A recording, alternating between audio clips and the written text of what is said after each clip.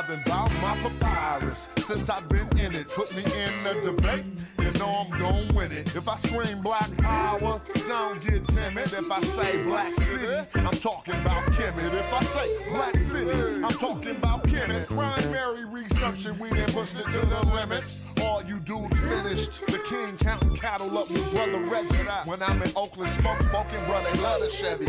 Back in the day, it was the spokes on the chariot. Long procession when the king got carried out to every spot.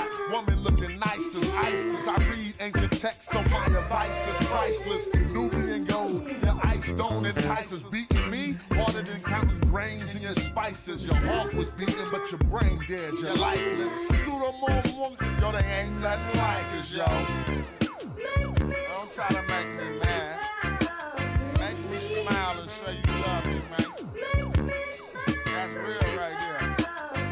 Yeah, come on. You should listen to your main man's advice. Do a YouTube and apologize like Dice. Or the back fade coming like the Antichrist. Egyptologists see me reading and said that I'm nice. I got a speller with your name on it. I'm like Sargon. You the type of dude wake up in your car gone. Told, cause of the money you owe. Before you stream, you should clean up that humble abode. Like I'm not in city for my woman in gold. I keep the pseudos running, people coming in droves. You catch me on a live stream with Pan-African James. When we building, call us by our African names. I'm for the children. It ain't nothing happen to change. We on that black hype, so we still packing them things for protection. Got connection, My complexion, pure black, that's the S. Make me smile. You love me? Show me some love. All right.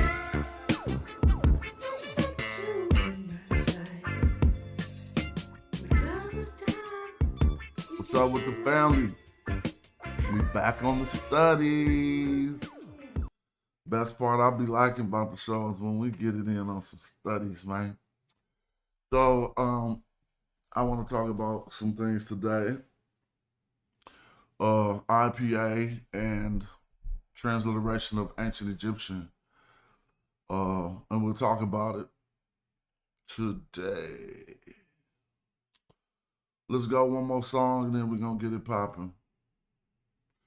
Matter of fact, I guess I should go back to... Let's play some songs with some Medu in them. Maybe 2 more songs. Sorry. Just relax and chill. Let's get it going right. I fell in love with a woman that's in the king's harem. And he don't even share them. The rings, she don't wear them. I'm the cupbearer. That mean the drinks, I prepare them. So nobody can poison the king or come near him.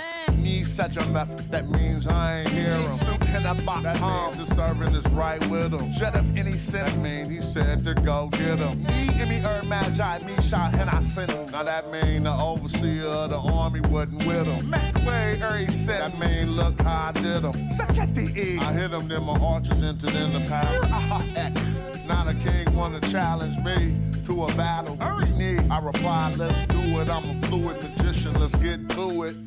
You, him at that. My wife is your servant. That's when the pharaoh had started getting nervous. I knew Kra. He started conjuring spells. That's when his face turned pale. I had put something in his L. I'm the cupbearer. Now I can marry my girl. Sometimes the viceroy is more important than the king. When they learn of all the jewels he could bring and be the cupbearer, the one closest to the king. And usurp the throne. Did it on my own. All right, last one, Medu Netcher, and we're going to get it in. I'm just chilling this morning. Hope y'all are too. Let's listen to old school do it right. Hip-hop shit. You feel me? Yeah. New part-time, that a aunt kept a rule, I'm in a tap my try never cock count. Hotel. Never high by a new session. Say my heart is happy. Never high by a new session. That I write for God, never high by a new session. They say my heart is happy. And I praise God every day. A new tech. To honor the kept a room I try. I'm in a tap, never Shenu, Pasara Nasu Biddy, he too witty, never mental, Ankeparu, Suvan at the root, to a Rasa, Jedi, Medu, Netcher, the fair, yeah, Jedi, Ray and Kim, the fair. Heard him, my mentor, Sayanasaru, Neb Key Ray, Makaru, directly to the center of the cipher of the soul. I don't really know how to say that though. It go Aria, Heru, Wet Wawet, Immasar, Imra, Harakti, Ta Ankh, my Ankh Jet, Tuara, Neb Heru, Jedi, Ankeparu, Tuara, M Jet, Ankh, Wasaneb, Tuara, Neb, Gert, Newton, Gib, Tuara, M Dahudi, and my Saneb, Anouk, Nefer, Earth, Netta, Never Abba, Peppa, Nuke, Session, Mama, Ra, say my heart is happy. Never Abba, Peppa, Nuke, Session, Mama, Ra, that I write for God, you know what I mean? Never Abba, Peppa, Nuke, Session, Mama, Ra, say my heart is happy. And I praise God every day. Yeah, shout out to everybody tapped in. That's off the album called The High Road Font. And y'all can still bump that. I think I made that about 15 years ago now, or something like that. What was that? 2011. Dang, time flies. All right, what's up with y'all? How we doing? Put something up in the chat if you're in the building, just to say what up. All right. So I just was reading a cool conversation in the back chat. Archer's talking about transliteration and the IPA. Soon as every time I start, my phone start ringing. IPA and transliteration and historical comparative linguistics, understanding the Medu Netcher, and all of this stuff, right? So I was reading and I was enjoying the conversation, and I just thought maybe I'd do a video on it. It's a cool topic and it could provide some clarity to something that we've been discussing for the past 10, 11, 12 years. How historical comparative linguistics is effective in understanding the Medu Netcher and all ancient languages, and its limitations and its usefulness and all of these things. So in the conversation, one of the brothers put forth that I didn't know if the context was all the way clear, but I think it would be a fair statement to say doing language reconstructions, right, without using the IPA, right now, it possibly won't be accepted. That's fair to say. What is the IPA? It's the International Phonetic Alphabet, right? It's just a system designed because so many scholars would basically, I have to actually explain it first. IPA is focused on the sounds, pronunciation. It definitely helps in understanding meaning, but that's not its primary function. It's about sounds, right? And transliteration is not about sounds. It's about meaning. So you might often hear me say, well, really, transliteration is just taking it from one script and putting it into another. But what you're going to extract from that is not necessarily the sound when you put it into that next script. You beseech the meaning. And so, for instance, if you notice here why I often be saying, let's not even read the transliteration. You hear me say that all the time. I'm like, let's just do the English, because I've heard Neb say it in multiple times. And it's, in theory, what he's saying is true, that you can't read transliteration like that, right? That is why they got the IPA. So when you want to start pronouncing stuff, and we be like, now I'm gonna show us, I'm illustrating the overall error in that, but then let's show how with the ancient Egyptian language, it's a bit different and anomalous.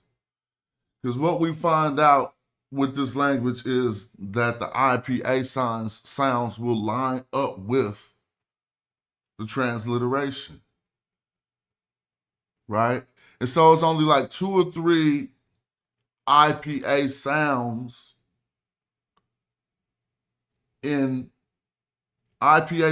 represented by symbols that we would not recognize, only when dealing with the ancient Egyptian language, because there's hundreds of IPA symbols, right? But when you just looking at the ancient Egyptian language, and we'll show it on the chart, that they kind of line up. And so you see what I mean. But just to be clear, when you just taking it from one script to another, right, in the form of transliteration, you ain't really telling people this how it sounds, this how it was pronounced. As we see here, the vowels are omitted, and you can't just pronounce 3 consonants in a row as a word without injecting vowels. So we know there was vowels there that we ain't got figured out. If we go to, now here's the thing, and we got to trip off this, and this will give a lot of proof to what I'm talking about. It's not a fact that you can't, well, these words has to be used carefully, because if I was to say reconstruct, then it would not be right, right?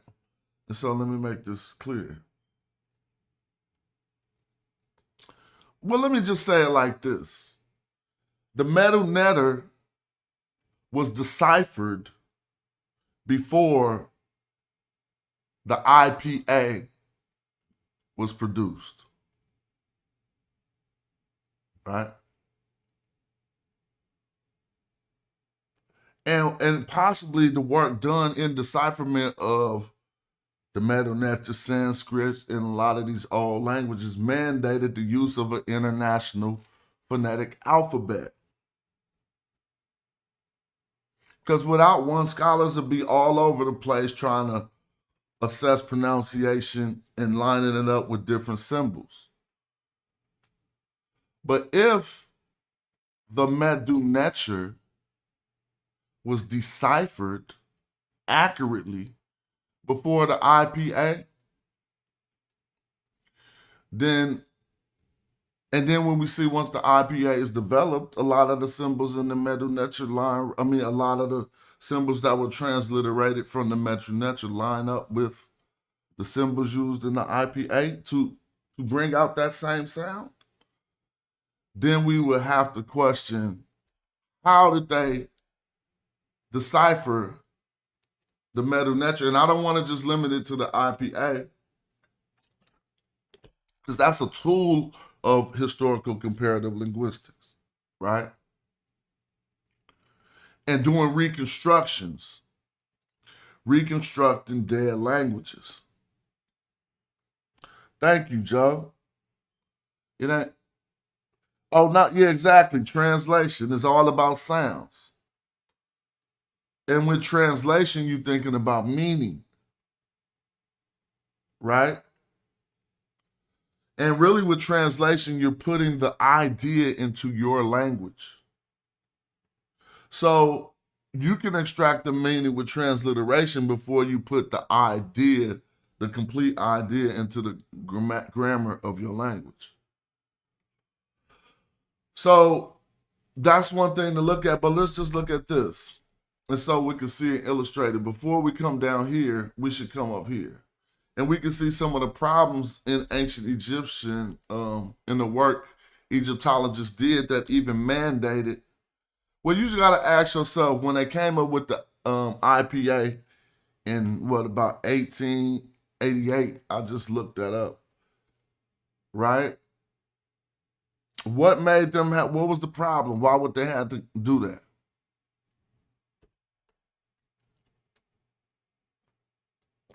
Why form an international phonetic alphabet? It was because if it wasn't one already, right, Egyptologists was forming pronunciations. Now you're going to see this. These are different transliteration schemes, most all of which, not all, because some are modern, but you can look at Armand, Budge, right? You can look at Armand, Budge, Brush, and not Gardner, but a lot of these, well, not even Budge. You probably just go all the way back to, I don't even see, what's his name on here? I ain't tripping, but I just don't see Champollion. Because he's probably not, I guess they don't put him in the conventional transliteration schemes. But nevertheless, say we wasn't working with IPA now, right? There's a ton of different ways that these scholars, different sounds these scholars line up these glyphs with. And if we using transliteration, right, for sound, look, the following, excuse me. The following tablet shows several transliteration schemes. The first column shows the uniliteral hieroglyph and see the unit corresponding to the sound. Now that's not all the way right. So what was going to happen? If you see this, if you come to the final column and it says the conventional Egyptological pronunciation, you'll notice we got different symbols that's leading back to the same sounds. Right? Look, you got, obviously these are close, Y, I, J, but the sound is just I. And so it really is no uniform system in Egyptology. And we just limit this, okay, this is just the transliteration. Because if you try to, say you read one person book, well, some of these are unified right now, but let's find some where they change up. It was probably better towards the top. A lot of these are unified already. And some of these ain't different. But if you read one book, like what's this upside down R right here? And so we wouldn't venture to take transliteration as far as pronunciation. And basically we try to stick to at least one system, right? Of all of these. So what happened? For transliteration, this one in the middle is the uniform one that we use. It's called manual decodage for transliteration, not for pronunciation. We remember this. Now, but we about to keep going. Now, when I want you to look at this, and I'll try to make it bigger. It's called manual decodage. Now, it was not necessarily made for, it was really made for putting glyphs into the computer. But after 1988, we can see a standardized system. And some scholars still, after that, still do their own thing. You see that, right? But now it's becomes, because the more we work into the computer, the more manual decodage, you'll see it appearing in books as the main transliteration scheme they use for ancient Egyptian, right? So realize these are just symbols, and we need to go into the IPA now and see what sounds these symbols would line up with. And this is what I want to illustrate, at least as far as the ancient Egyptian language is concerned, why it's a little bit, the phenomenon is reduced a little bit, because not even the phenomenon, but maybe the usefulness of the IPA seems to be a tad bit reduced in this regard, and not all the way. And I'll show some books that work on that, but you'll see exactly what I mean as we see these symbols that we're not extracting sounds from. We're going to go to the IPA to see what they correspond with. So all we got to do is scroll down, and all I'm using is the wiki page, and they just starting to show us the Unicode. That ain't what we're looking for. We want to come down to about here. And this is what we're going to notice. It says uniliteral signs, so they're only showing us the uniliteral signs. We could go a lot further than this. The signs that got one sound, right? So check this out, and peep how this wind up happening. And then you'll notice how, if I heard somebody make an argument that this glyph that we pronounce as an A, I don't know how I can make the page bigger. But if I could reduce some of these side things, like what's this over here? I can't reduce this. Oh, hide. There it goes. Say hide. All right, cool. Now, when we look at this, first thing we're going to see is this, what we pronounce an A sound right here. But they telling you, this is confusing, because it says Egyptological transliteration and pronunciation. That is hella confusing, because this is the pronunciation of the symbol. Just like you would say A, B, C, this is the pronunciation of this symbol. How could I explain that? The difference between the name of a letter and the sound a letter produces. All right.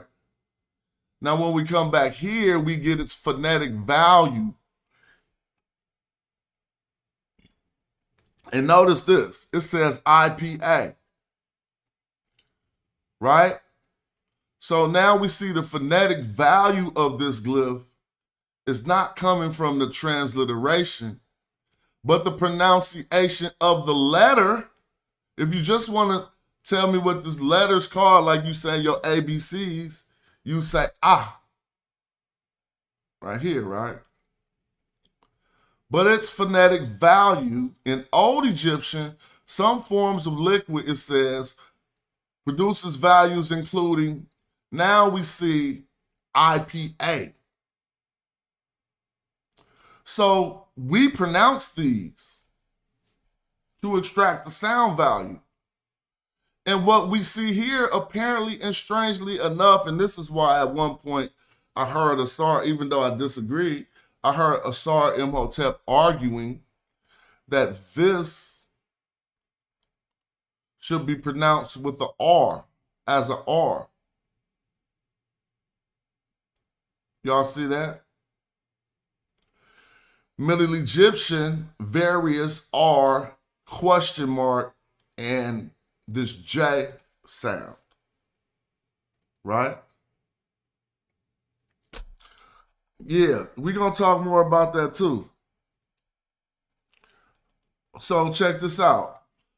If you come down to this glyph, again, when they're talking about this EE, that's the name of this one, but that's not how. They're not saying that's necessarily how we pronounce it.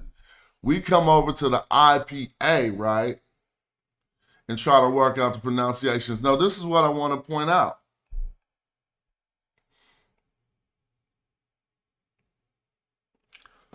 So, all right, we got to talk. There's a lot of comments being made, and I want to be able to address them thoroughly. So, Joe, I don't think you said that right.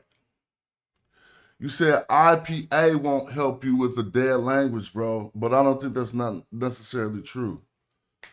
Because they use it in reconstructions, right? You don't reconstruct living languages.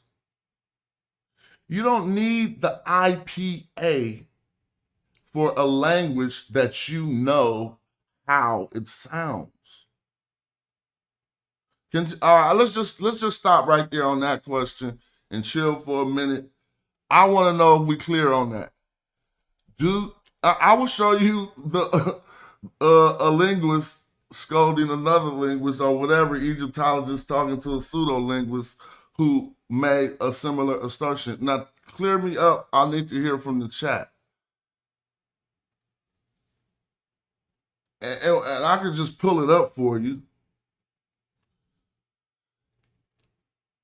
You just said the IPA won't help you with a dead language. I'm trying to see how much truth that is to that.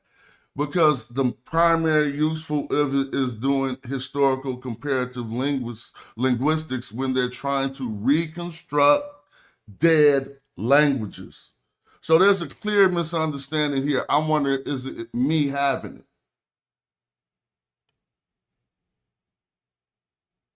So let the chat begin. Right? If the language is living, you don't need to reconstruct it because you know how it sounds. You can take the IPA and match up the symbols with the language, that's fine. But if you're reconstructing the language, you're reconstructing it because you don't know how it sounds. All right, so give me, please, Joe, just give me the quote from your book. Oh, come on the show.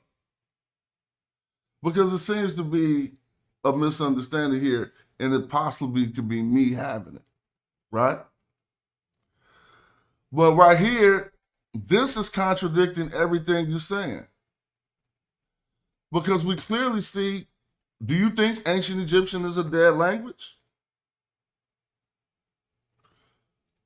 If you arguing that ancient Egyptian is a dead language, then the screen contradicts everything you're saying. Phonetic values, IPA, right? So explain that.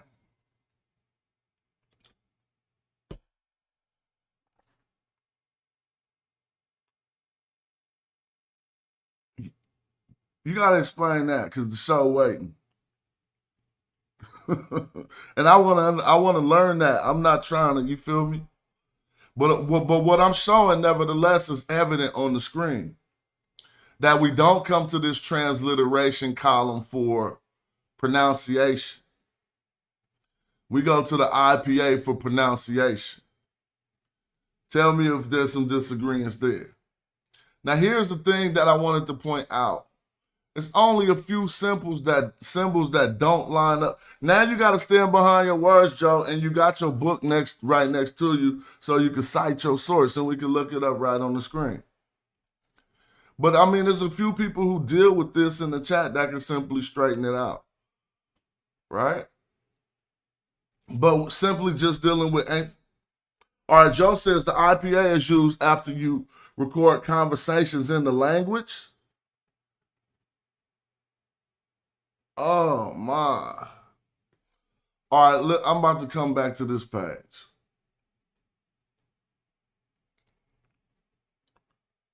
Right? Since you don't want to reveal your source, we limit it to using wiki. Right? So let's go back.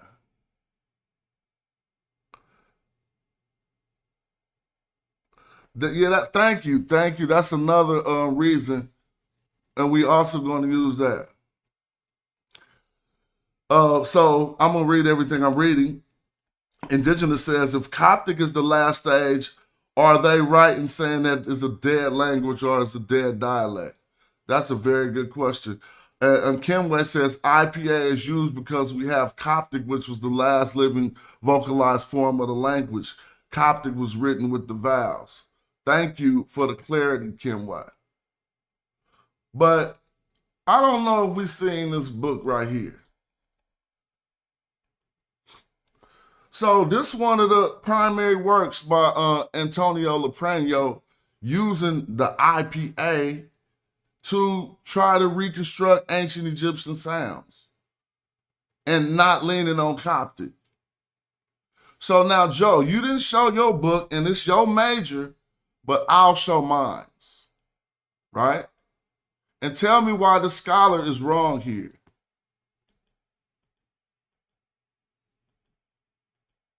Like, I'm not just, what you think what I'm doing right now? So just either provide some clarity, Okay, I can't read the whole book, so tell me where in the book it say what you say. Like I'm about to show you in this book, please. And I'm gonna read it on the screen for people so everybody could get clarity. I just pulled up a bad version of this, but I had it open in English, so let me see if I just need to go a little bit further.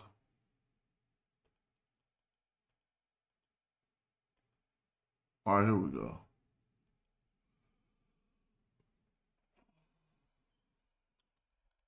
So throughout this, thank you. Throughout this, throughout this book, well, I guess I can't search it quick like I was doing earlier. But throughout this book, right, just explain what this process is.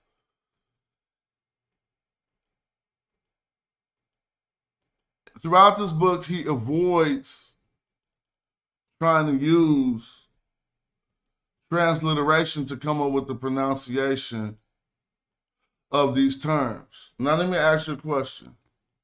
And he's not referring to Coptic. I'm still seeing the German, though, so I got to pull up another version of it. But I just had it open. I don't know how that happened. Oh, maybe it's this one? No. So maybe this is a problematic process that he went through that did not isn't supposed to render anything. But I'm trying to give examples of linguists, right, not using ancient Egyptian transliteration and using the IPA to extract the sounds of ancient Egyptian. So I need to understand, I need some clarity there, please.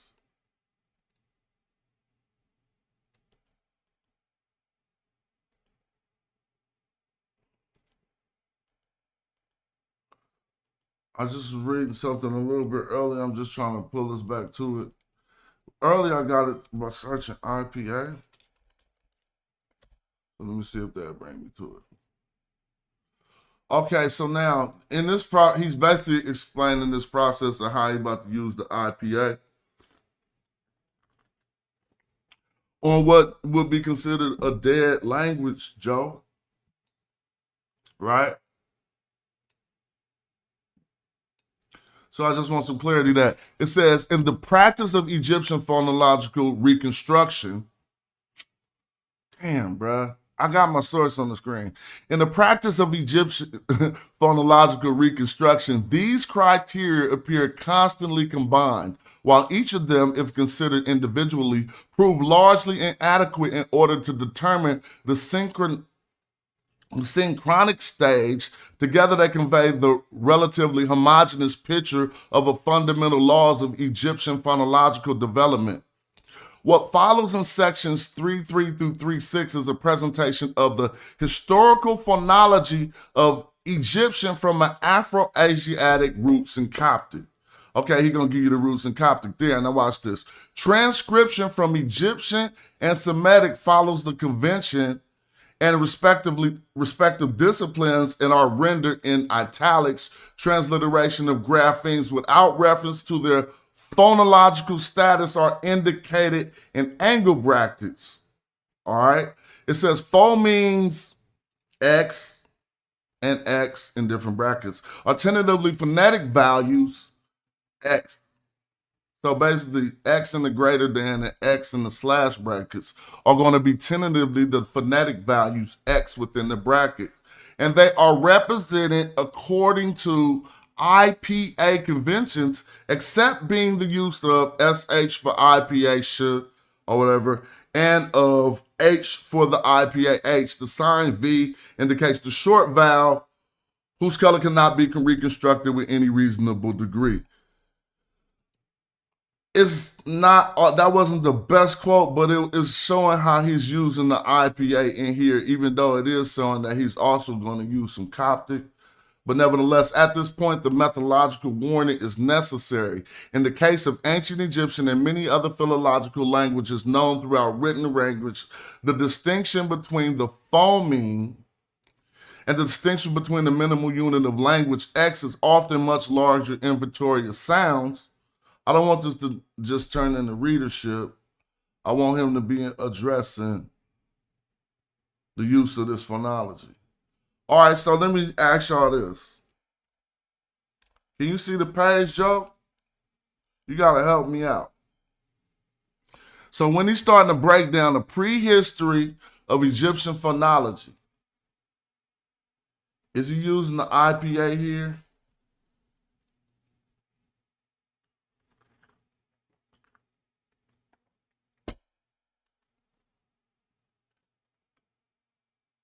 Anybody in the chat? Before the emoji, I mean, we could clearly see that he is. But can somebody, I mean, what's up? I gotta go with what I see on the screen. If ancient Egyptian is a dead language, then I don't understand what y'all saying, what you're saying. But I mean, I will get back to just what I was intending to point out originally before I went on there. What I really want us to see is that the transliteration for ancient Egyptian kind of lines up with the IPA, right?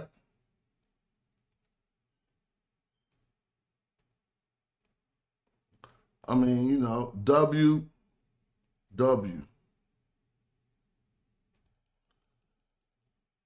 BBB, PPP, FFF.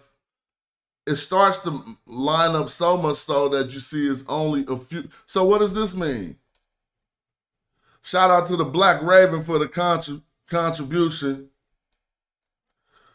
Oh, I want to see what Kanji was about to write before his computer got off. Nah, you switching up what you said. Now you saying that's the point of the IPA, to record languages and phonemes. I'm with you. We agree. There's no disagreements. I just exhibited in one book how he's using the IPA on what's called a dead language. We know it's used in historical comparative linguistics and in reconstructions. You said it's not used in reconstructions? All right, well, let's get to my initial point. Because if it's IPA versus transliteration, so here's the thing. If we see an M transliterated in the ancient Egyptian, this M, and then they transliterated M, you can pronounce M. If this IPA sound lines up with the M sound. Man, I don't know if you understand what you're studying, Joe. We all know you can't hear a dead language. That's why they do reconstruction. So we need to know, I need to know what's going on. Now, this N, if we see an N transliterated, here's an N right here that we pronounce. Appreciate that, Black Raven. Yep. That's a wonderful contribution to the show. Now, look. So, in theory, when they lining up like this, y'all either have to tell me oh, they just did it that way, or it actually lined up. Because what happens is transliteration of ancient Egyptian was figured out before the IPA was developed.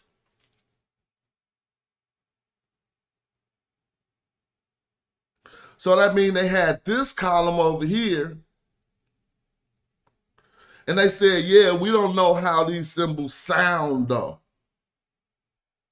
And they came back with the IPA to represent how things sound, and it still lines up with the same symbol in not all instances, but in a lot of the instances, right? Starting from this W down, you're going to see the same symbol in this column. The B, you see a B, P, P. Let's see when it falls off. We come down to this R here, and in the Old Kingdom column, we still see an R sound, but they got an L sound here.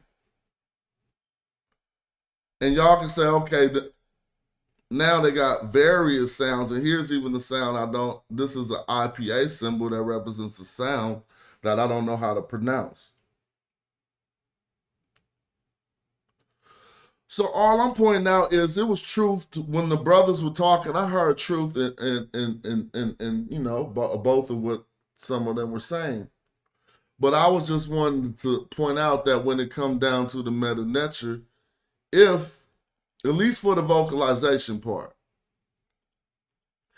if a lot of these transliterated symbols line up with the IPA that corresponding sound, and y'all can say how that's wrong too.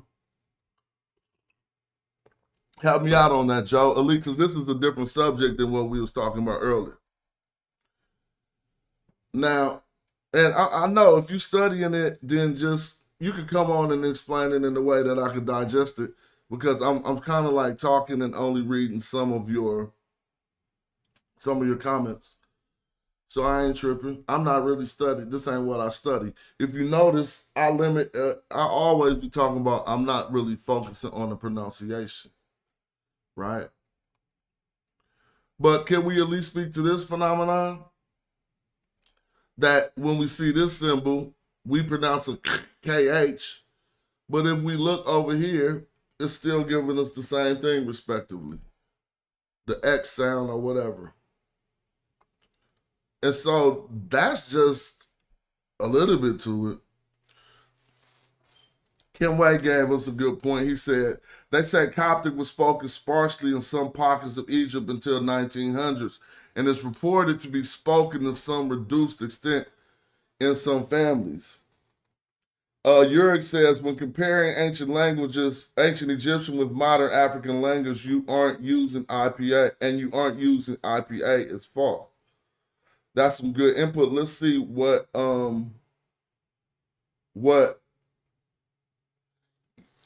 and so I could kind of agree with what Cam's saying, but I think I want to ask a question. If you're comparing ancient Egyptian transliteration, meaning symbols, and not talking about how it's pronounced, right? Like for meaning, just like the woman made the mistake and she said, nefer in my language means to fly, right? And so she went too far, I feel like. But the question I'm asking is, if she found that it was an N, an F, and an R in her script, right? And it was an N, an F, and an R in ancient Egyptian, we know a cognate is not formed unless the meaning is matched. But, excuse me. Oh, shout out to Reggie. He got some words about the conference he was at. I know you're going to go live, but I might want to invite you on this show to give us just like a little sneak peek of what was happening at the conference. Right? If you don't mind.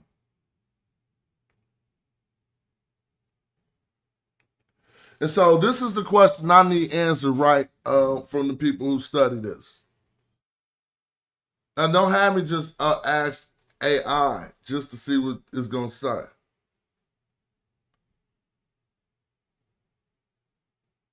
right? I'm just about to do it. Right now, I'm about to go to AI. Even though, AI ain't the answer. It's just going to give you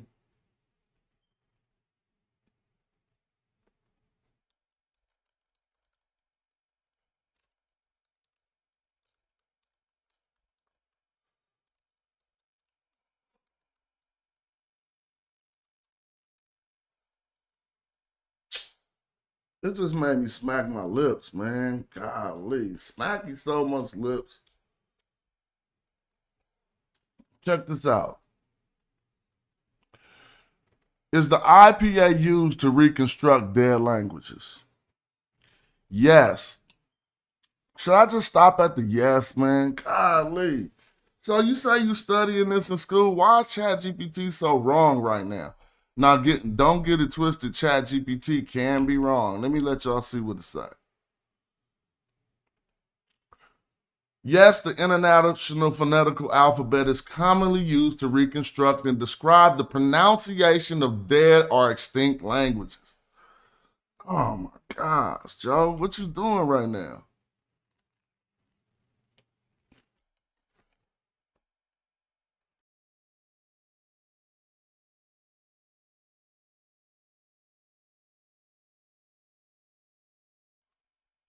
Oh, yeah, I know ChatGPT do be wrong. Don't get it twisted. But I just showed you a book, Joe. So let me show you the book again. I don't get it.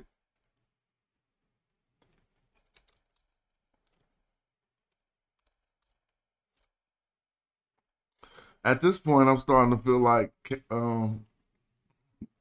I don't know, I'm wrong.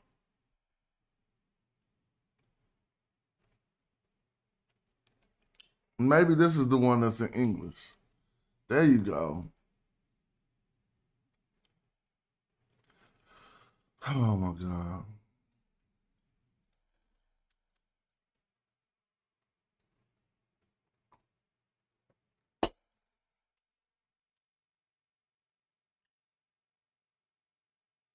I'm about to open up the chat. Hold up.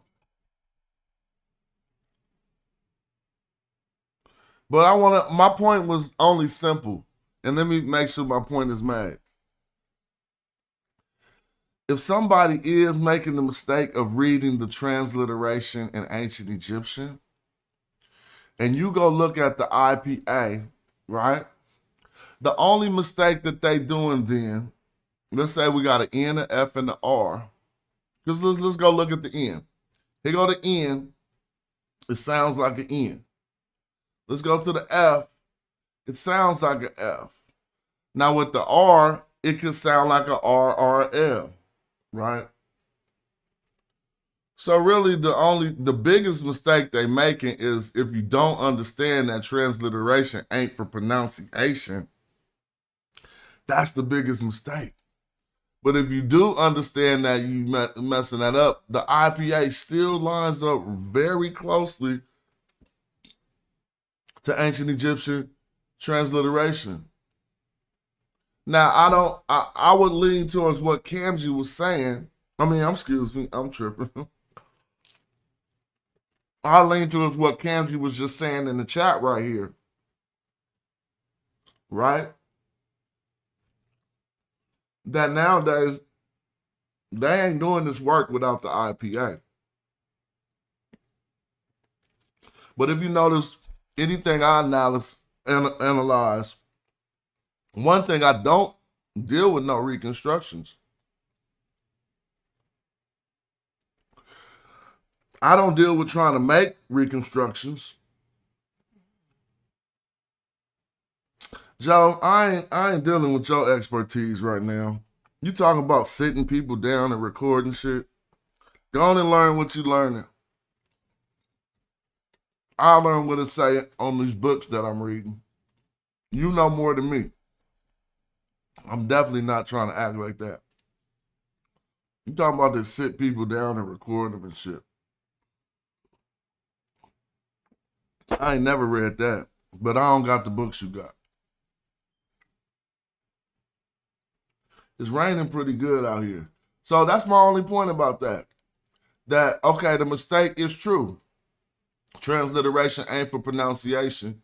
You don't know how words sound if you don't use the IPA. But you can know the meaning because they transliterated the whole damn ancient Egyptian text before they developed the IPA.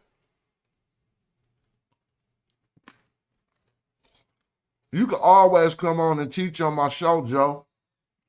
It'll be a lot of linguist type people trying to come on here.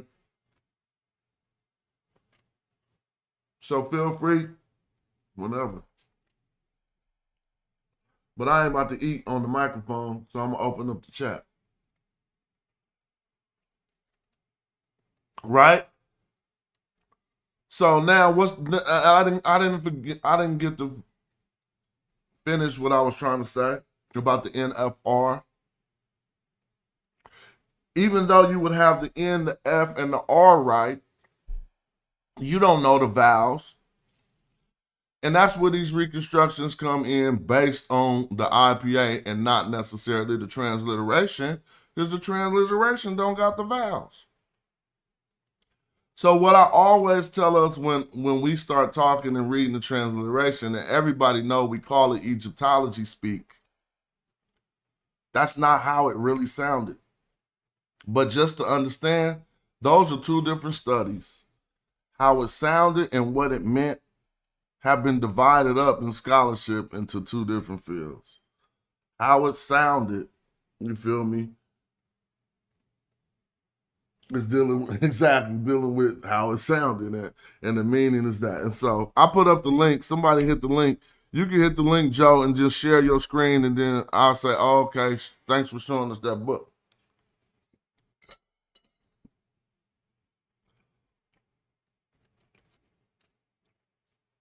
Now, I want to show this video. I got one source that kind of contradict what you were saying. I think before somebody hit the link, I'm gonna find another one.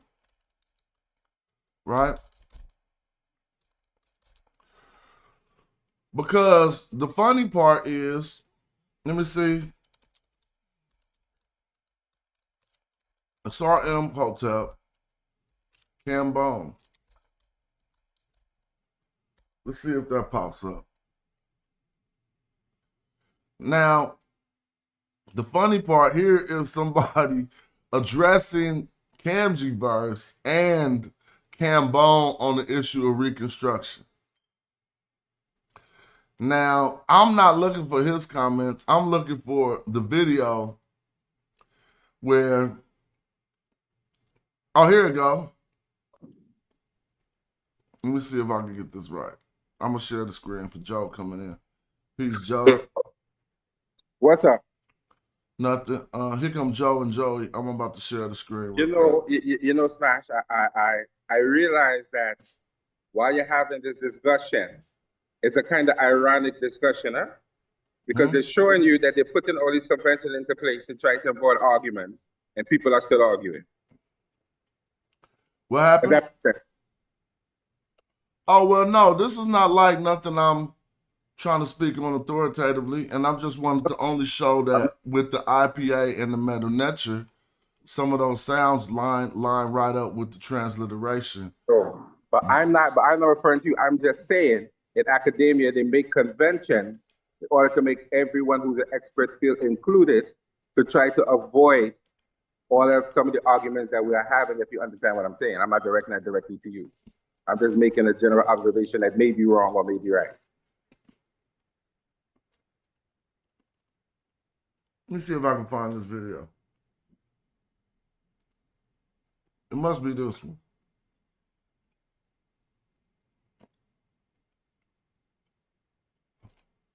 We got two people waiting to enter. It only said Joe though. Let's see. You all are away from linguistic land. You just qualify all who cool. Listen, Jonathan, I'm gonna show you something because you don't read linguistics, you don't study linguistics. You know that's not. You make the no, this ain't argument it. of that. Sorry, I gotta find it. I know who got it. Neb got that. Hold on, I'm gonna go to Neb page. I gotta find this. Oh, it's called Kadinka.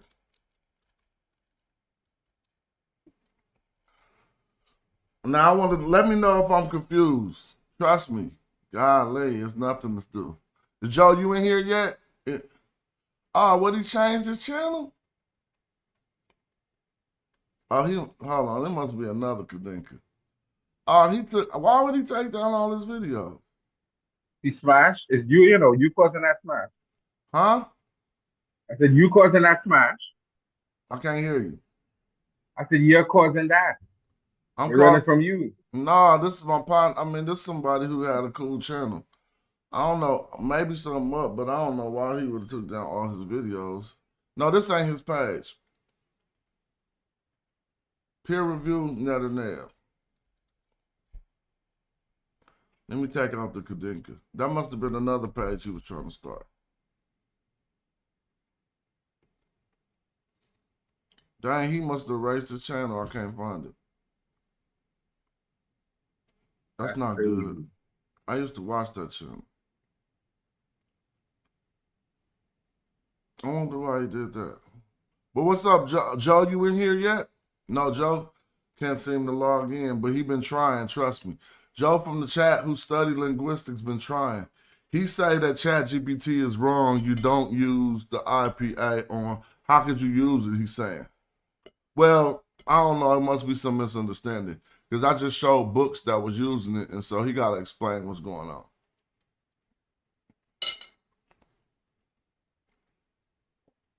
I can find this. I can find this video. It's not gonna be on my app forever. He played it too. Hold on. So what's up, Joey? What's up, man? I was reading the back chat. Very interesting, but I was a little intimidated. So Introduction to Kemet, the missing link I didn't want to in put Black in too history. much of my 2 cents. I am Shakandugu Kemet. They were kind of losing My me a goal little is bit. for you to learn. Oh, no, I was learning from them brothers. No, I was learning from them, but like they kind of, to me, I think my attention span is my problem. I have a little short attention span. Got to sit down and take a little while to digest information. And then they was putting it so fast in the chat, I have to go back over it and look at it and see what they were saying. But then I'm not an expert either. So some of the things was probably just over my head. And the knowledge level that I'm on there. Maybe your knowledge level is a little higher, so you might understand a little bit better than me. Man, this dude did so many videos that say Asar Imhotep. It's ridiculous.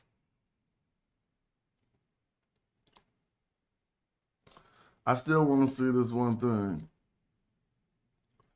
Oh, I guess my man Joe having some difficulties. It happens. Sometimes people try to get in my thing and it don't work for some reason. Man, I was just trying to look for this one video. It's hard to find. Did you see that one video they posted in the chat of that girl trying to fumble through that who Netcher? What happened? Did you see the video they posted in the back chat of the girl trying to stumble through who Netcher and like nothing she saying from the street? No, who said that? No. It was they posted a YouTube video of some girl, I think she might have been African, trying to do comparative linguistics. When I was looking at the glyph. Oh, no, I don't like them videos. Them videos ain't cool. But is it me or was she or what she was saying was nothing was nothing on the glyph? Am I tripping? That was pseudo. Them videos are pseudo. All right, because that's what I was tripping. Because I'm looking at it and what she's saying don't line up, like it didn't line up with none of the glyphs at all. I don't even think she'd be reading no linguistic books or nothing. I don't know, but I assume she might have been African or something like that. I don't know what her background was, but it sounded crazy to me. Man, I can't find that thing, but I'm not trying to focus on the SAR. I'm trying to focus on what this PhD said to him about what we're talking about. But he had a lot of good experts on his show, though. But I think this is it. And maybe it turned to an argument at the end. Now look, this is exactly what we're talking about. Asar Imhotep and Obadeli Cambone discussing. Shout out to Asar for putting this up there and not flagging me for this. Let me see.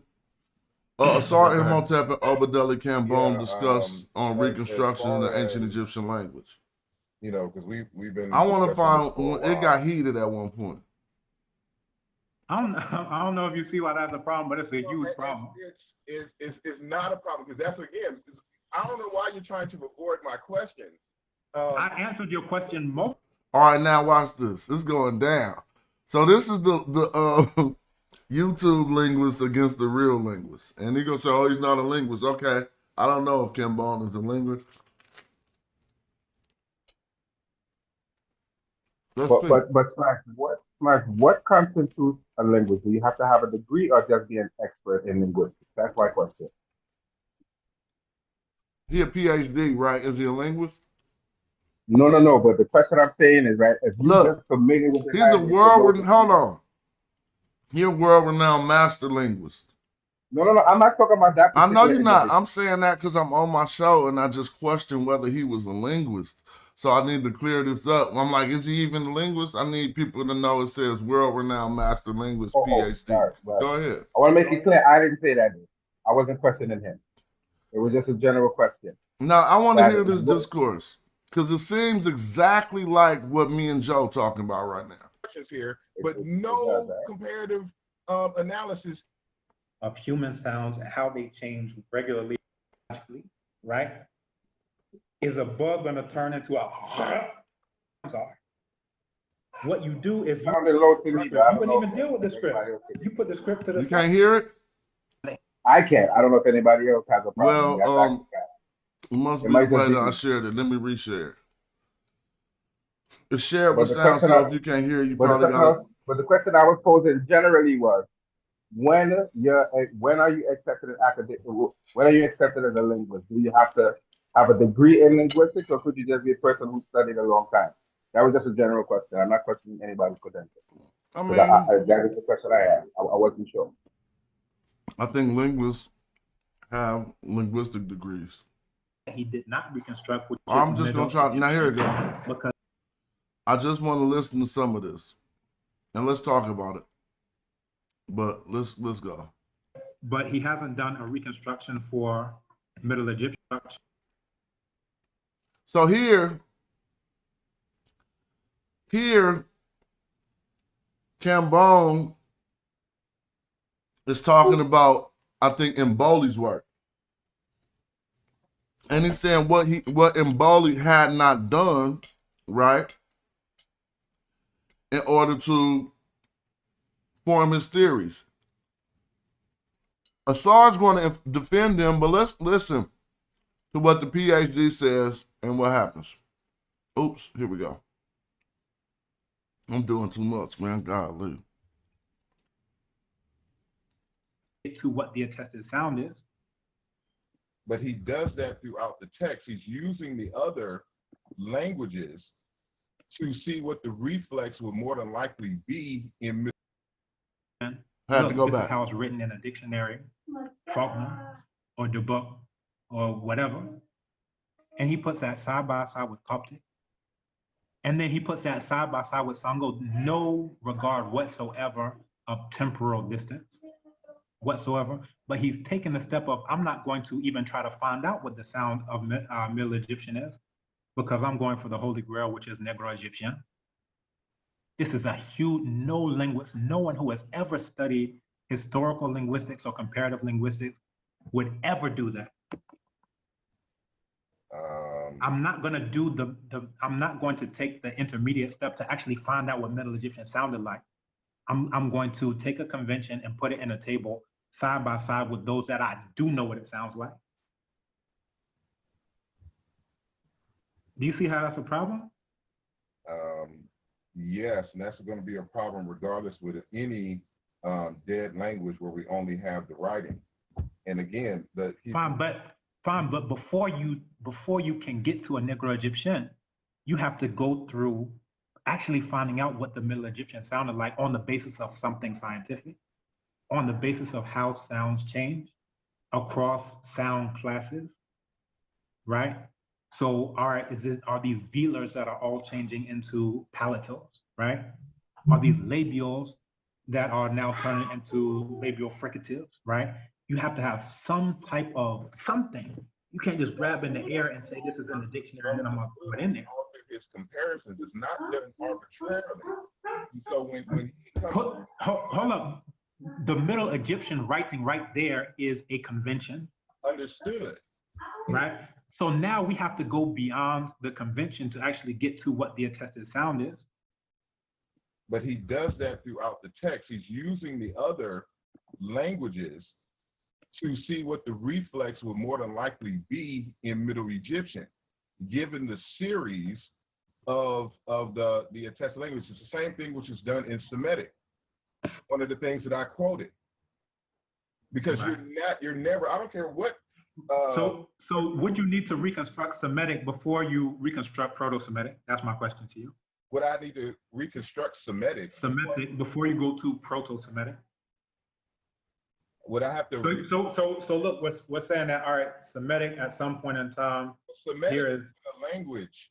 You know, we're talking about. There's not a single language called Semitic. There's a whole group, there's a whole family, a whole phylum There's a whole where this is proposed. Group of languages that you have no attestation in terms of what they sounded like. You only have the written forms from again, but they include those in the system in terms of the reconstruction of Proto-Semitic and the living languages for which they do have the orthography. You know, that they could put the IPA behind helps to clarify, you know. And it's a process, it's a step-by-step process. So we're starting from the known and So then how going long? to the unknown. Let me get this up. These are languages that we know. That's the issue. Let's hear here. what the It's SAR not- said. It's not that they just, you know, for example, if that is the case, Proto-Semitic and the living languages for which they do have the orthography, you know, that they could put the IPA behind helps to clarify, you know. And it's a process. It's a step-by-step process. So we're starting from the known and then going to the unknown. These are languages. So hold on. Asar says, in reconstructing the Semitic language groups, right? They got living languages that they can put the IPA behind to help them reconstruct these ancient languages. Let's see what Campbell starts saying. That's the issue here. It's not that they just, you know, for example, if that is the case, we could just substitute all the orthographic sounds with numbers and it would still be the same, you know what I'm saying, issue there. They're just symbols to represent sounds. And so So even let's even come back to methodology. Here, if you look at, where am I now? This is page 229. So here we are on page 229. He has what looks like IPA transcriptions. I don't see anything that looks too non-IPA like under Somali, Hausa, Sande, and Sango. So he has all of those there.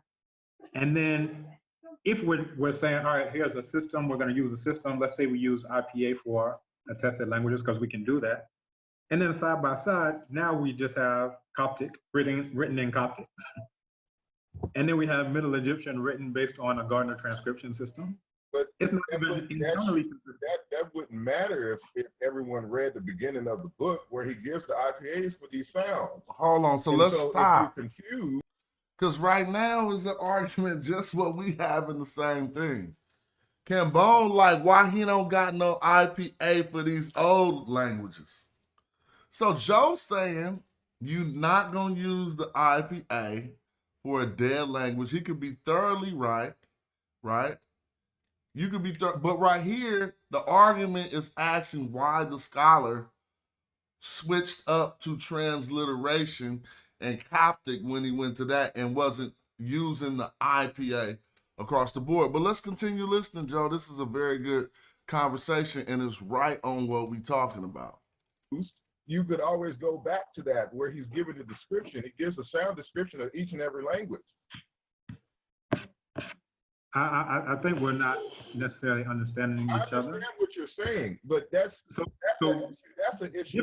Give it back to me. Give it back to me. What the point that I'm making in terms of order of operations? You're saying that he's not using the IPA sounds to compare with the other IPA sounds for the other languages. He's just not only that, but he hasn't done a reconstruction for Middle Egyptian.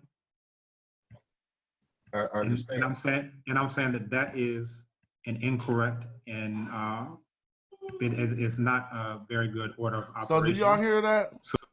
So not only is he not using the IPA for this ancient language, which is a problem. I don't know what's going on here. Let's see if I heard that wrong. Listen. And the living languages for which they do have the orthography, that they could put the IPA behind, helps to clarify. And it's a process. It's a step-by-step process. So we're starting from the known and then going to the unknown. These are the sounds. These are the languages that we know. That's the issue here. It's not that they just, for example, if that is the case, we could just substitute all the orthographic sounds with numbers, and it would still be the same. Saying issue there. They're just symbols to represent sounds, and so even let's even come back to methodology. Here, if you look at, where am I now? This is page 229. So here we are on page 229. He has what looks like IPA transcriptions. I don't see anything that looks too non-IPA like under Somali, Hausa, Sande, and Sango. So he has all of those there. And then if we're saying, all right, here's a system, we're going to use a system. Let's say we use IPA for attested languages because we can do that. And then side by side, now we just have Coptic written in Coptic. And then we have Middle Egyptian written based on a Gardner transcription system. But it's not even internally consistent. That wouldn't matter if everyone read the beginning of the book where he gives the IPAs for these sounds. And so if you're confused, you could always go back to that where he's given the description. He gives a sound description of each and every language. I think we're not. Yeah, I don't agree with the start here, but the point is that Cambone is pointing out that there's some flaw in Bowley's work for not using the IPA on the other two languages, one being Coptic, the other being Ancient Egyptian. Necessarily understanding each other. I understand what you're saying, but that's an issue. Give it back to me. Give it back to me. What the point that I'm making in terms of order of operations? You're saying that he's not using the IPA sounds to compare with the other IPA sounds for the other languages. He's just not only that, but he hasn't done a reconstruction for Middle Egyptian. So Cambone agrees that Asar was right on his breakdown of what he was saying, that he was not using the IPA sounds for the other languages. What were the other two languages? Coptic and Medu Netcher. So someone saying you can't use the I know I think I'm getting your point the way that you're saying it, but in reconstructing languages, that's what they use to make sure that they got, so if you wrote a book and you wanted me to know what sound that you thought it made, you use the IPA. I don't understand. I know you know that because you study it. Egyptian. I understand. And I'm saying that is an incorrect and it's not a very good order of operations. So you're going to. I don't see a reconstruction of Yoruba in your work or Akan. How would I reconstruct Yoruba and it's spoken right now? How does that make any sense to you? Because that's my point. It's spoken right now. And what I did is I use IPA because Yoruba has its own orthographic system. It's a convention for sounds. These are all symbols. That's the whole point of writing. They're just symbols to represent sounds. We understand that. The issue is that it's not attested in terms of a living. So this is what I'm hearing as a lack of understanding. What you just said, you said I didn't reconstruct Yoruba. I wouldn't need to reconstruct Yoruba. I wouldn't need to reconstruct Akan. He doesn't need to reconstruct Somali. He also doesn't need to reconstruct Hausa. But what he does need to reconstruct is the one that I'm saying that he did not reconstruct. Here's the question. Please, Can you please, just hold on 1 second, because I understand. Believe me, I understand what you're saying. I'm asking you this. then let me make this last point, please. Just let me make this last point. So you're saying that I didn't reconstruct a language that is attested right now. You don't reconstruct languages that are attested right now. You write them down. What I'm saying is, I'm not saying he would need to reconstruct Somali because it's spoken. I'm not saying he should reconstruct Hausa because it's spoken. He can just write it down. What he would need to reconstruct is the one that he did not reconstruct, which is Middle Egyptian, because it's not spoken. So he needs to go and do that reconstruction on the basis of what he is saying are putative daughter languages. But he doesn't do that. He just puts it in the table side by side. And it's not just a question of how is he representing the sounds. I'm fine with that. It's the problem of he's assuming that these types of conventions are on the same level temporally as attested languages. All right. Okay. All right. So what's up with y'all? Peace coming in. I got questions for y'all. Shout out to Zoo. What's up with you? I need some clarity, Zoo. Peace. So from what you hearing and from what you're saying, explain to me how or how not, if you know, the IPA is or is not used in reconstructing dead languages. It definitely is.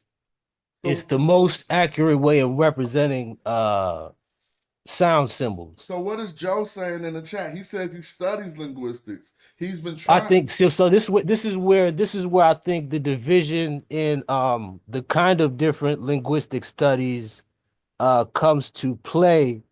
Joe can come on the panel and clear up for himself, but it seems like he's talking about using and studying living languages. But when we're talking about ancient Egyptian, we're talking about a diachronic approach. So we're talking about going into the past. We're talking about the historical comparative method. So that's going into the past. So Joe is right to an extent. You do use the IPA to represent sounds of living languages, right? But he's not taking into account that when we're talking about Egyptian, we're also talking about Coptic, right?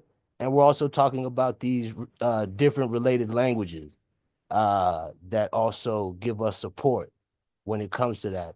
And that's why it's important to note that Coptic was spoken so late.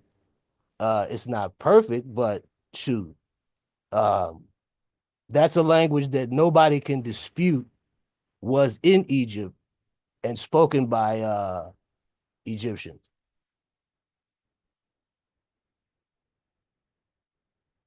I don't know if that answers those questions for real. That was a good answer. Could you hear me? Can you hear me? Oh, I'm on mute. Oh, I was on mute, my bad. Those were good answers. Joe just asked me to pull up a chart on speech articulation. So I just pulled it up real quick and let's see what this. Here's the first chart I see. I go to Britannica. All right, so tell us something about that, Joe. So yeah, this I don't understand. I think we right on point that we understand that it's about vocalizing. And I don't think there's no disagreement there. I'm talking about its usefulness in reconstructing. Well, I mean, like I pointed out, the ancient Egyptian language was deciphered before they came up with the IPA. But they never said they was pronouncing things right. Right. You feel me? Yeah. I think people do get confused with that. People see the transliterations and they think that we're saying that this is how Egyptian sounded, where that's not really the case. All it represents is the consonants that are in the language. And Hebrew used to be written that way. Arabic used to be written that way as well, So it doesn't stop the study of the language in any kind of way, unless you're specifically trying to do phonetics and you're trying to do reconstruction, right?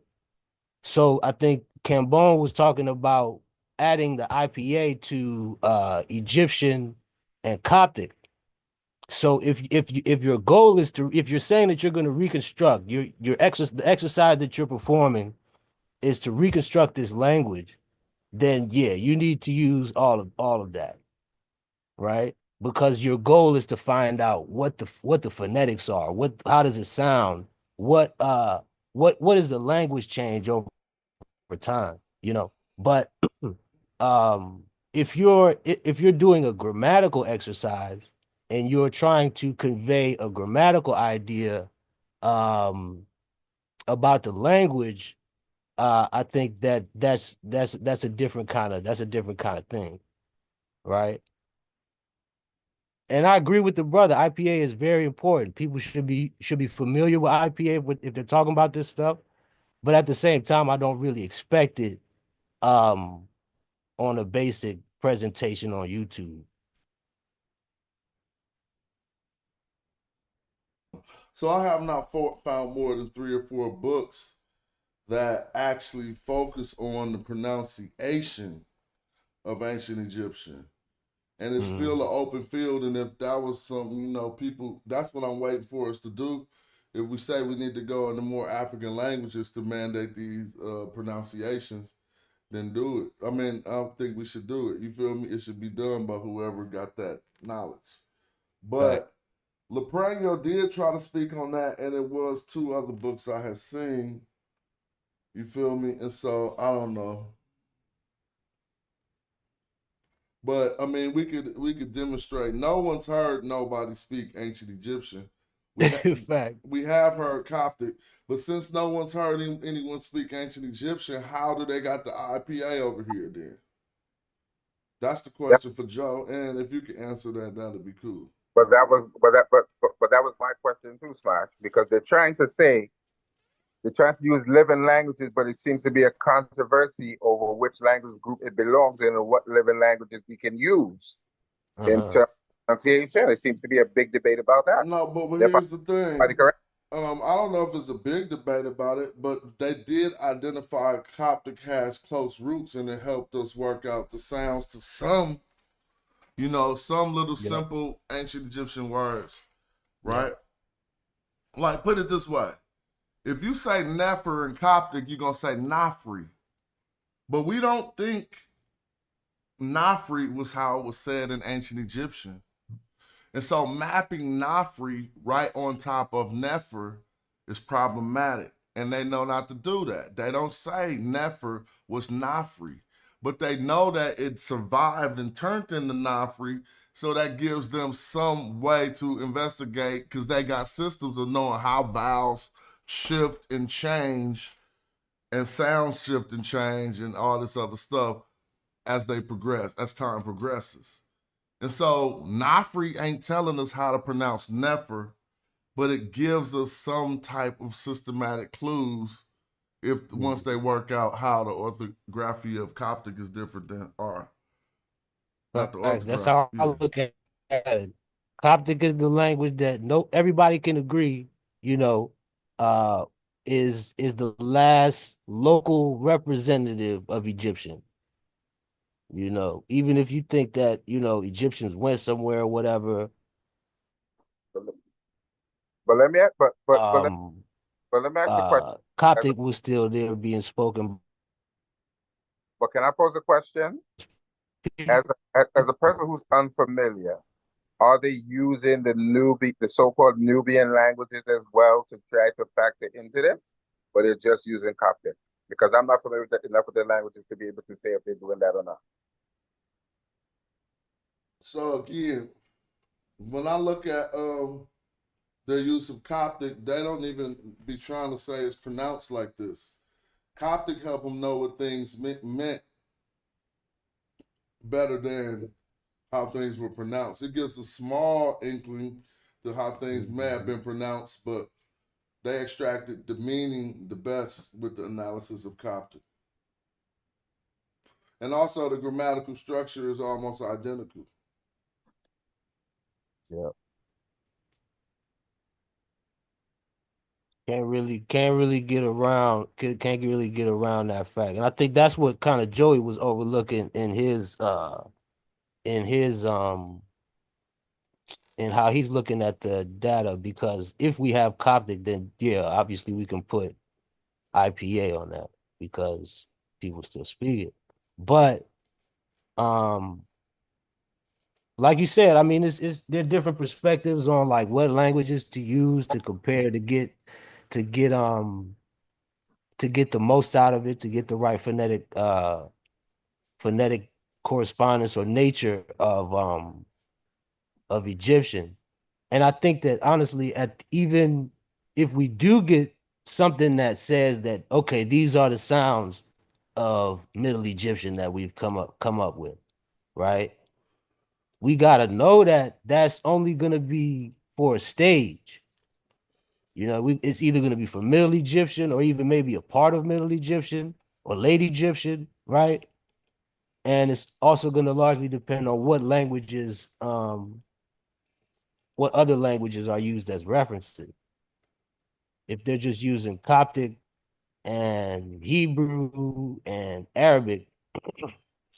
All right, I'm about to go to this website. I'm kind of still don't understand how so the claim that I don't understand, maybe the field of linguistics he studied don't got to do with reconstructions, but he said he reconstructing a language right now or preserving a language. But I want to go to this etymology website where they got a bunch of proto languages in it, and all they use is the IPA. Matter of fact, have you seen a proto language that don't use? I don't get it. That be IPA. Like, so you know when they show reconstructions, though, let me just see. I'm about to type proto Bantu. Now tell me where I'm getting lost. Hold on, let me go here. I wish Joe could hop on for real.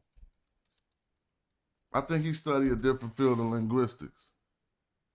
Because I'm clicking Proto-Bantu, right? Now, tell me what I'm confused about when we come down. Am I seeing IPA right now?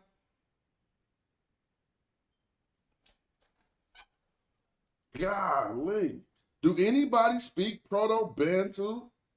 No. It's a reconstructed language. All they showing us here is IPA. Now tell me where I'm messing up. Golly.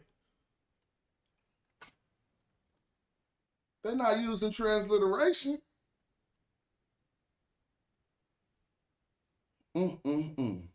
Proto-Bantu is a reconstructed language that don't exist, and I'm looking at them in front of my face using IPA, and people telling me you don't use IPA for this.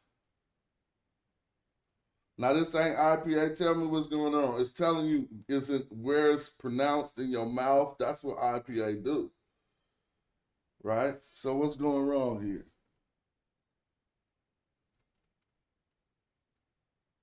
Different noun classes. So what this star in front of it mean that it's reconstructed, right? Mm-hmm. So now, okay, let's see what's wrong. Like a symbol like this. That ain't out the IPA. I don't know if I'm tripping. So then somebody just show me where we going wrong here. If they telling it's nasal, voiceless, and voiced, right? I think they're talking about how it's pronounced.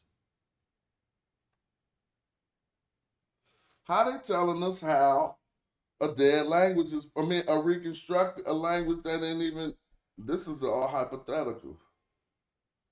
So is this that's not the IPA, I guess, then, huh? It must not be. But every time I've seen it in linguistics. Oh, you're right. I know it is, but I'm just trying to be fair. Right? They're talking about fricatives. Here go this all IPA. So I don't know. Dude must have got not good grades on that test. Don't need to hop on, man. He was But in his credit, Joe is a constant supporter, and he be having some bombs. He might be right and showing us what I don't. This is one of the problems of just trying to figure some shit out with Wiki, probably, and he might have got some more information on it. But if you're gonna tell me this ain't IPA, and if Proto-Bantu is a real language that ain't dead, then you gonna tell me something that I really don't know. Look, it says, like other proto-languages, there is no record of Proto-Bantu. So how would they know the sounds to be able to use the IPA? Its words and pronunciations have been reconstructed by linguists. Now, how did these linguists let other linguists know what sounds in their work represented which reconstruction? It was the IPA. I don't get it. Joe, you lost that one because this book right here, I mean, this, unless you could explain it, now you're saying it's all good, so you tapping out. Maybe Kamji can help us. Shout out to Kamji, man. So am I tripping? Is that not IPA, Kamji? definitely IPA. What's up with Kamji verse? Hey, shout out to you for having this show, because me and King, for the past 2 days, we're going back and forth, like both privately, and you saw it like earlier this morning on your chat. And I've been trying to explain to him like what you've been showing, like when you are comparing languages, there is never a case where you don't use IPA in linguistics. Never. Because these are the basic units of phonetics and the basic units of sound. So y'all know that, me and Asara have had, back and forth in videos. And, I offered to debate him on Shakara's channel, but he ran, so I don't know why he's tucking tail at the moment. But honestly, this is bigger than Asar, because, pseudo-linguistics is like so widespread in these Black spaces. And if we can't get IPA down and just the basics of like representing the articulation of human sounds, we just lost in the sauce, honestly. Like there's never going to be any moving forward. So this is like a preliminary step in just understanding the difference between Egyptological conventions and the fact that there's something like defective writing, super segmental features. Champollion spoke French, so he inserted E's. German Egyptologists made it easier for them to pronounce certain words in German. So like the academic stuff is separate from the way that it sounded historically and the way that it evolved historically. That's why IPA is important, point blank, period. So let me ask you, yeah, that's a very good point that you pointed out. And that's why we always say Egyptology speak. One of the main things I say is, yo, I'm looking for the meaning of these terms, and we pronouncing them with the scholastic representation. What does that mean? I mean, if I want to talk about this term on the wall, it got to be a way I could vocalize it in a lecture. And so they just came up with a system that was not like the IPA, just to inject ease, like you said, in between the words in order to give us a way to mention these terms scholastically.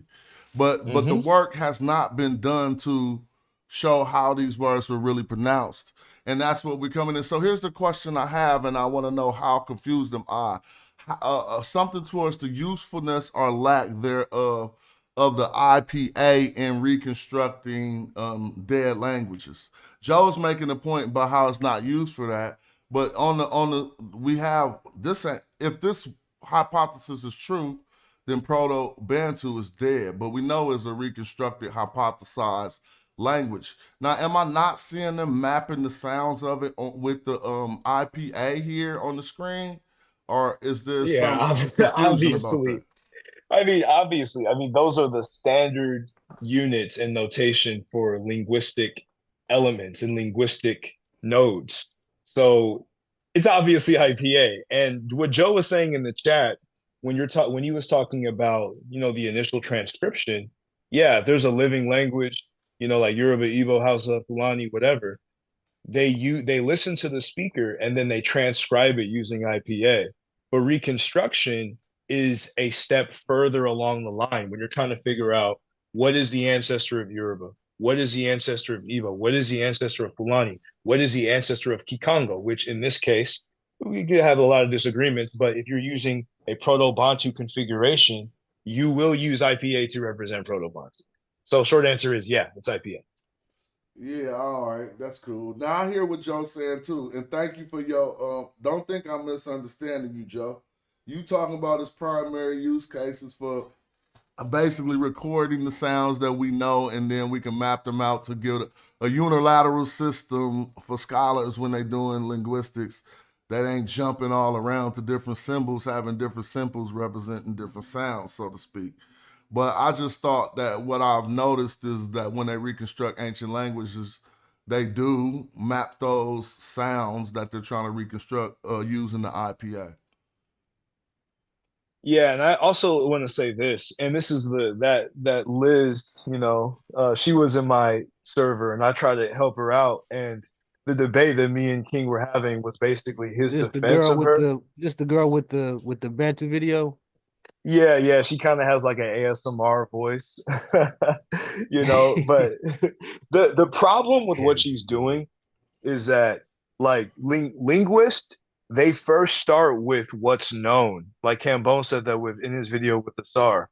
So like living languages that we have today, comparing ancient Egyptian, which is dead, it's obviously dead, there are no speakers today, with Proto-Bantu, which is hypothetical. And, linguists don't even agree on the proto-forms. Like Guthrie doesn't agree with Greenberg, doesn't agree with Smith, so on and so forth, doesn't agree with Chami.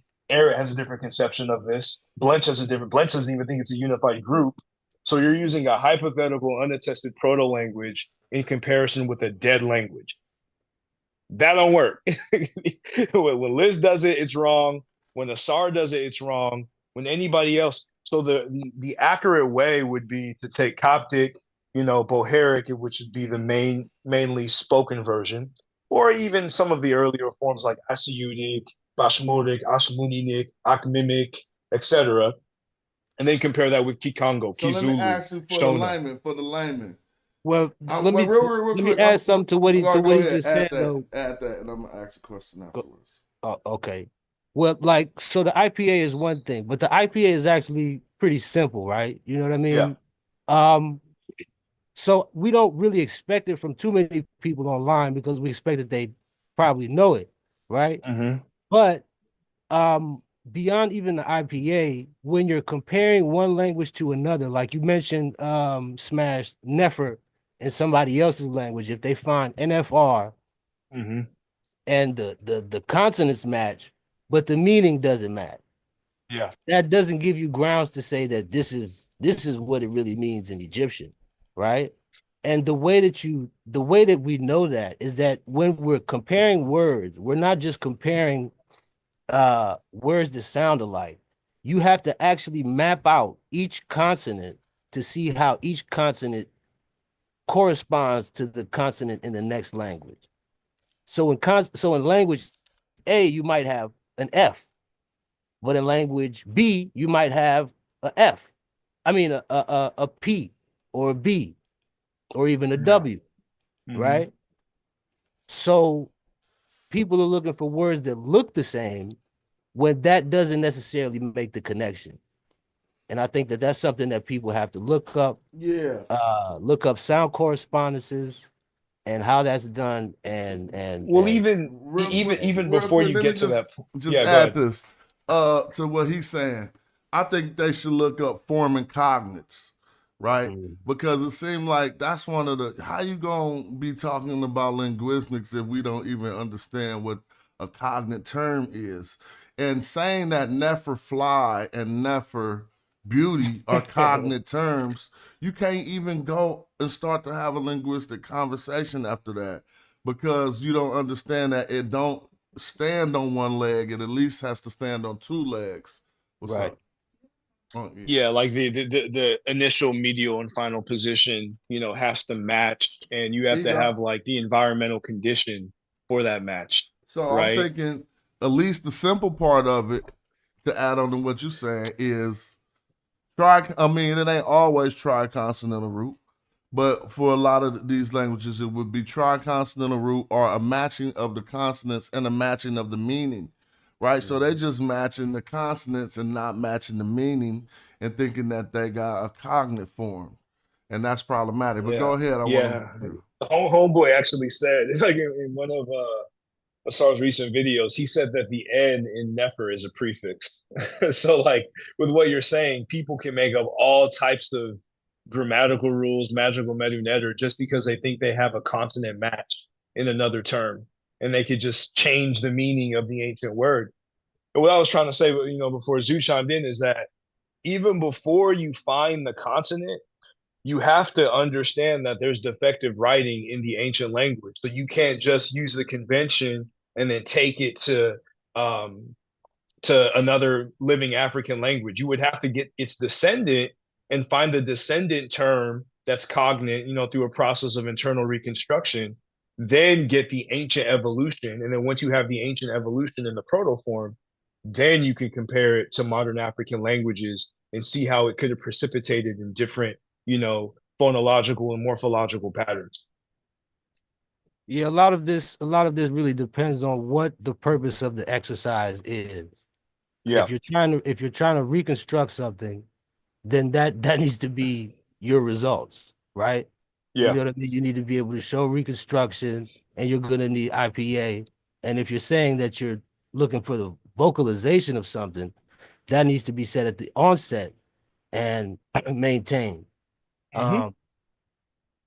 Like and could be a prefix, but it all depends on how you're explaining that and how you're supporting that.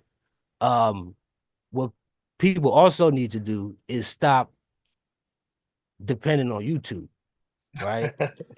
Oh, you know what? Here's another thing that besides some of the slander Bam Sleuth is throwing up. Before that, he said Joe is right. He's just not up on the sesh argument, and I think he's just referring back to Medu Netcher, and that is another thing we need to point out. And I would probably think that's probably one of the big differences here. There is different. I mean, when you come to talking about the ancient Egyptian language, they got certain things worked out, and they had them worked out before they worked this out, like I pointed it out. And so maybe it's just a case where it's anomalous to what you know, Joe, concerning the ancient Egyptian language. I'm just trying to find some ground where because you're telling me things that seem to be contradicted by every source I pull up. And so I'm trying to figure out maybe there's some ground. Let me pose something here, Smart.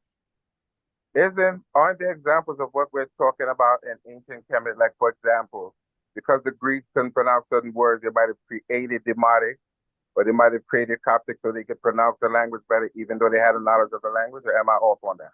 Well, I don't know if you're off on that, but I don't never. So name a sound I can't pronounce. Like, I don't think the theory of since they couldn't pronounce this, I think it's more like they were not weren't used to pronouncing it in their language, and so they had to form new symbols in order to represent the sounds that they weren't used to. But I don't think it's too many sounds that one human can make that y'all can whistle. I really can't whistle. I can't put my two fingers and do eerie. Remember that whistle? I never, I never could do that. But before the standard sounds that don't take no interference of the fingers or something, most of us could make the same sounds. But Smart, when you're dealing with ancient, with Medu Netcher and Greek, there were no cognates. There were two different languages. The cognates ain't coming into play net. Cognates is about two words that match in meaning. Right, but what they say, but from my understanding of cognates, that means that you're looking at a language, right? And you can make a comparison in another language saying that there's some sort of linguistic connection. Oh, you just switched up completely. We was talking about sounds that Greeks didn't have in their system. And you just said, all right, well, I'm talking about cognates. Right, but how could you compare Greek sound to Medu Netcher sound? There would not have been So this is how this works. Think about it. The humans can make a certain amount of sounds with their mouth. And the majority of them, and you could probably try to make a new one, but you'll notice you're using letters and shit. even if we say a shriek or whatever, we're going, okay, oh, that's not classified as a communicative sound. But with the IPA, they basically map it seems like with the IPA, they basically map the majority of the sounds that humans can make to symbols. Yep. Right? In a way that everybody can agree on it. Exactly. In a Right. standardized script. Now here's the deal. All languages don't incorporate all of the sounds of the IPA.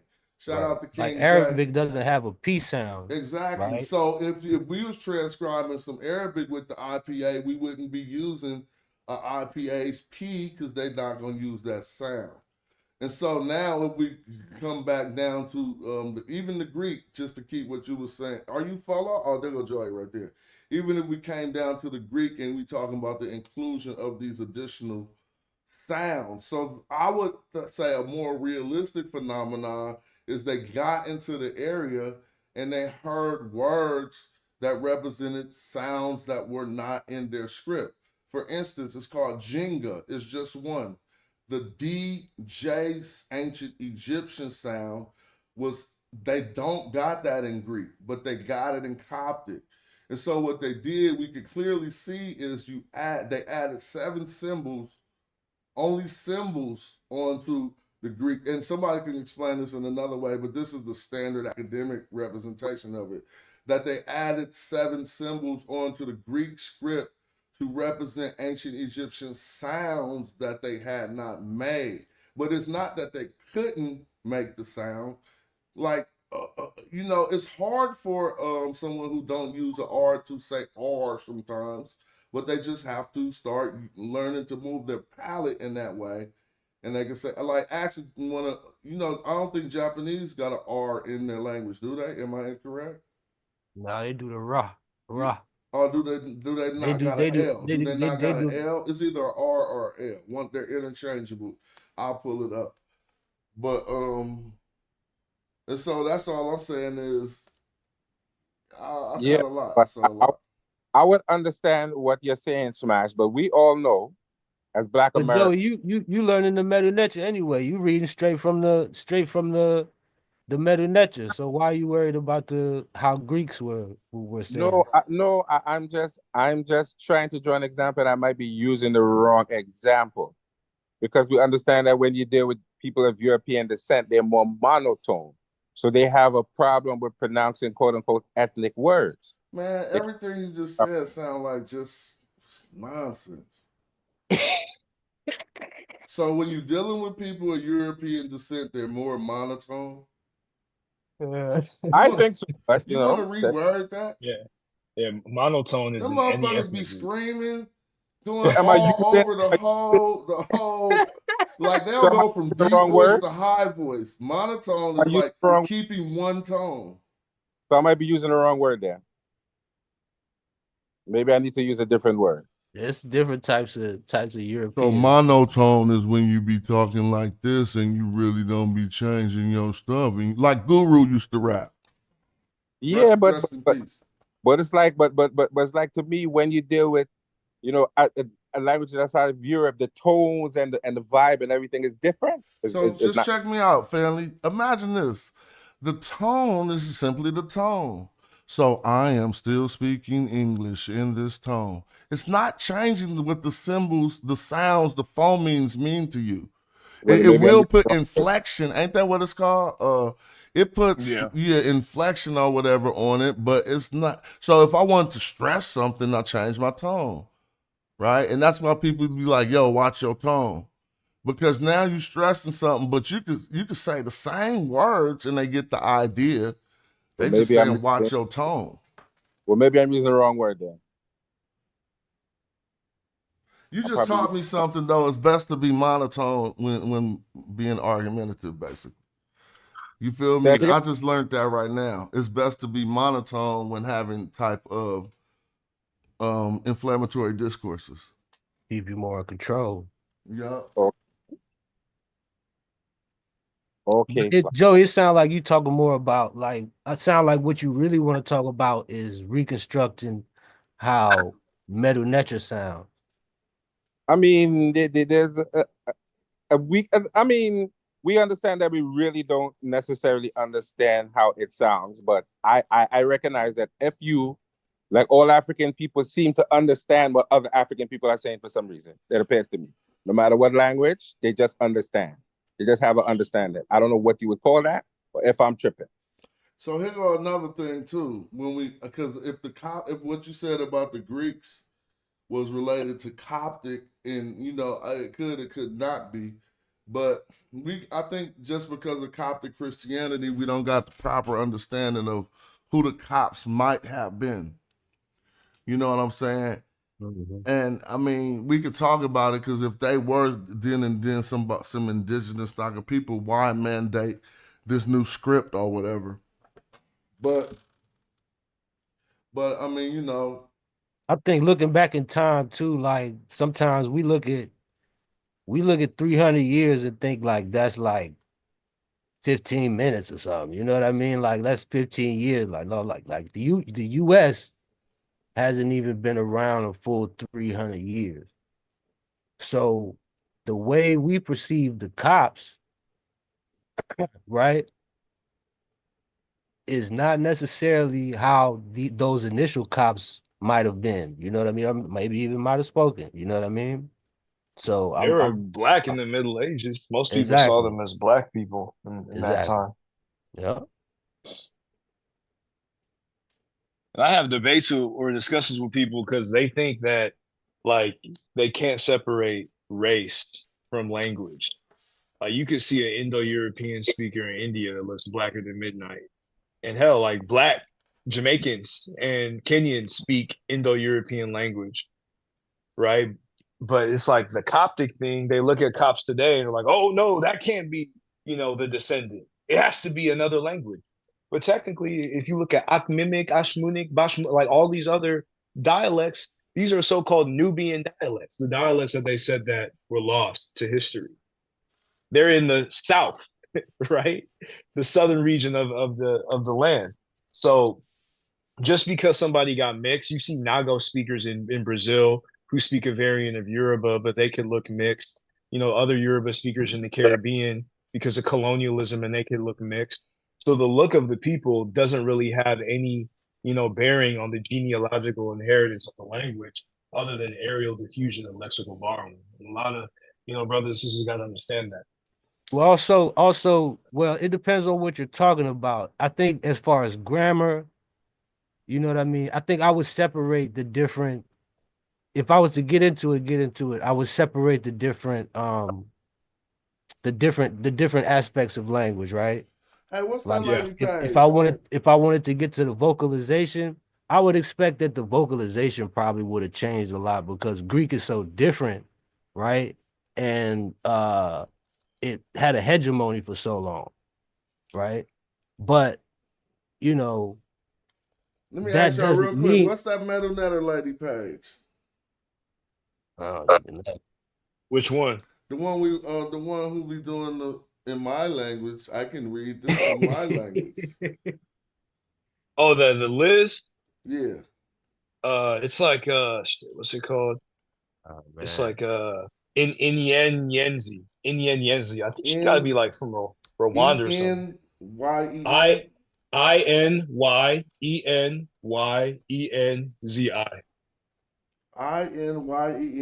INYENYENZI.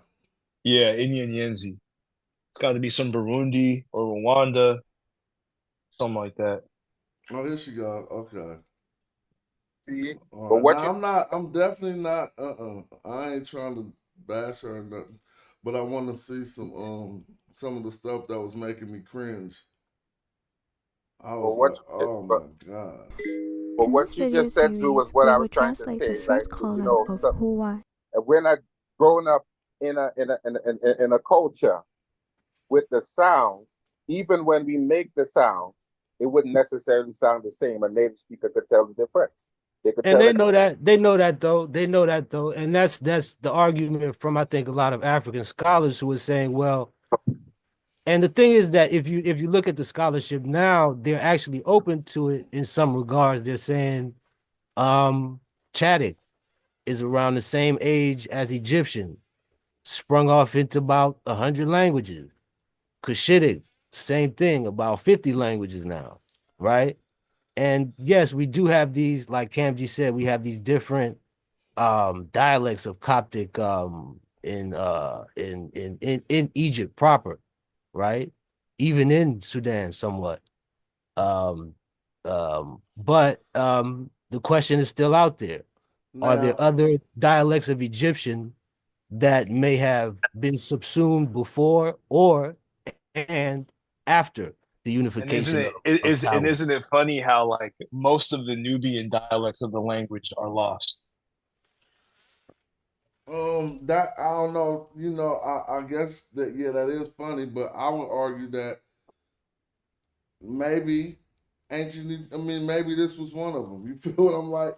Like maybe the one of the dialect they primarily spoke. If you was talking about of the Medu Netcher, I apologize. I kind of chimed in. You was talking about Nubian dialects of the Medu Netcher.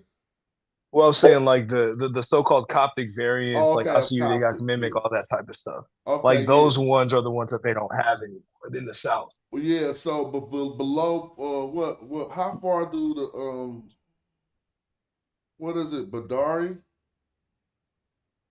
That is crazy. How far down is the Badarian? Isn't that a dialect? Madarian, I'm not sure if I I think What? that's like lower. Ionic, um, Sahidic, and what's the one with the B? Bohari. Bashmurik or Boharic. Oh, Boharic. Yeah, Baharic. Boharic. Thank you. Okay, I was saying Yeah. Badar. Okay, Bahar. Yeah, okay. Now, which one is the southernmost of those three dialects? Do you know? I would say it's Boharic. Yeah, I think that might be true. But you saying there are southern more Coptic dialects that they don't map us, they don't show us how they get down, right? Like Sahidic is pretty much lost. Um, Mesochemic, which is Ozzy Krinkite, or however you say it, that's lost. Bayumic in the Delta is lost. Akhmimic as well. So like I think like 60-70% of the dialects or of the 9 dialects are from the South. And the South is like anything like Thebes and below, like Akhmimic, for instance. That's lost. They don't all they have is like some, Coptic gospels and like other like fragments of these dialects. But the only one that they have, is the Delta one, like the Southern Delta ones, using the liturgical language, like Bohart. Can y'all see the screen? Yes. Yep. So I just want to say a few things about this. Most of us with an elementary level of meta nature can read, and I won't access to now, but because we'll use that for a demonstration in a minute. We can read what it says to the right, from the top to bottom. Now, suppose what she's saying is true, then it would be argued that we just learned some system that white people made up. Just to be speaking with no candor, right? Like just that would be what the argument is. Now, if that was true, we would not be able to take these terms and then go read other texts and to be make complete sense out of another ancient Egyptian text where this wasn't really the meaning of the terms, but it was just something Egyptologists made up. For instance, if they have this, and I'm not going to do everything as just now this is hecka funny, because this is just a preposition here. But she read this so wrong. She talking about fuim akit, which is taking the F, which is a suffix pronoun on within, right?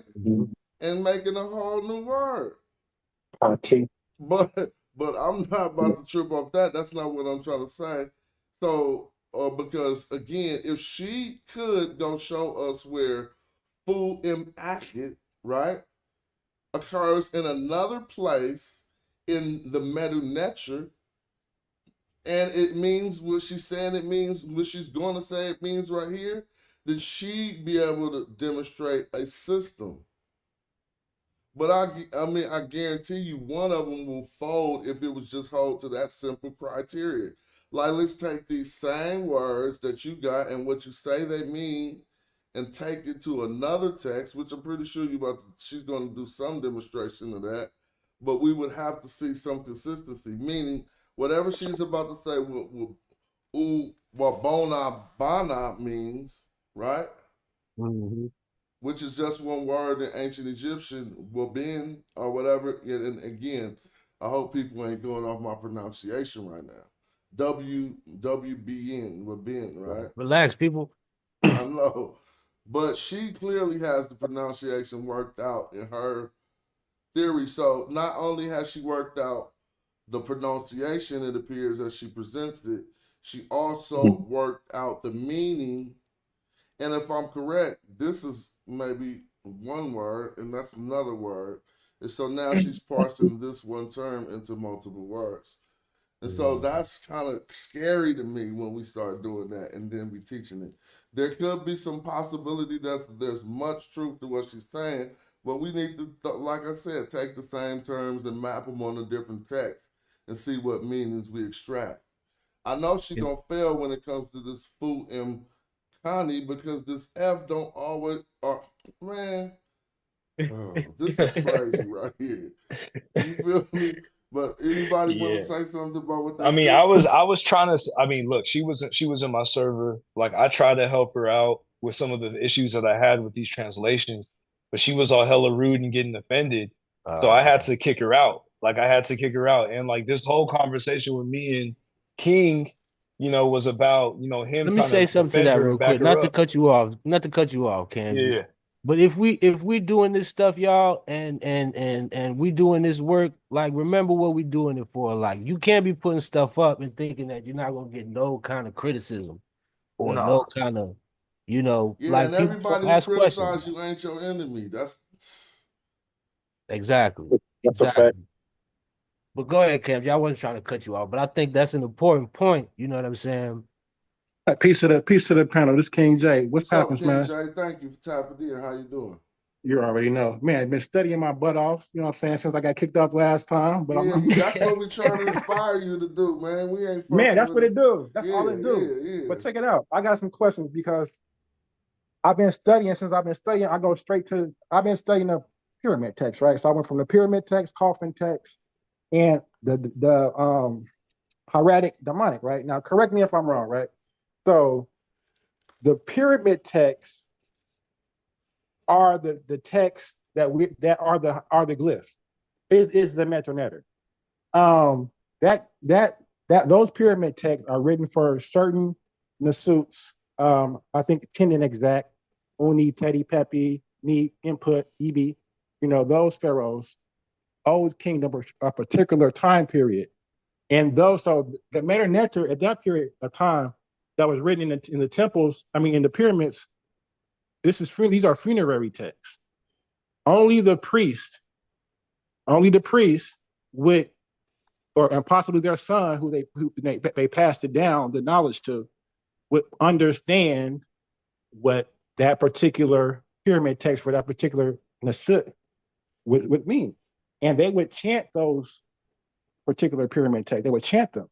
So keep in mind, only 1% of the population, which are those priests, understood that. So it disappeared around, from my research, 1900 BC is when we see the pyramid, the hieratic pop up, right? Any text that we see after 1900 BC is hieratic. It's hieratic. Mm-mm. We won't see. You're saying a lot, and I want to be able to address it, but keep going. Okay. You know, I want to be able to address it. But just land your plane and let's see what your point is you're trying to make. The point is that anything that we are seeing is going to be hieratic from 19 BC up until 1200 BC when we get the Middle Kingdom, or but even then, so I studied the House of Life, right? So at the House of Life, even then the priests who taught the Netcher, that was secondary school. You first would learn the hieratic, and if you wanted to ascend and level your priesthood, then you would go into secondary school and learn the Netcher. But even then, the population is not going to understand how to read those meta-glyphs that are in the funerary text, because they're not even going to be exposed to them. I think that's the bigger part though, that they're not going to be exposed to it. But even then, to not the funerary part. But go ahead. So they I wouldn't want to know, wait even if real they quick, saw 'em. King J, just So to look, ask. when I look at the hieratic, I think we did it on the show before too. You're not going. We slowly see the getting to okay. We can kind of tell what this is in hieratic. Then we get to later on we can't even recognize it anymore. Then we get to the demonic. Demonic is the Coptic Christians' language written in a Greek script. Are you laying out too much stuff for me to be able to address at once? Okay, So go I'm ahead. gonna try to start with what you start at the beginning. Okay. And just illustrate some of the things we're talking about. So I recall when you first came in, you said pyramid text, then coffin text, then you said hieratic, demonic, as if that was some chronological order of ancient Egyptian texts. Yeah, because my thing is, if the meta-netter stopped being in the pyramid text, I mean, Old Kingdom, then it pops up 1900 BC. We have a hieratic script that's for administrative, taxes, things like that, taking count of things. All right, I only said one sentence. Here you go, already doing hella more. I mean, go ahead, Smash. I'm not trying to argue with you. I'm learning information. Arguing. I'm trying to be able to explain to you. Okay, go ahead. Yeah. Right. So what you did, as you said, pyramid text, coffin text, hieratic, and demotic. Pyramid text and coffin text are two categories of types of text written in Netcher, right? And so those are categories, but then when we're talking about hieratic and demotic, you actually talking about scripts. So when you said 1900, I don't want to say, because I ain't doing the date, I know that ain't true, but I will ask you to go back and look at hieratic. I think that's the second thing you said, hieratic came about 1900. If you go back to look at the hieratic, we got that going back to like the third, maybe fourth dynasty, found on particular texts inside of pyramids. So now I think it was, which was third thing you would start talking about, how people would not understand the Netcher. But if you think about it, there's some truth to what you're saying, but not in the way that you laid it out, right? So let's just break it down. The pyramid text has things in it that we don't understand to this day. Exactly. Even though we know how to read it. And so that is the difference I wanted to illustrate. Some people may have had the knowledge to know how to read it and still not understood it. And maybe that meaning was reserved for some of those who did know it, but that doesn't speak to the literacy necessarily of him being literate and knowing how to read. It's just like when we read a medical text, right? We can read it, but we can't understand it. You see what I'm saying? And so, I mean, even an English medical text, I'm saying, we'd be able to read it and not be able to understand it. But you're saying the priest? Oh, go ahead. I'm going to say, are you saying the priest would have the esoteric meaning and we would have like an exoteric, the layman would have an exoteric meaning, knowledge of it? Particularly, I'm addressing pyramid text when I'm saying that, because I'm about to illustrate the opposite perspective of that. When we talk about Netcher, we are talking about the script of the hieroglyphs.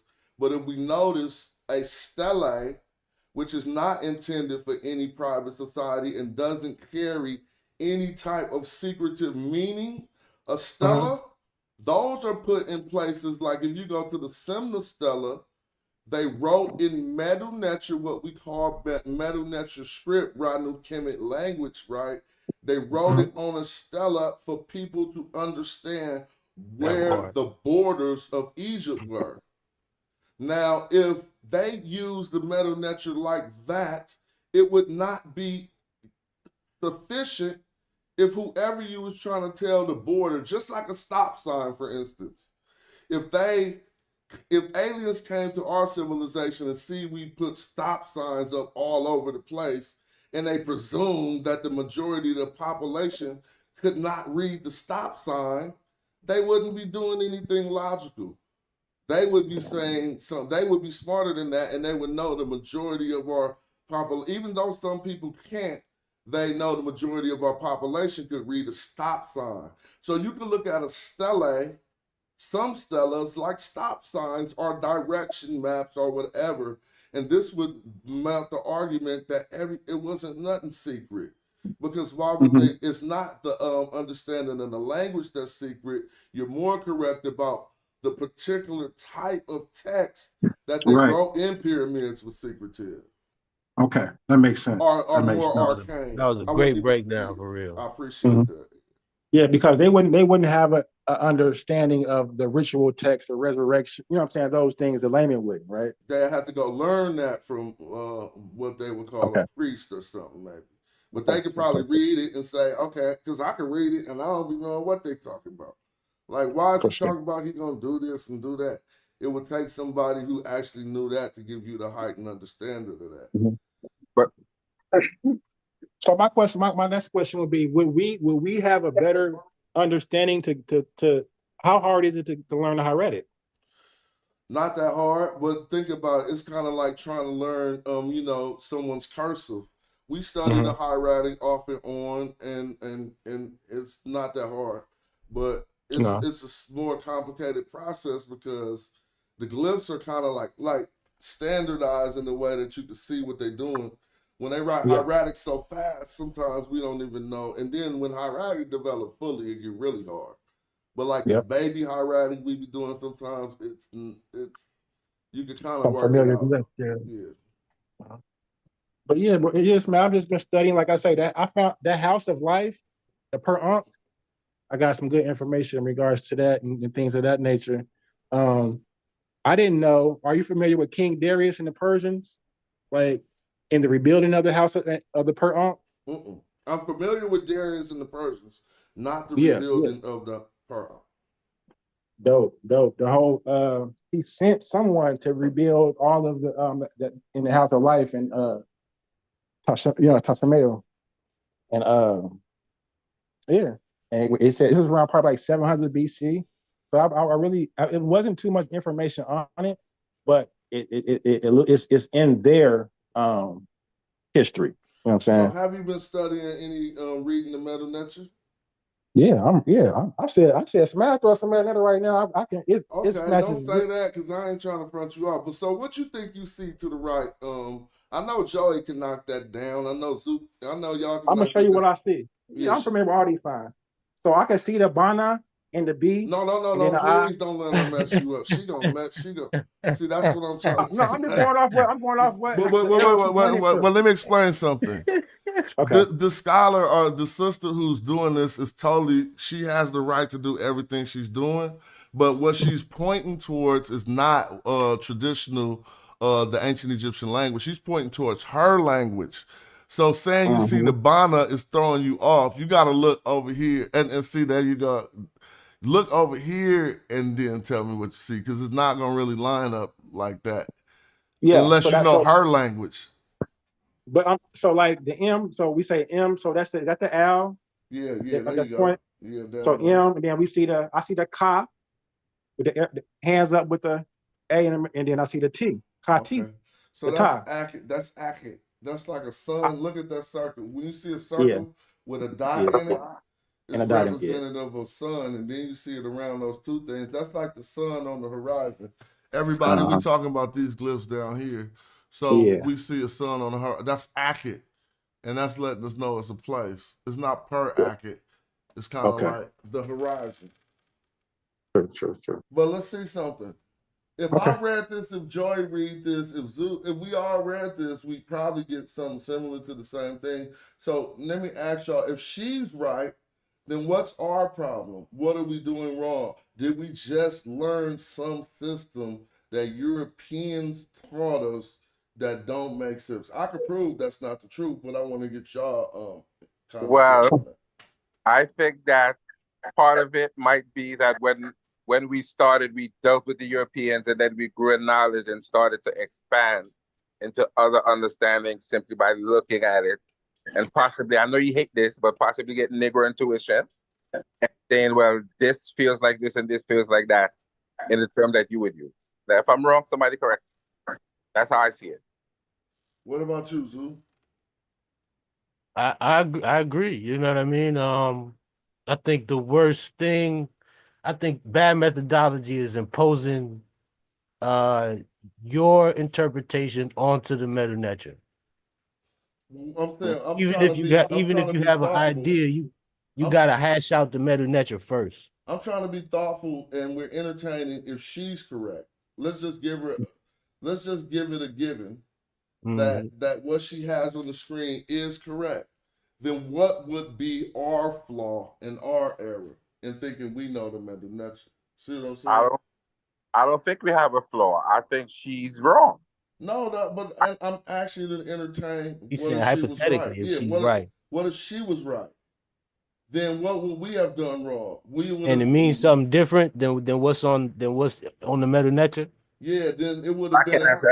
Then we would have bought into some system that white people just made up, basically. Ain't no other way if around that's it. the case, then it's a conspiracy. If she could show that, then it's a worldwide conspiracy.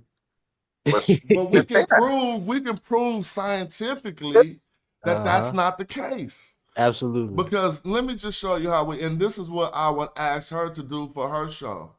Take these same terms and take them to different texts and show them making sense. So this is what I'm just about to open up right here. I'm just going to go into the St. Ancient text corpus. Like, peace to Patah. Thanks for tapping in. Y'all can see where I'm in the text corpus? Yeah, we see you. Now, right now, for instance, peace Patah. If we come in here and we just see some terms that we familiarize with, a meaning of that term is going to pop up in our head by I'm being a devil's advocate by what we was taught by the European, right? Even though that ain't really the case, but let's just say she right, we wrong. So I ain't coming down on her too much on this show. Now, I like to entertain it from this way. So let's look at it. If what we were saying is wrong, then let's just find any term we familiar with on here. Like, I mean, we should be familiar with a lot of them. Let's just take the gim from this gim tube right here. I'm thinking about to find. It says found here, right? So now that means if I go to another text and it says gim, how could that other sentence be making sense when we take the words and throw them up? Are we just saying, oh, okay, we just gonna say somebody found something every time we see the gim bird? I don't know if I'm illustrating what I'm thinking so clearly. Basically, it would have to be it's easily falsified because these texts make perfect sense, but we see the glyphs scrambled in different orders, right? And so that same thing could happen. And she probably it has to make sense. Yeah. And this was part of the discussion in the back chat. We were talking about a specific researcher in the French Medu Netcher space. And he has his interpretations of words and he's got vocabulary lists. And that would be my curiosity. If using that method, we can make sense of the actual Medu Netcher. Well, and the ancestors always on our side, because look what they did. This shit just be happening like this. This is the sentence she's trying to analyze. Like, wait, look, how that happened? So they're going to do a ra, right? They go to M, so if this one got an and this is a different version of the M, and they go to akit. Now, what is this going to illustrate? If what she's saying is going to mean, because this has a different term here, that's like his piece or his offering. So whatever she's going to say, do a ra, she took this F and put it on a different word. Let's look at the screen. Whatever she's about to say, do a ra means when we look at this screen, it must mean it in this text where we just also pulled it up as well. You see what I'm saying? But it ain't gonna make no sense. So I ain't played her video yet, and I'm just about to listen to this. But just trying to remember. Go ahead. I was just gonna say when I was reading what she was trying to transliterate, it seemed like it was saying like more like the star of Ra,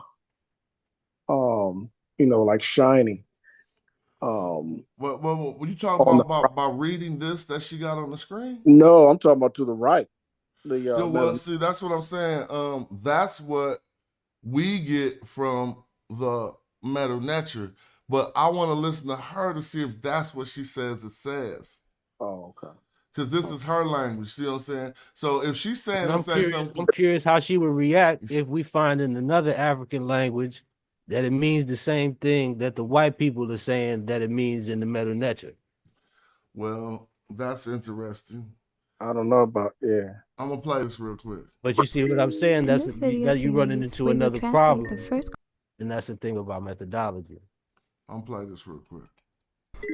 In this video series, we will translate the first column of Hua No'oli's papyrus to understand how the ancient Egyptians sounded when they spoke their language. But before we start, here are a few things to remember about the ancient Egyptian language. It was written without vowels, and the vowels remain unknown, at least officially. This means the current vowels aren't the correct vowels. They aren't a reflection of how the ancient Egyptians would have pronounced any of the words. They are simply placeholder vowels made up and used by Egyptologists to help them have a way to pronounce the words and expressions. This means the words or expressions such as Akhenaten, Tutankhamun, Nefertiti, Hatshepsut, Osiris, Isis, Seti, Hotep, and all the other words we know as ancient Egyptian are made-up words. In addition, their language was also misclassified as a dead Afro-Asiatic language, which it isn't. It is a Proto-Bantu language which is still spoken in Southern Africa by their descendants who are the earliest Bantu people in Southern Africa. All right, this is covered in that sentence right there need us to press pause. That don't make no sense. I'm sorry, but what is she talking about? He's saying basically that ancient Egyptian is the Proto-Bantu language. So in essence, Bantu would have came straight out of Egyptian. And, she's not saying when, or,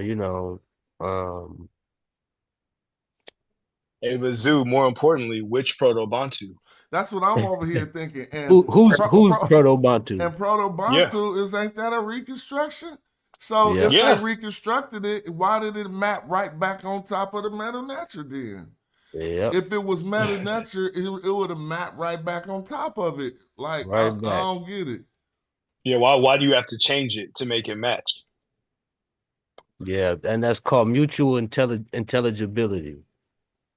But I want to hear the argument. I heard it mounted in other ways, but let's listen. Who are the earliest Bantu people in Southern Africa? This is covered in my other videos, Who Really Built Great Zimbabwe. Now I gotta stop because she did say something else we didn't address. She said somebody currently speaks Proto-Bantu. I'm sorry, I heard that. Let's hear this.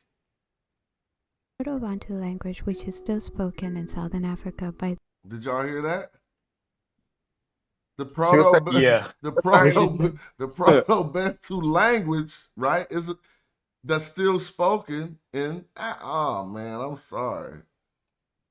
Who still speak Proto-Bantu? Wait till she say the name of the people, then you're gonna get really pissed off. Hold on, let's listen. Language, which it isn't. It is a Proto-Bantu language which is still spoken in Southern Africa by their descendants who are the earliest Bantu people in Southern Africa. This is covered in my other videos, Who Really Built Great Zimbabwe, and the Bantu migration never happened, it was a Zanj invasion. So if you want more on that, you can watch those. But back to the language. When compared to any Bantu-derived languages, we find many similar words and expressions between Cam, do you want to say these and something about ancient that? Egyptian hieroglyphs. About what? The Proto-Bantu or the Bantu invasion? The people that The Bantu Let me tell invasion. y'all something before you do that. I don't know who's Proto-Bantu, but the one I been looking at only got 14 sounds worked out. For real. So I'm like, how could you finish if they only got the other ones is just like we really don't know. If I put Proto-Bantu in, they'll tell you they only got like 14 sounds. It hasn't even been worked out completely, and it's not universally agreed upon. So I'm sorry, man. I gotta not laugh and stuff because it might. And we're not coming down on her. We're just using this to. But did you hear the name of the people that she called? What people did she say? She said Zanj. Oh, okay, the Zanj. You know that's a racist word for black people, right? But I mean, it's a Arabic word for black.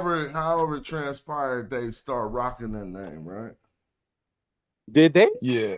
She said Zanj. I mean, you know, ain't she I'm on? just asking because Ain't she on the continent? Zanj rebellion. I mean, they call themselves Swahili today. No, but she said invasion, not rebellion. That's two different things. It could have been migration. All right, let's hear our argument. Hold on. One common word or expression is Zuba, which is usually spelled and pronounced with a Z sound instead of an S in many Bantu-derived languages, as in Zuba. This word or expression means sun or a bright star in the ancient Egyptian language too. Hold on, stop. It do mean star. Why did she expand it to say that this means sun? Like, is that part of her thing? Have you ever seen this used to mean sun? But she's comparing it to her. No, she said in the ancient Egyptian language. No, it means star. Oh, yeah, no. But let's see how she keep going. Maybe if she used that other definition, I see what she's doing. Well, let's see. Where it is presented as Gardner number 14. That's the hieroglyph number 14. So if you Google N14 hieroglyph, you will get the consonant sequence as it was written by the ancient Egyptians. And this consonant sequence doesn't have any of the vowels in it, but it has the root idea. And in this video, we will use the Proto-Bantu language to determine the missing vowels from the words or expressions. The Proto-Bantu language has the same consonant sequences. Oh, God. So she about to use Proto-Bantu, the one that's still spoken today, to determine the vowels of Medu, Netcher, right? So we're using a hypothetical in theory, but to her it's not hypothetical because it's spoken today. But we're using a hypothetical language to figure out a dead language. I got a question. Proto-Bantu, or I guess the oldest languages on the continent, wouldn't they sound something like that? Pardon me? Wouldn't they sound, with a lot of pops and clicks? I don't know. I don't know if Bantu had any clicks in there. Those Kosa and click languages are considered to be part of a different language family. Yeah. So now don't get it confused. I'm not one that does not think. I think ancient Egyptian sounded just like any other African language, just like she's trying to prove. But we talking about the way she's trying to prove it. The methodology. Not necessarily the conclusion. I probably would agree with her on conclusion that, yeah, it's just like any other African language. I wouldn't say which category I would go with Obanganam, right? And I would keep it as what? Phonetic, Negro, Egyptian. He didn't say it was Bantu, right? But I don't mind that argument. I think it's true behind it. I just don't like the book. The methodology that make people say, what the hell? Like, you know what I'm saying? So let's continue. Of words or expressions that share the same meanings to the ancient Egyptian consonant sequences. And when the vowels are removed from these expressions in the Proto-Bantu language, we have matching consonant sequences to the ancient Egyptian consonant sequences. So that basically makes them the same language. Nah, man, this ain't example- fair. Because she's not really telling us what language she really using. If you go to Proto-Bantu, you trying to tell me I could go look up Medu in Proto-Bantu right now? Tell me how to do that. Let's try it. Yeah, that's what I'm saying. I'm not trying to. She might, from the limited stuff I know, I ain't gonna even be able to do that. That's why. This is why when I did phrasal correspondences in my video, I put up the actual words from the dictionary. So I basically, think and what language that you column that you use, right? Yeah. I'm just Yeah. trying to figure it out. I think she's using Kinyarwanda. Okay, thank you. What's it called? Kinyarwandan from Rwanda. Okay. Well, why you said that? I That's don't why know enough about from that. Rwanda. Yeah, it's like Kinyarwanda or Kinyarwanda is how you say it. But do we know where she's from, though, Kamji Verse? Because I'm assuming she's African, but I'm thinking she's. I mean, that's just what when King Monologue mentioned that. I'm assuming he's talking about her language because her channel name Inyenyenzi whatever. It sounds like a Rwandan type of name, so I'm just making that assumption that that's the language. So, all right, let's look at how her translation is coming. I mean, this ain't it, but I'm looking at what she's matching up, and if this is the language she's talking about, and it means voice of speech, just like Medu means it, that is a real that would be a real cognate. But if she oh yeah, okay. But if she's calling this Proto-Bantu, then I'm trying to see what's up with that. So they wrote the vowels in Proto-Bantu. So I'm trying. I think that's that. They would have had to reconstruct it to have what I mean. Somebody got a little background noise. They might want to mute it out. I don't think that's what she. That the vowels. King Jack, I think that's you. I just muted you, King Jack. It's all good. Go ahead. I think that's what she's saying, that that in Proto-Bantu they would have written it with the vowels, and if you take the vowels out, then you get the exact same words as Medu Netcher. That can't be the truth. But she said, yeah, but I think she messing it up because she said Proto-Bantu is still spoken today, so that's the language she's referencing that has the vowels in it. Maybe she don't know the difference between Bantu and Proto-Bantu. See, yeah, I think she might have some misunderstanding about Bantu and Proto-Bantu. To tell you true, Smash, and to explain to me, I didn't know the difference either. I just learned that on your show. But today. Bantu ain't a language either, though, right? That's a language group. Now somebody can tell me. Yeah, that's what I'm saying. So I'm trying to figure this out. So Proto-Bantu would be the hypothesized single language that all of these languages came out of. But like Kamji was saying, there are different authors who propose different versions of it, and there are people who are completely against it. And it's a theory. Basically. When Obanga classified it, he put a note next to it that said 450 languages.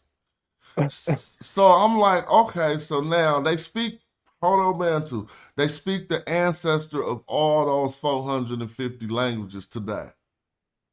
That's kind of crazy. That's crazy. I don't think one language. I don't think all those languages come out of one language. It just.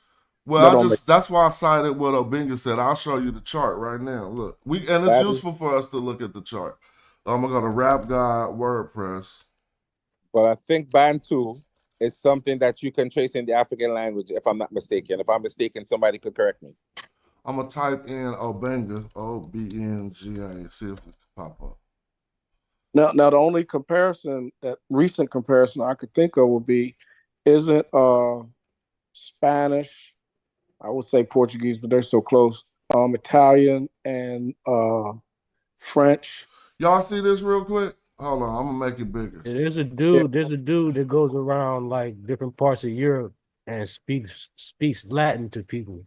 and see if they can understand. Oh, I And need to all make this come from bigger. I need to make this bigger. Wouldn't Latin be the mother language for those? To an extent, yeah. All right, tell me if y'all see this photograph real quick. Yeah, I can see it. Let's break this down for a minute because we need to start understanding this. So this is Negro Egyptian, as we see at the top, the only one going down here. And this is a classification that he changed. So what did he change right there? Do we know? From Semitic to Negro, no, from what? What's the biggest group called? Oh, Afro-Asiatic. Okay, thank you. So we see here, he proposed that we change. Now, somebody can say that ain't right because if I left something off the chart, but I see all the Afro-Asiatic languages up under here, right? But it's messing my memory up. But yeah, let's just do it. He proposed that this was changed from Afro-Asiatic to Negro Egyptian. Now, if we look at the same language groups, it's still under there, right? I just don't got Semitic on the chart right now because we was just talking about the five of the 6 groups in Afro-Asiatic is African, right? So now they got the names for them right here. Now, right here, it say Egyptian, but I'm mad because I got it cut off, and I don't know if he proposed that was called Negro Egyptian as well. Excuse me, let me fix that. Right. But we're going to look at something real quick, just a trip. Dang, man, my mouse be doing all kind of crazy shit. I'm trying to scroll this back up, and I'm having a hard time. It looked like it's Egyptian, Cushitic. But no, that's say, oh yeah, you're right, Cushitic, and we know that that's another language right along the Nile, I guess, right? Then we got Chadic, right? Right. Then we got Nilo-Saharan. Yeah. And we got Nigero-Kordofanian. So what did this used to be called before right here? What is it called currently or whatever? Niger Congo. Okay, Niger Congo. Now notice, Obenga in his groups didn't do what people was doing, and what his work ain't agreeing with what he's saying. Because he's clearly saying, okay, even though they might be called Negro Egyptian, and that might be the parent, right? Or the parent group. Egyptian went over here and Bantu went way over here. So we come all the way down. Now you see Niger Congo, but if we come along this line, we see Benue Congo. And inside of that, he got Bantu. And then remember when I said he had a little note that say 450 languages? Right. So what she's arguing is that, so then in here, just for the quick question, Bantu would have came out of Benue Congo to Obenga, which would have came out of a Niger Congo, which is all part of Nigerio-Kordofian, which still is just a branch that came from Negro Egyptian. So we see that now, and if I'm breaking this chart down wrong, just feel free to chime in. But we see where we can find some agreements in what she's trying to say, but we can see the ultimate error in what she's doing. Well, wait a minute, I got one more question. With the title Negro Egyptian, isn't he just saying that these languages are related to Negro? Not Negro Egyptian is the hierarchy. No, that is what he's saying. Negro Egyptian is the phylum, the family. All right. Yeah, not that the Egyptian language is the parent, but the Egyptian language and these other languages come from a common ancestor. Yep, called Negro Egyptian. See, he got the Egyptian language over here. So doesn't Negro Egyptian just mean Black Egyptian? That's language? what he said we should call it, because he like, y'all want to call it Afro-Asiatic. That's saying Afro-Asiatic. Yeah, he like, nah, say Black Egyptian. Well, that would probably, doesn't that make sense? That's why I go with his argument. But that don't make sense? I'm not, this is why I presented this work. But what I want to illustrate is, because since we're talking about what she's doing, this is her argument. That one of these groups, and just to be fair to her, first she said it's spoken now, right? So that would be inside of one of these. 450 languages that have derived that are now being spoken. But she also argued that it is the proto-language. So she's arguing that it's this. You see what I'm saying? Now, this is a language group. That's why I was like, hold on. Because that's why Proto-Bantu would have been what? A language group too, but not as big as a phylum. Somebody help me with that. Proto-Bantu wouldn't have been a phylum, right? No, it would have just been the predecessor or basically the main ancestor language, right, for that. But it would have still fell into a phylum, correct? I think it would be one of the higher phylums. Well, in this argument over It here, would probably still be classified with somehow within Niger Congo, going by the so what we notice right here is we don't see nothing proto on here. No. And so it's clearly showing that he's saying Bantu came from Beni Congo. Benue Congo. Is there something wrong with seeing it like that, the way he drew the chart? Which appears to have came from Niger Congo, you feel what I'm saying? Which is a part and under the group of languages called Nigerio-Cartophian. Right. Well, can't link those to the Nilo?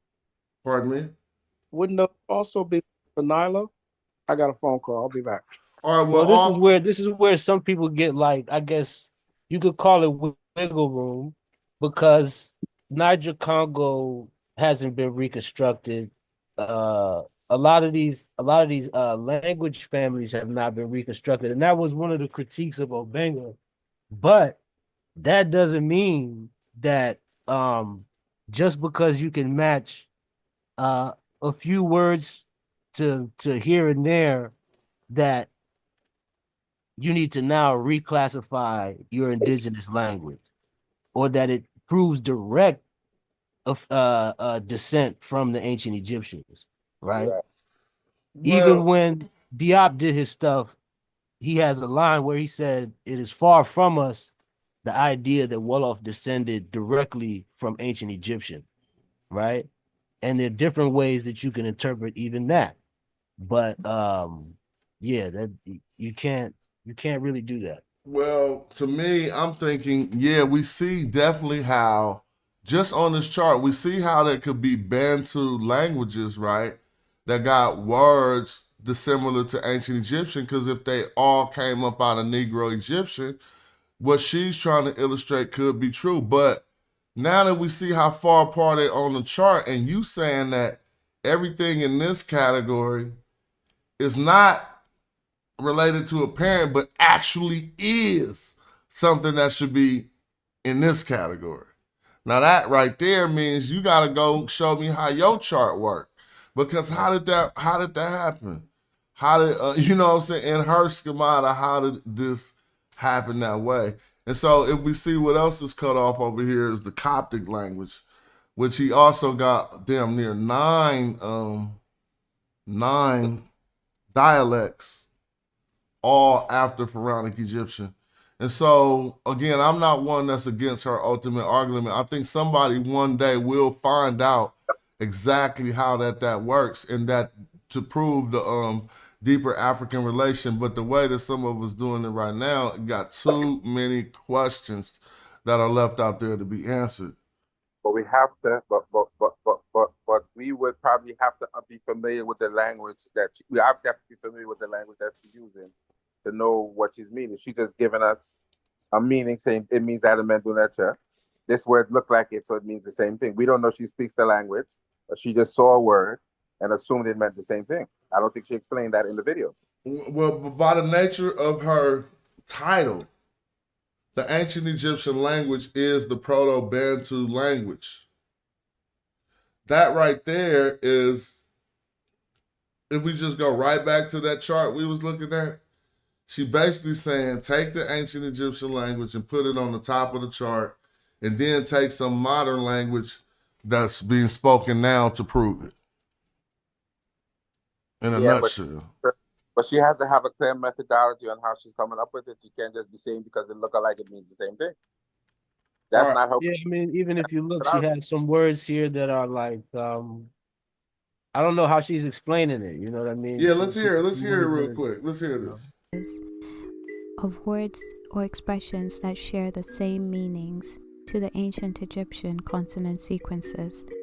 And when the vowels are removed from these expressions in the Proto-Bantu language, we have matching consonant sequences to the ancient Egyptian consonant sequences. So that basically makes them the same language.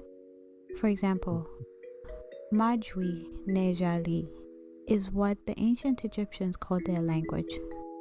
The words or expressions Majwi and Nejali are still present in the Proto-Bantu language Plateau Tonga, and these still have the same meaning. All right, now she said Patu Tonga. Hold on. I'm just noting she's saying different languages. Now she's saying Patu Tonga. Well, let's just note how many different languages she's using to form her cognates. Meaning as they did to the ancient Egyptians. And when we remove the vowels from the Plateau Tonga Majwi, we get the same consonant sequence as the ancient Egyptian Majwi. And when we remove the vowels from Nejali, we get the same consonant sequence as the ancient Egyptian Nejali. It is also important to keep... Hold on, but she didn't say nothing about the meaning. Yeah, what do they mean? And let me show y'all something why that's so problematic, what she just did. We just gotta keep showing stuff. I'm gonna use the same exact illustration she used, y'all, right? And show y'all something. Show you how we can be, and this be happening in what you call it all the time. So I'm gonna go presentation real quick. And all right, so what she say? MEDU. Oops.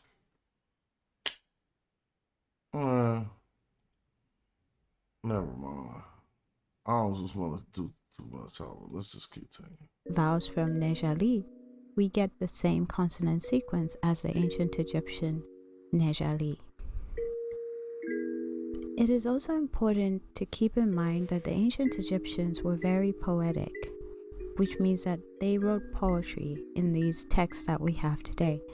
So these comparisons are like reading poetry in any language to a layperson. This isn't usually how they speak. It's very poetic, and some expressions might be too rich or creative for people to understand. So I will do my best to make the expressions familiar by putting them in a context that people usually use them.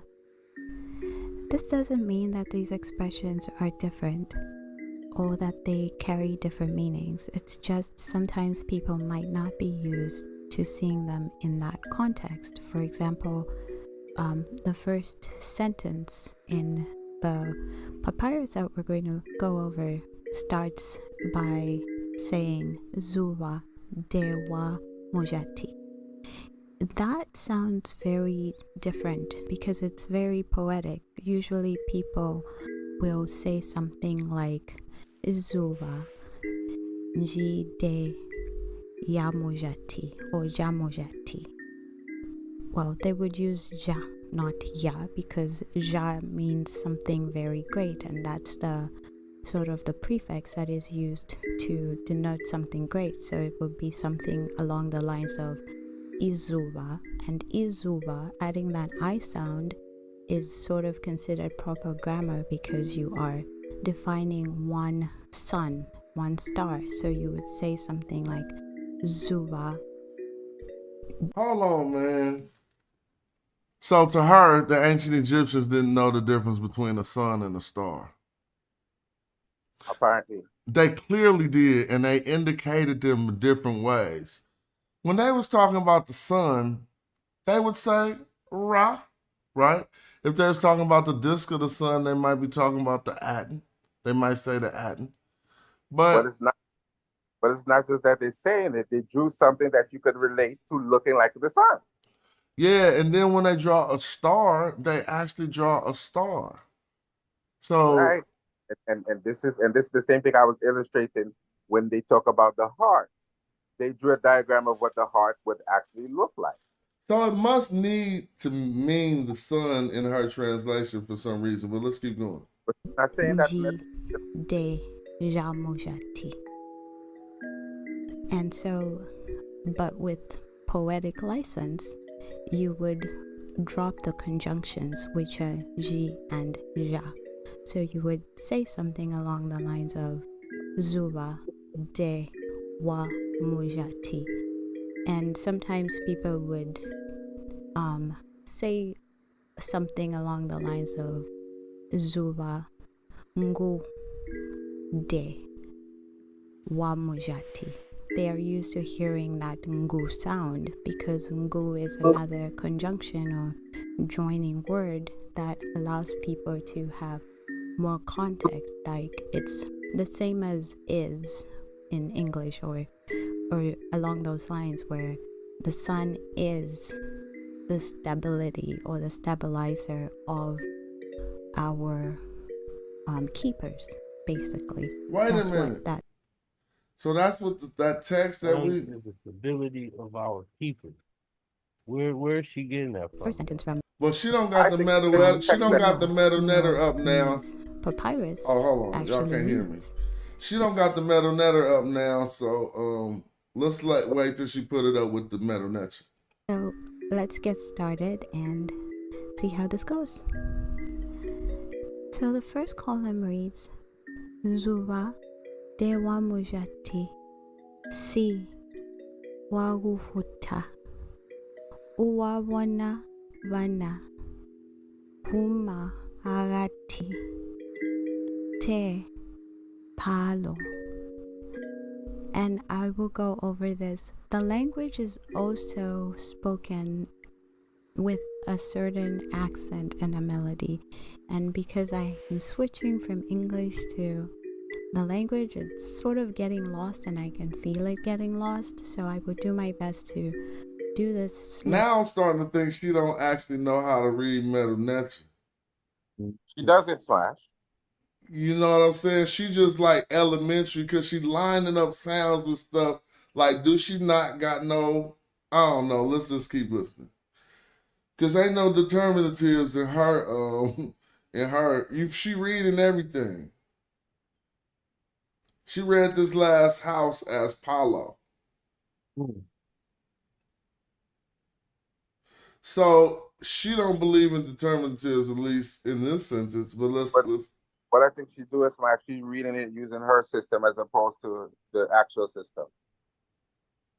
I know. So that's just in her system. I'm recognizing that if she reading this, she's not seeing that as a determinative. So let's see what happens. So let's go back to the first sentence. Zuba de Wamujati. Oh my gosh, y'all. So that's the first sentence, y'all. That's a sentence? Wow. Now, maybe, no, I might not. I mean, you know, I ain't really tripping. She know I ain't got no bad intentions. I'm not evil. I wish her well. But what we supposed to just like act like this is kind of cool because she got a nice sounding voice and a great presentation? This ain't no sentence. Oh, man. Well, okay. Yes, it is. Praise. Right? No, that's not a sentence. That's what I'm trying. You can't say. That's one word. I'm trying to be. I'm trying, bro. I'm trying. Even if you did the determinatives, like I'm not seeing, you know. All right, so let's see how she breaks this down. This means the sun or bright star is the stability of our keepers. Wow. Where'd she get that from?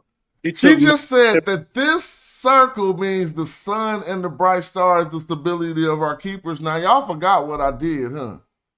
Y'all forgot. Let's go. Let me bring it back up. So it got to mean that here, too. See? Oh, got her. She didn't even got her. Hold on. Look. Don't you see? Let me illustrate this for the people, please, Joey, please. If this is a star and a man standing there and it must mean the same exact thing as this star and this man standing there. So if this is Suba Diwa Mudai and it means the star is whatever she said, then it have to mean the same thing in this text. But go ahead, Joey. What I was saying was she was just reading Dua as she was reading Dua as a sentence, not one word. Now look how she do this. Read past that. So she Suba is the star, right? Or the sun to her. But she says dua right here. Dua means praise. So how does she got... See, this is either seba or dua. It's not both. So it's praise, and to her, dua don't mean praise. You see how she dissected that though? Oh, I see. It's Suba and Dua. That's what I'm saying. So how is she doing that? Yeah, she's reading them. She's reading the glyph as both, because all of that is coming from the first glyph. I know, but that's so crazy. So now she's saying. So people need to understand there is a word dua in ancient Egyptian Medu Netcher that in Rodney Kemet that means praise, right? And it uses the same symbol. There's also a word seba, which can mean a door, a star, a gateway, or a teacher, right? But what we know, the way we read it, if we messing up and we only doing what white people taught us, we say that this is the triconsonantal SBA and this is the determinative to let us know which statement this is. So this only says praise to us, or who know that standard. Now, if we see Ra after this, we know it say praise Ra. But she gonna tell you to say what it say, and let's see how we can get any consistency out of this. No, look, let me show y'all what I mean. If this is a star, two hands and a man, and Ra with the sun, there go the sun, and a single stroke under it, and I say it means praise Ra. Well, when I come to this completely different text, it should say the same exact thing. And what does this say right here? Praise Ra. Right? And so that's what I'm like. So it would have to say something about the children and whatever she's talking about on this text. The children of our keepers had Yeah. So this really don't say praise Ra right here. This actually says the children of our keepers, all in this part. And but that's exactly right. She doesn't understand Medu Netcher. She just took the first part, knowing that it meant star, but not really understanding the language and the grammar and determinatives and different things. She just saw that word and she just saw the star and assumed it means is a whole word. But this DY has to be a coincidence because she don't say nothing about praise. Watch this. And what happened to Ra? Zuba. Did you read that for you? Wamujati. This means the sun or bright star is the stability of our keepers. Oh man, I thought she was gonna pair Medjat with like Medjat. Yeah, she went hella far. But this is the problem. She knows one or two words, but she doesn't know the context of the words in which she's using it. And you know, she put this Mujat with the papyrus roll. That's what I thought she was gonna try to do for real. So that means she's gonna star praise for dua and Majat, but she's not saying that. She's saying that this star is the stability of our keepers. That's crazy. Let's go to what she said. Now next, us who, if we only know what white people taught us, we think this is Ra. Right here, right? So let's see what she's wrong as hell. Yeah, exactly. I'm trying to be the bad one, not her. So let's see what she says it is. For the people who hold us together. So that's wait a minute, she's still going? Oh, this means more than that. It actually wasn't finished, but I'm gonna let her go. Means Zuba means the sun or the bright star. De means stability, and Plateau Tonga speakers might recognize de as in ile de yamwana, or the Zulus say vaye de. This is the same de sound. Oh my God. Wa mujati. Oh. Wa means of. Mujati means within the people that make changes. Or okay, so Mudati, which would have to be the papyrus roll, means within the people that make changes that ain't even her in her definition. Yeah, I don't think there's a Majat consonant sequence that means our keepers. But I want to see how she do people that rock. hold us together. This is an authority figure. So, Wamujati means of the authority figures. The next sentence, si wagufuta. Oh man. Here, si means the most paramount. Wagufuta comes from the word mahuta or mahuta. Now let me ask you something. There's a wa in both of her sentences, but where is the wa coming from? Whatever language she's using. No, I'm saying what is represented in the glyphs over here that she's mapping wa to. That's what I'm saying. I'm kind of feeling way like what happened to Ra? Exactly. And who is C? So maybe she's doing what Budge and them was doing, and she's reading the old white European translations. No, you can't find this in nobody work, I don't think. So it just says C. Just help me with this. Go ahead. No, go ahead. Because I was gonna say something about Bud, but Bud actually, he started off kind of really giving deference to Africa in terms of Egypt's imprint of Africa in terms of language and all these kind. His problem was that his way of transliterating wasn't that great. You know what I mean? But this is problematic, man. Like, yeah, I know one cognate word can't be two words. I know. And she said Y is of on the screen. The question is which symbol represents Y over here. She says Seba is the star. And day, I mean, I only see a man standing there. If the man is Y, then ain't no man standing here. So now she shot a couple of Y of, not who. Regardless, this is just crazy. Which means to shine brightly. So the most paramount who shines brightly. The next sentence, so she just said that this just says, this don't say nothing about shining yet. Chefet. Here go the shining down here. This is Ra Chefet. Like, I mean, I don't know. Again, I'm just only telling you what Egyptology says. This is Ra Chefet, right?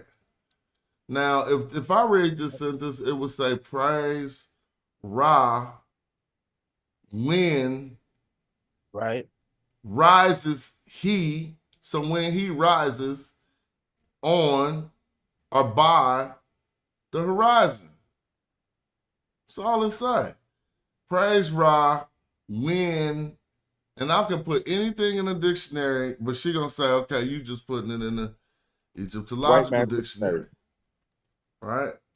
So, but that ain't fair, because then you need to stop hopping over for 5 different languages every time you making one sentence. Like, oh, the Bantu said like that, the Zulu said like that. Nah, use one language and be consistent. It seemed like she's using lookership and confusing herself, because I don't think she speaks any of those languages that she's putting up there. It don't seem like it. Yeah, y'all. It's no shortcuts to this stuff, man. You really gotta learn the metametric. I mean, you really gotta learn the meta. That's the Look who first you step. telling that. I don't know. No, It's I'm not something. saying that to you, Joey. It's That something it? that you're I know not you're not, but understanding, it's like James. the way- You missing something in the chat, James, because we clearly know she's used. Everybody on the show knows she using the African language, but you just wrote. It seems like she's using the African language. But which So one? That's the I'm just question. saying. I wonder what would make you write that if you thought that anybody sitting here didn't realize that. What we trying to say is she, first of all, using hella different African languages, and every time she want to go to a new one, she just do it. I remember when she was talking about, what was it, Pata something, and I pointed it out. Then when she started talking about this why, she started talking about how the Zulus say that. And again, if the ultimate language is Proto-Bantu, and we would say, okay, all of these child languages got these similarities, that's fine. But map this onto one language. So since you said that this language was ancient Egyptian. Yeah, I encourage her to keep on the study. You know what I mean? I'm not coming down on her at all. And really, and I said this in the back chat, I'm really aware of the fact that this is a dynamic that's gonna keep going on. Like people are gonna see similarities in their languages, right? And they're gonna make inferences. But you know, we have to just recognize that there's a methodology to go about this. So I blame people, the people who do it. I also blame the scholars who ignore a lot of the African-centered scholarship, you know, and so let's illustrate that a bit. Let's illustrate that a bit for everybody watching.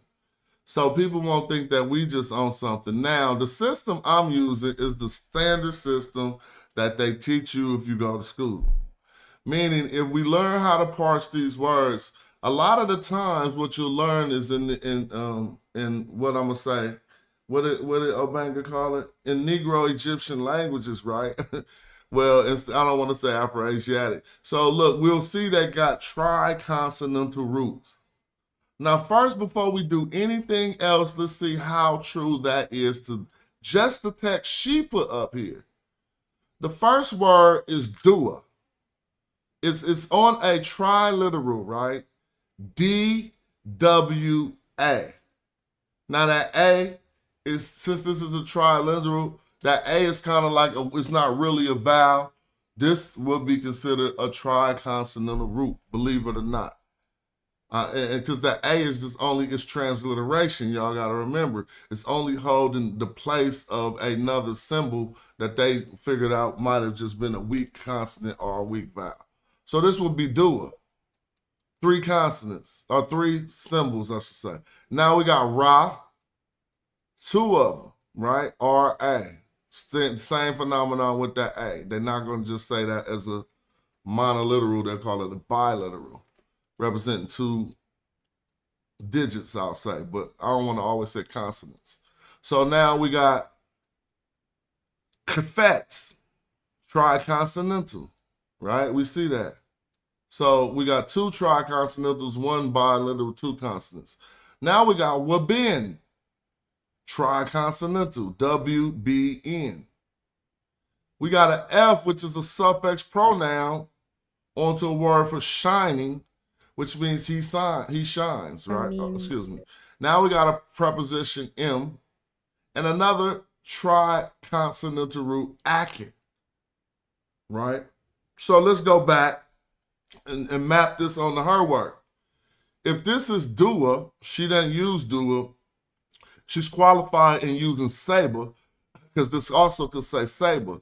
But she's telling us she doesn't think it means praise. She thinks it means a star. So we got S-B-A. You still see how that maps onto what she's doing. Fine. This D-Y, the question I was asking earlier, is not mapping back onto anything unless she's saying that this man hands here, which is simply a determinative, represents the sounds D and Y. And then she got the move M-D-J-T mapping back to this, because this is called Majat in Medu Netter. A papyrus roll is called a majah. It can be looked at as a book. So that is a system starting to develop. Now watch what happened here as Indigenous African points out. He says, yes, she is using different languages in one sentence. One word from each language to make up a sentence. And this is going to be proven because if there was some consistency where we see the mapping in this sentence, then what happens when we get down here? We got Ra, the sun, and then they letting us know it's the sun, but she put C, right? And then we can't find the consonants in this Ra any place in her work, but when we come to this word KHFT, it lines up with KH right here, a F and a T. So then what would that teach us? That if she's proposing that these is cognates, they would have to match on the meaning.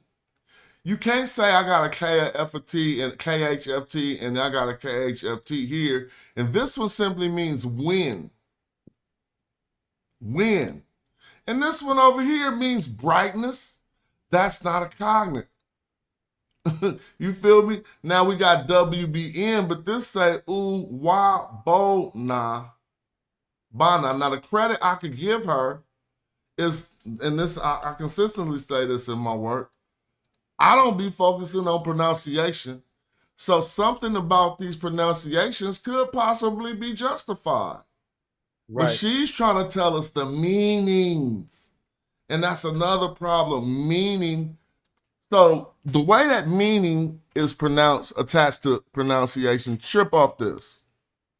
I'm about to say salam. Y'all could probably be guessing what language I was probably trying to reference back to, Arabic, right? Now I'm about to say English. Salem. See?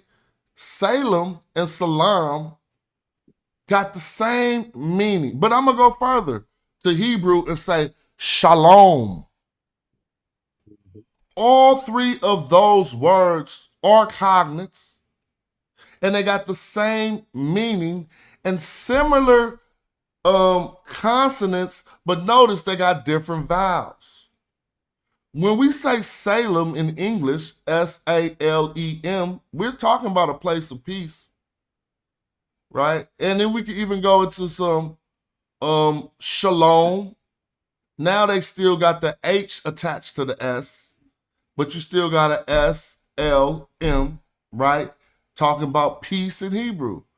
Then if you go to the other one, Islam is the same thing. And if we want to find a cognate, now we know that this ancient Egyptian term, sharma, which is before all of them, or possibly a loan word, it is cognate with that too, because some people know that the L and the R is interchangeable. What did we just do? We never once changed the definition. Yep. You feel me? Question. I've heard that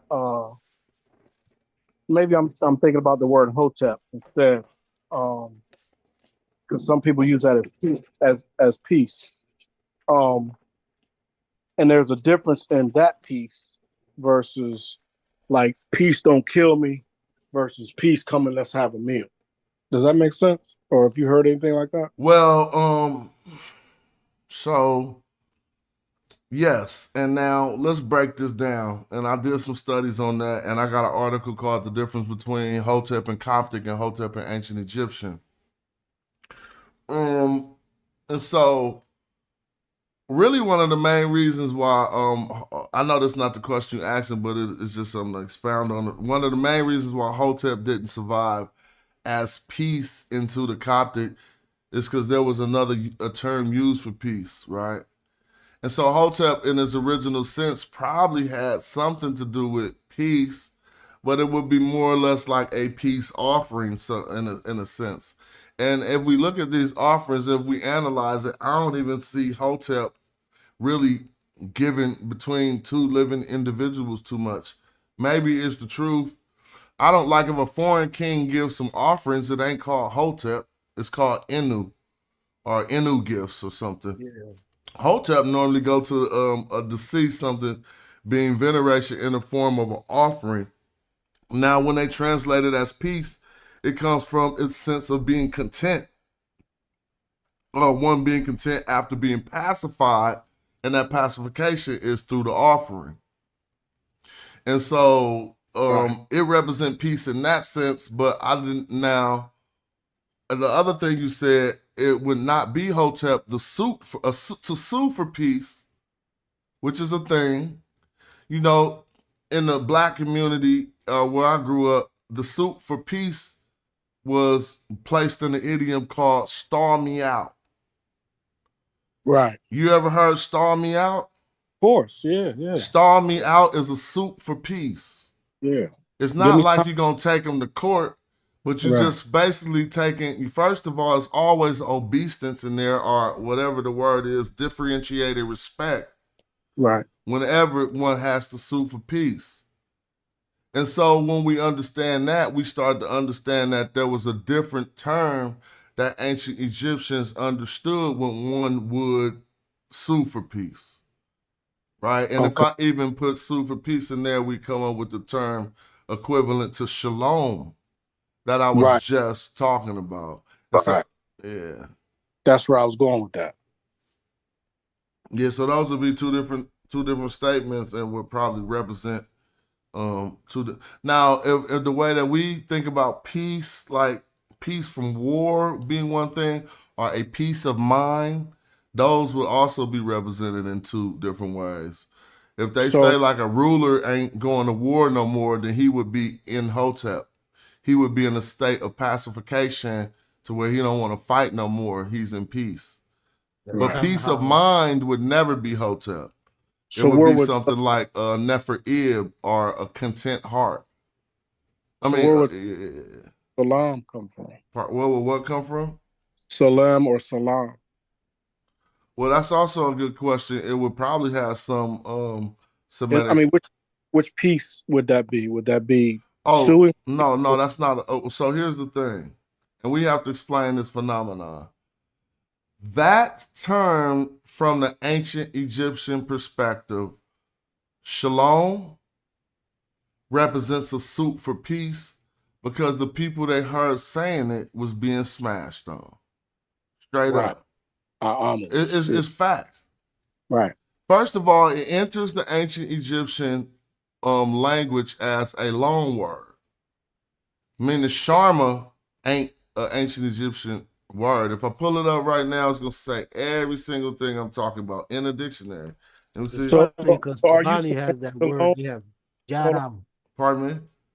Are you saying that Ronnie has that word? He got a word called jarama, which is like peace. It's even used as a greeting. Now trip off this. What I'm gonna put right now is a S, a R, a M, and an A, and you might not. I probably shouldn't have to put the A.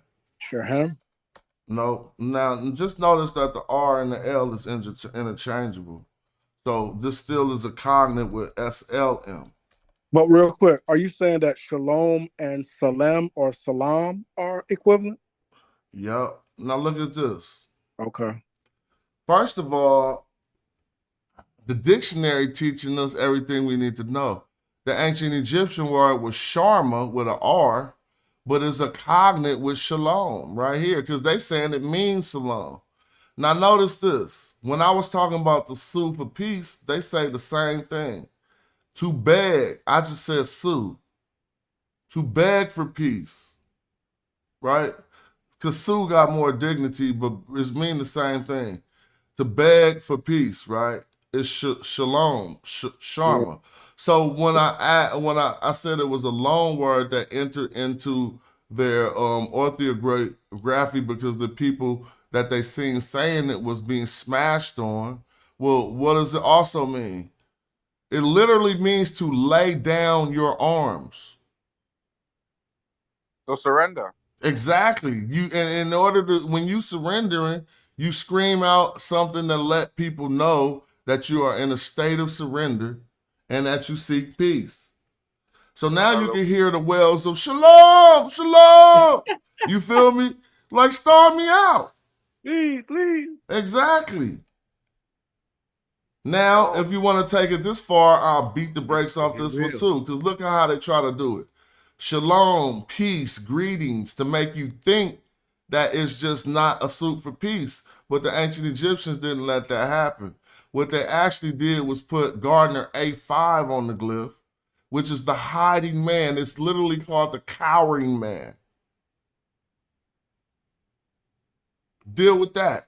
When you see a man praising a right angle like this, that means he found a good hiding place. Right? Right. Yeah, so this is a determinative for being hidden. And it is taken further to be called the cowering man. Watch this. I'm just going to go use simple Gardner, Gardiner A5. I put everything on the address line now. Cowering man, so WERMAN. All right, so we're going to get this real quick. And I'm just going to go down to A5. It should be simple on the list. So you can see it for yourself. I got to click into the A category. So they even put a determinative on the word shalom that don't mean nothing like peace. They mean like you a punk. Now watch this. What does this say? A5, A5. That's the same determinative. You can say it's A51. It's still A5, right? A crouching man hiding behind a wall. Hide. Now, a seated man hiding, but now where does it say the cowering man? You would have to go. This is literally called the cowering man by Alan Gardner. So if anybody wants to see that, we can pull that up in a jiffy too. EGYPT grammar, GRAMMAR. Now, don't be mad at me for knowing what every white European book said. I know what the black ones say too, right? And I'm not I don't think it'd be no better content in any book based on color. What I do learn is when I read the African-centered books that got a better cultural perspective on what's going on. But it'd be mistakes in both of them, bro. Let's just be more modest and honest. And just because you like black, you could even be from the continent and make a ton of mistakes. That's not gonna, that's not gonna like overqualify it. I think Diop was one of the best representations, or an exemplar, I should say, of what we could all do, using multiple disciplines to answer these questions. But let me just interject something that came to mind. It's kind of off topic, right? But when we look at these scholars who we admire, right, a lot of them didn't officially have degrees in these fields that they were respected for. They were people who were self-educated and made their way into these institutions just on knowledge alone. So I think we need to stop putting all of this, should I say, onus on getting a degree to be an expert in something or to be respected, because a lot of our ancestors didn't do that. Well, yeah, no, but I would disagree, Joey. Yeah, I gotta disagree too. Go ahead, Zoo. Cause I would like you to name the scholars you're talking about, right? And also, yes, there are a lot of things that you can learn outside of college, but college does have its benefits. There's been kind of like a war on that, you know what I'm saying? But let me express myself a little bit better. For example, right? You would look at Theophilo Benga, right? And you might look up his bio, and he talks a lot about Egypt, but he may not have necessarily be accredited with having a degree in Egyptology, but he might have a degree in something else. He might not have a degree in linguistics, but he's respected in the field. And if I'm wrong, he's respected in the field. Why? Doesn't have a degree. He was able to demonstrate. But he doesn't have a degree. He wasn't making YouTube videos.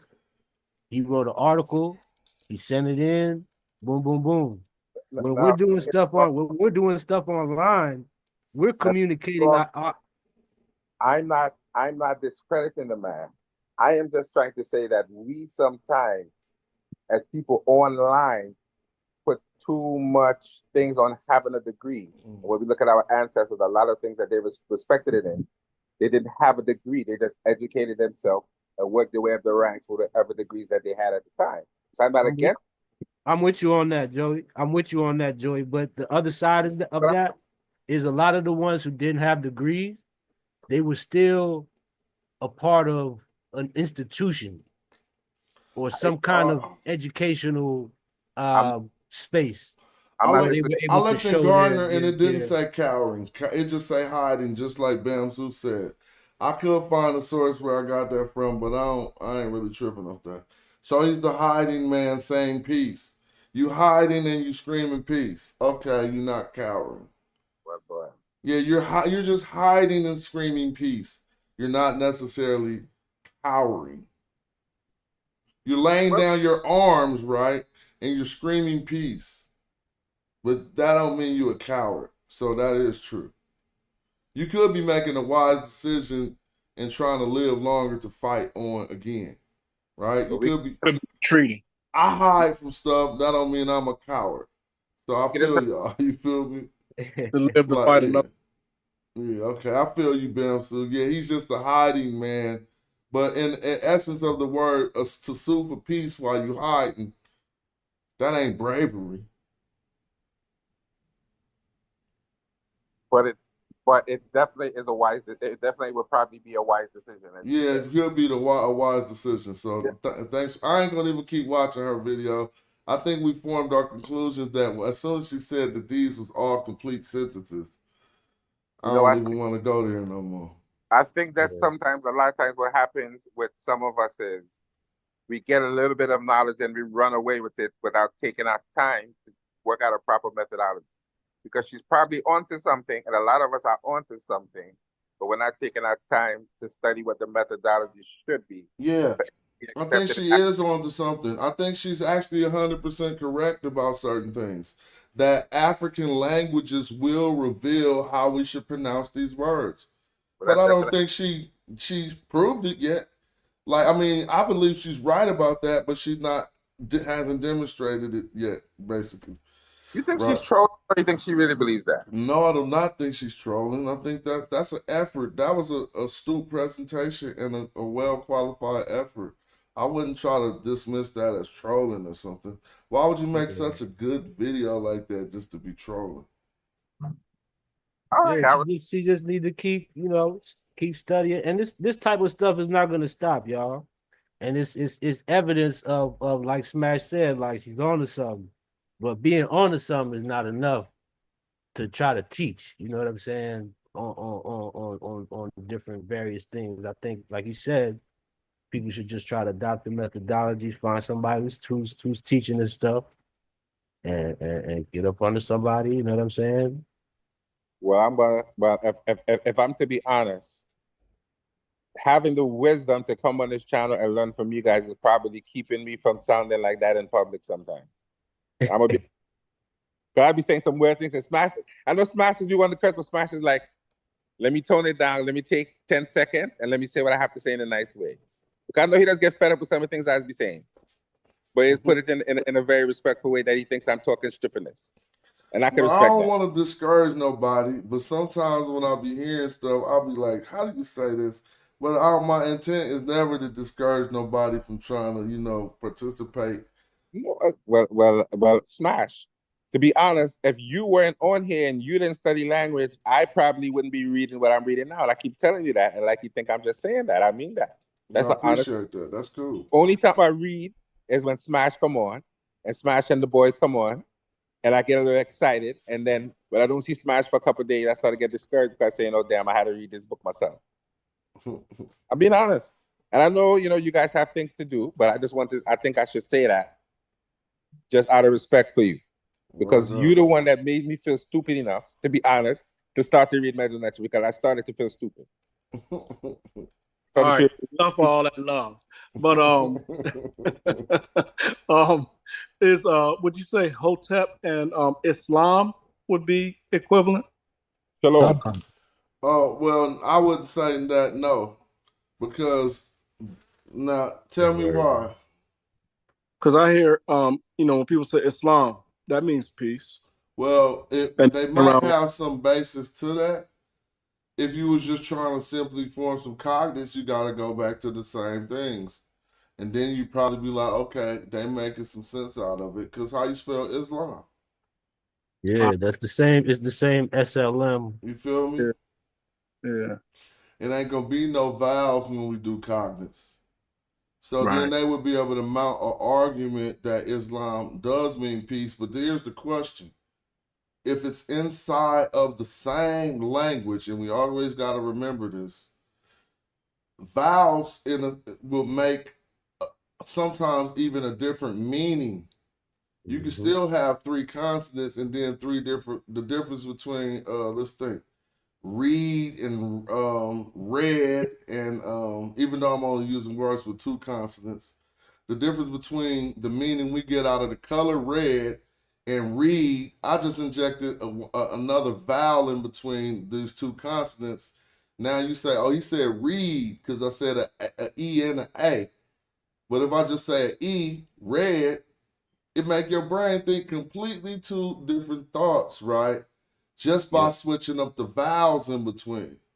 So one could argue that I on the front of Islam mean that it don't mean peace no more because it is inside of their language they have a salam, a SLM root for peace already. Feel me? So that we got to argue what is this I on front? How does it change the meaning? But from my understanding, Islam means something like one of peace. Well, that's probably how it changed the meaning, but I'm with Capone in the chat. Islam means submission, and that's what they always say. There you go. That's what they say too. I thought Quran meant submission. So it go like this with Islam meaning peace. Submission in Islam. Well, basically, the newer black Muslims, basically from America, is the ones I first start hearing say Islam mean peace. But I thought that when I heard it traditionally, they say it meant submission. Right? The Arabs do say it means submission. That's what they say. They say it means submission to Allah. That is what Arabs tell you. Yeah, and so that Islam mean peace is also like Islam mean arm, a leg, and head. It ain't that. I mean, Allah means arm, a leg, and head. It's kind of that joint cracked my head when I was a young kid, man. We really thought arm, leg, arm, head. Yeah, but that is a convention for 5%ers to try to say that the black man is God. So they're using that transliteration and breaking it down in their own 5%er speak, so to speak. That is why they say that. And I'm down with that. That is their particular way of understanding it. Why you down with that? I don't get it. You felt like you needed to say that. Because I appreciate what Clarence 13X, even though we know his history, was trying to do. I respect Islam itself and, NOI, what they've tried to do, and even though, some of us, we know the history of that too, but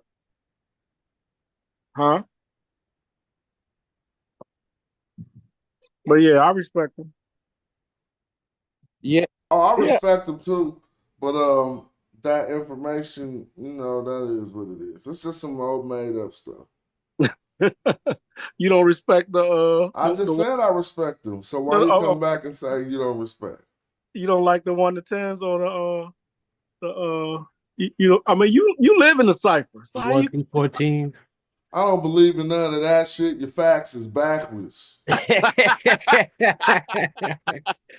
Don't even try it. I don't know what you're going to. Let me stop. No, that's what Nas said about that back in the day. I had to quote Nas one time. And he stayed in the cipher. I mean, he's still in the cipher. Come on now. I got a lot of my partners from the nation. Planet Asia, he the one got me to stop eating pork. But he know I'm on my Kemet shit. That's cool. Yeah. It is what it is. Yeah, I'm not fucking with no black Asiatic. My Muslim brothers. Well, just to be clear, I ain't doing the Asiatic black man shit. I do the Africoid. You feel me? Yeah. You're not the But I heard Eric Muhammad explain why they say that. He said because in that philosophy, they say the whole of Earth was called Asia, so that is why they say the Asiatic black. That's all nonsense. Nah, man, they get to talking about the eyebrows and the kinky hair. It's all man, bad. I do the Netcher, and the Africans despise Asians entering into their area. It wasn't no Afro-Asiatic shit going on back then. They was like, fuck that. They I'm gonna they build a big still was ass kicking out wall. the Asiatic. Donald Trump wasn't the first to try to build a wall to keep some people out. It was the ancient Egyptians. That's a fact. Hotep. Yeah. They wanted to build a wall to keep the Asiatics out. So don't tell me about no Asiatic black man. You just saying you ain't trying to rock with the kinky hair black man. I agree with you. But then we have to put the context onto why they didn't like Asiatics. They didn't like Asiatics because they were horrible people and they had poor character. I don't even trip. That's like you being born into a family and it's already a family feud and you gonna go ask your daddy why. Nah, you're not gonna do that. You're gonna start fighting soon as you get to fighting age. Some people don't even know why real family feuds took place. They just been fighting with another. I just made it real small so we can understand it. Feel me? Yeah, but in retrospect though, we are talking about Asiatic or Afro-Asiatic languages, and that to me, that's hard to. I mean, I understand that they ventured into the land that we call Asia or Eurasia, and those African people spoke. No. The Afro-Asiatic languages is bullshit too, bro. We know that. So let's just trip off this. There's one language in the group called Afro-Asiatic that ain't on the continent of Africa. And even that one is argued to started on Africa, the Semitic language group. But everything else inside of the Afro-Asiatic language phylum, there are 6 languages. If I'm messing up, it's 7.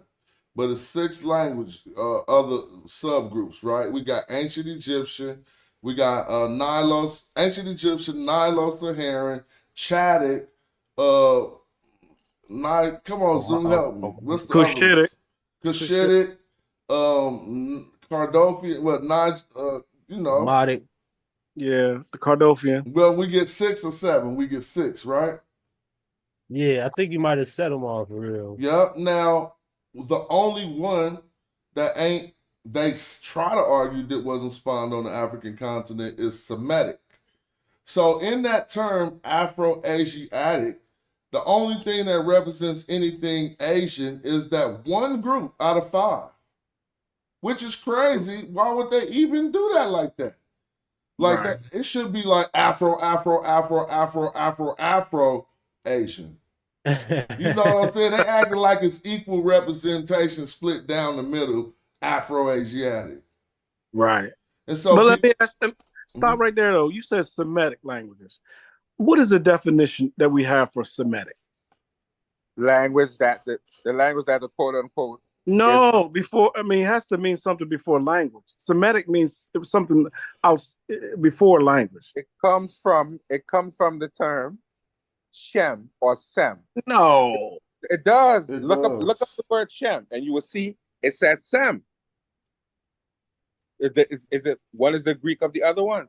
It's a biblical. It just mean like nomad. You're a want. No, hell no. You weren't. You didn't stay in one place. Joey, right?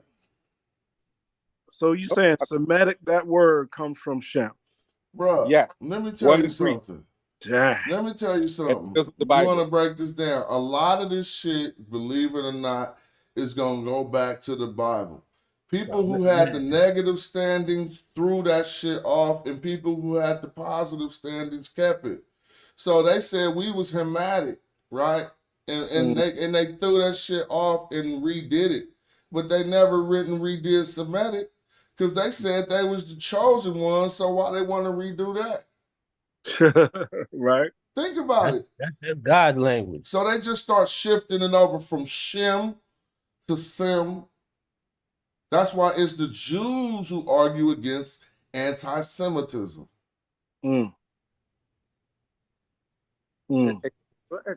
Exactly. Yeah, that's crazy. It's a made-up biblical term. Yeah. And I was curious, and I just happened to look it up, and that's how I found it out, because I wanted to know what the hell it meant too. And it took me back to saying that Shem and Sem are basically the same word. One is just Greek for the other. How I found out. Because I didn't understand. I said, what does that mean? But it seemed like it was very myopic and vague. Because they only talk about one particular group of people when they use the word. And so obviously that is being under Afro-Asiatic is crazy. It just, I think, was it Christopher Eric who argued, I don't know if he said Semitic languages or Afro-Asiatic came up out of the Horn of Africa. Well, if the whole language group came up out of the Horn of Africa, how you gonna have a daughter like, that means it went to those Semitic areas and developed into something different. It don't mean it was spawned there if the parent group was out the Horn of Africa. Feel me? It wouldn't even make no sense. So being that when one of that dialect got into those Semitic areas, it started taking on a new form. It would have to go that way and not the other way. And so you know how they map it? They map it, and why they map the distance and the change is because if it started in the Horn of Africa, some people migrated up the Nile Valley, but others crossed over the Red Sea and went into the Arabian Peninsula. And that right there could start the harsh break off of how the Semitic language developed in the ways it did in comparison to the other 5 African language groups that were under the classification Afro-Asiatic. They developed on the continent more, or had more time to develop on the continent. But it seems, it appears. But it seems like to me when they talk about like Canaan and these lands, in ancient times they try to put it more in Asia as opposed to Africa, unless I'm wrong. Canaan is in Asia. It ain't in Africa. Stop trying to do that. So Israel is in Asia? You tried to sneak that in. Told you. Israel ain't in Asia to you? But isn't Canaan and Israel? So let's just be clear. I want to show us something. So that everybody don't think that we talking about like modern colonial. We talking more geographically in the sense of continents. And I'm just going to pull up a continental map. What about the African tectonic plate? I can't spell. TNINTAL map. I guess I spelled it wrong. About tectonic plates, and when you look at the Bible, the Exodus shows how their whole thing was really to get out of Africa. Now, and to differentiate themselves from the real, Africa. Right? It wasn't to get out of Egypt. That's Africa. You know now let me just look right here. If we don't look at it from a continent perspective, like we could say, okay, they didn't know that was Africa. But this is a map. I'll go ahead and finish. They would have been closer to the people toward the south. Now we know how continents work. Africa is its own continent. We all know that, right? Yeah. But the continent next to Africa, we be tripping. It's called Eurasia. If there's no agreement on that, I'm just gonna ask. I'm gonna say name all the continents. I agree. But then we have to ask the question: where, if there are only 7 continents, why the hell is the Middle East considered a whole different place from Africa? Why do they talk about it like it's different from Africa? Because I'm about that. It is different. Why they do that? Why they do what? If there are only 7 continents, and they have the Middle East on there as a separate geographic area, how do they justify that and say it's not part of Africa? Well, I think that's what God is. Say that again.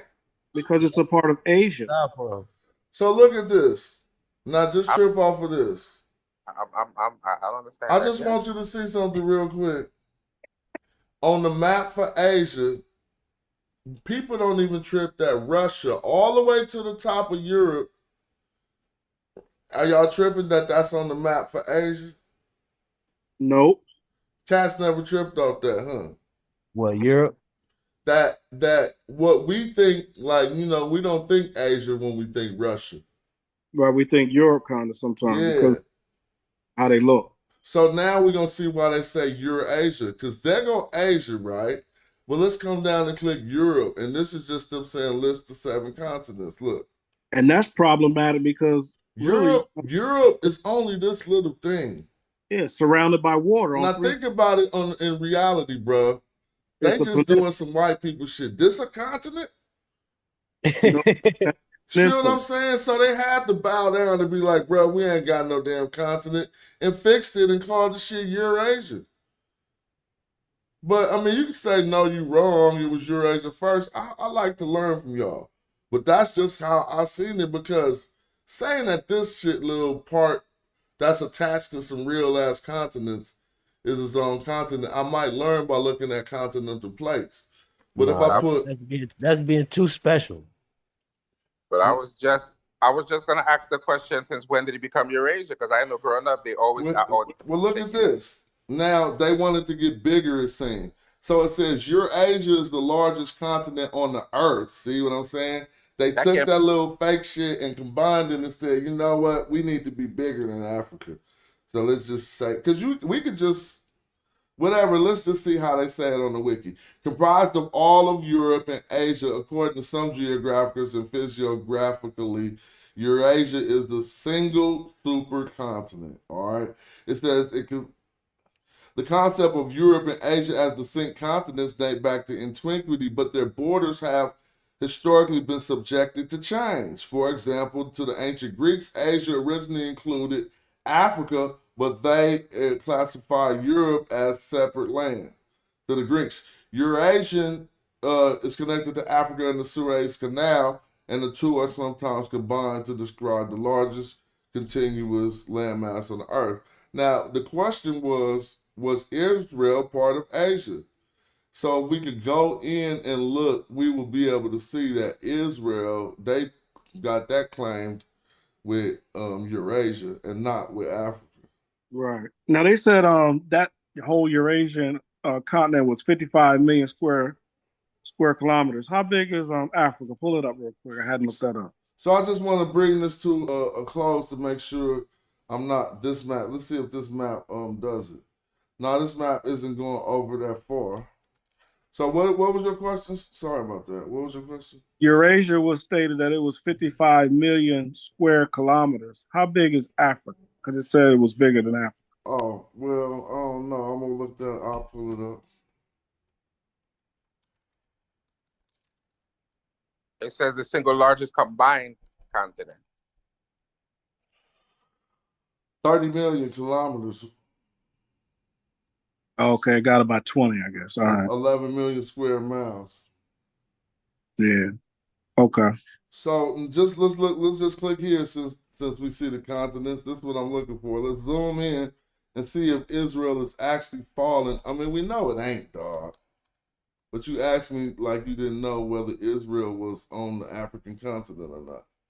So well, that's an honest question. Yeah, no, I'm not saying it's a bad question. I just said you know that it's not. Well, I didn't know. I really didn't know that. So look right here. There go Israel. And I haven't seen the pointer. Oh, you can't see my mouse? Like it's kind of moving. And the Gaza Strip is right there too. Yeah, look at Egypt. Look at Egypt, and you'll notice this area by my mouse is not in green. Saudi Arabia. Okay. But I really didn't know that. I really didn't know that until you pointed it out. Oh, that's cool. I want to ask the computer now, see if they agree. What continent is? They might agree with you. See, it went straight to Asia. I said, what continent is Israel on? It said Asia. So yeah, them was the Asiatics that the ancient Egyptians was talking about too. They tried to build the wall to keep them out, right? Leaving out in the Sinai area. Yep.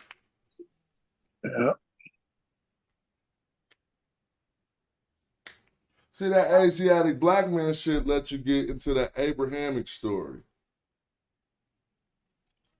If you want to pry on the stories that came out the Levant, that's going to wind up being an Abrahamic tradition. You're going to be an Asiatic black man. Yeah, and you know, that's very interesting because they do say that the black men are the original Jews, huh? They might be. Well, but the original Jews don't got shit to do with nothing like on this earth. That's just a story. Like, who was the original casting characters of any? You feel me? Like, you could say, okay, who was the original cast of the TV show Friends? Right? And then you could name those characters, but that don't mean the TV show Friends had any significance. You see what I mean? Like, yeah, it could have been some original Hebrews that was black, but they wasn't chosen by no God unless you following that damn story that they made up. I agree with you. I don't think you disagree. I'm not even my tone of my voice it ain't directed at you. It's at the overall, concept that people think that who was the original Hebrews. They might have existed as some black dudes who was saying that after the story came out. Well, you know what I find interesting, Smash? I was watching Jabari responding to an Egyptologist who was talking about the story, and he showed Manetho. And Manetho was saying that, talking about how vile these Asiatic people were. Uh-oh, Sarah Sin coming. He gonna straighten us out about them black Jews. What's up with Sarah? Yeah, keep going. And part of the story, he said that they were vile, evil barbarians, but they lied about being slaves in their holy book. Isn't that interesting? Well, I mean, suppose here's the thing. I don't really feel that barbarian shit, but let me ask you a question. How would you describe it if you really came across some fucking barbarian? Like, that is a thing that could really happen. You could be walking and some motherfucker be like, ooga booga boo, and throw a rock at you and shit. Well, the term barbarian doesn't necessarily mean caveman. It means an uncivilized individual. I know. I wasn't saying nothing about a cave. Well, to be a barbarian is just an uncivilized person. I don't know how to, they probably look like you and I have the same intelligence. Yeah, that's what I'm saying. So I don't like the term barbarian, but I was just saying what you're saying, that, there was some people who was less into what civilization was doing. Saying that I might be misquoting the word. I might be misquoting the word. No, we could. You might not have said that, but it was. But the thing I'm pointing out that even back then, he was saying the same thing we are saying. They made up a story in their religious book. Isn't that so interesting? What you saying? I found it very interesting. But dang it, maybe it's because I wasn't familiar with it either.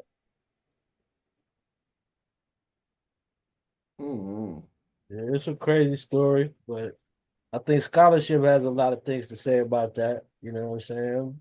But well, the problem is now, Zoo, Bible, they have a group of biblical scholars, and that's where it gets skewed now, because they respect their opinion as being scholars. Biblical scholarship ain't a real thing, man. That shit fake. Like, all of that type of stuff is fake. Biblical archaeology is fake. Think about it. Like, so you just got a discipline to prove your belief? Wow. But it is. And I agree with you. But I'm saying that therein lies the problem. They respect them as scholars now. So when they say these things, they have to be accepted into academia as a possibility, as opposed to just saying this dude is like a pastor who believes in Jesus. No, well, biblical scholarship really just came. It includes literary criticism and exterior disciplines. It's not the same as those who are apologists who want to form refudiations against polemics on their, people who attack their belief. That's not necessarily the same. Like, we can find a lot of the things that we learned about the contradictions in the Bible in biblical scholarship. So let me pardon the way that I came down harsh on it. I wanted to focus more on the fakeness of biblical archaeology and its intent only to prove some fake ass stories. Like, how you gonna do that? So how you gonna set up a whole discipline to prove stuff based on Moses and stuff? Starting off with a conclusion. Exactly.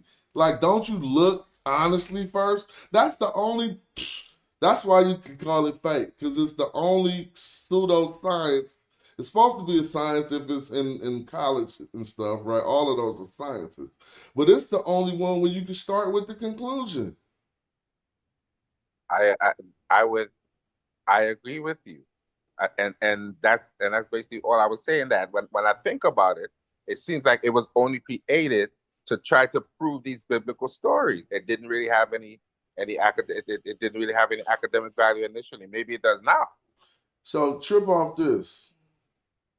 We still archaeologically find all kind of stuff from 8,500 years ago and more, and we even found the dinosaurs. Just think about that. They from millions of years ago. But we can't find Moses. And we didn't set up. We did not set up nothing called dinosaurology. Now you probably could go, yeah, there are people who just study dinosaurs. I understand that, and I don't know what the name of it is. Paleontology. Yeah, all right, but no, that's not just limited to that's just old things, right? Okay. I'm asking. I'm not saying it authoritatively. Is paleontology only dinosaurs, or is it just? I'm not sure. Old rocks and I always thought that. I always thought it was just specifically dinosaurs. Okay, yeah. Well, then you're right. I'll accept it as that. So it's paleontology, right?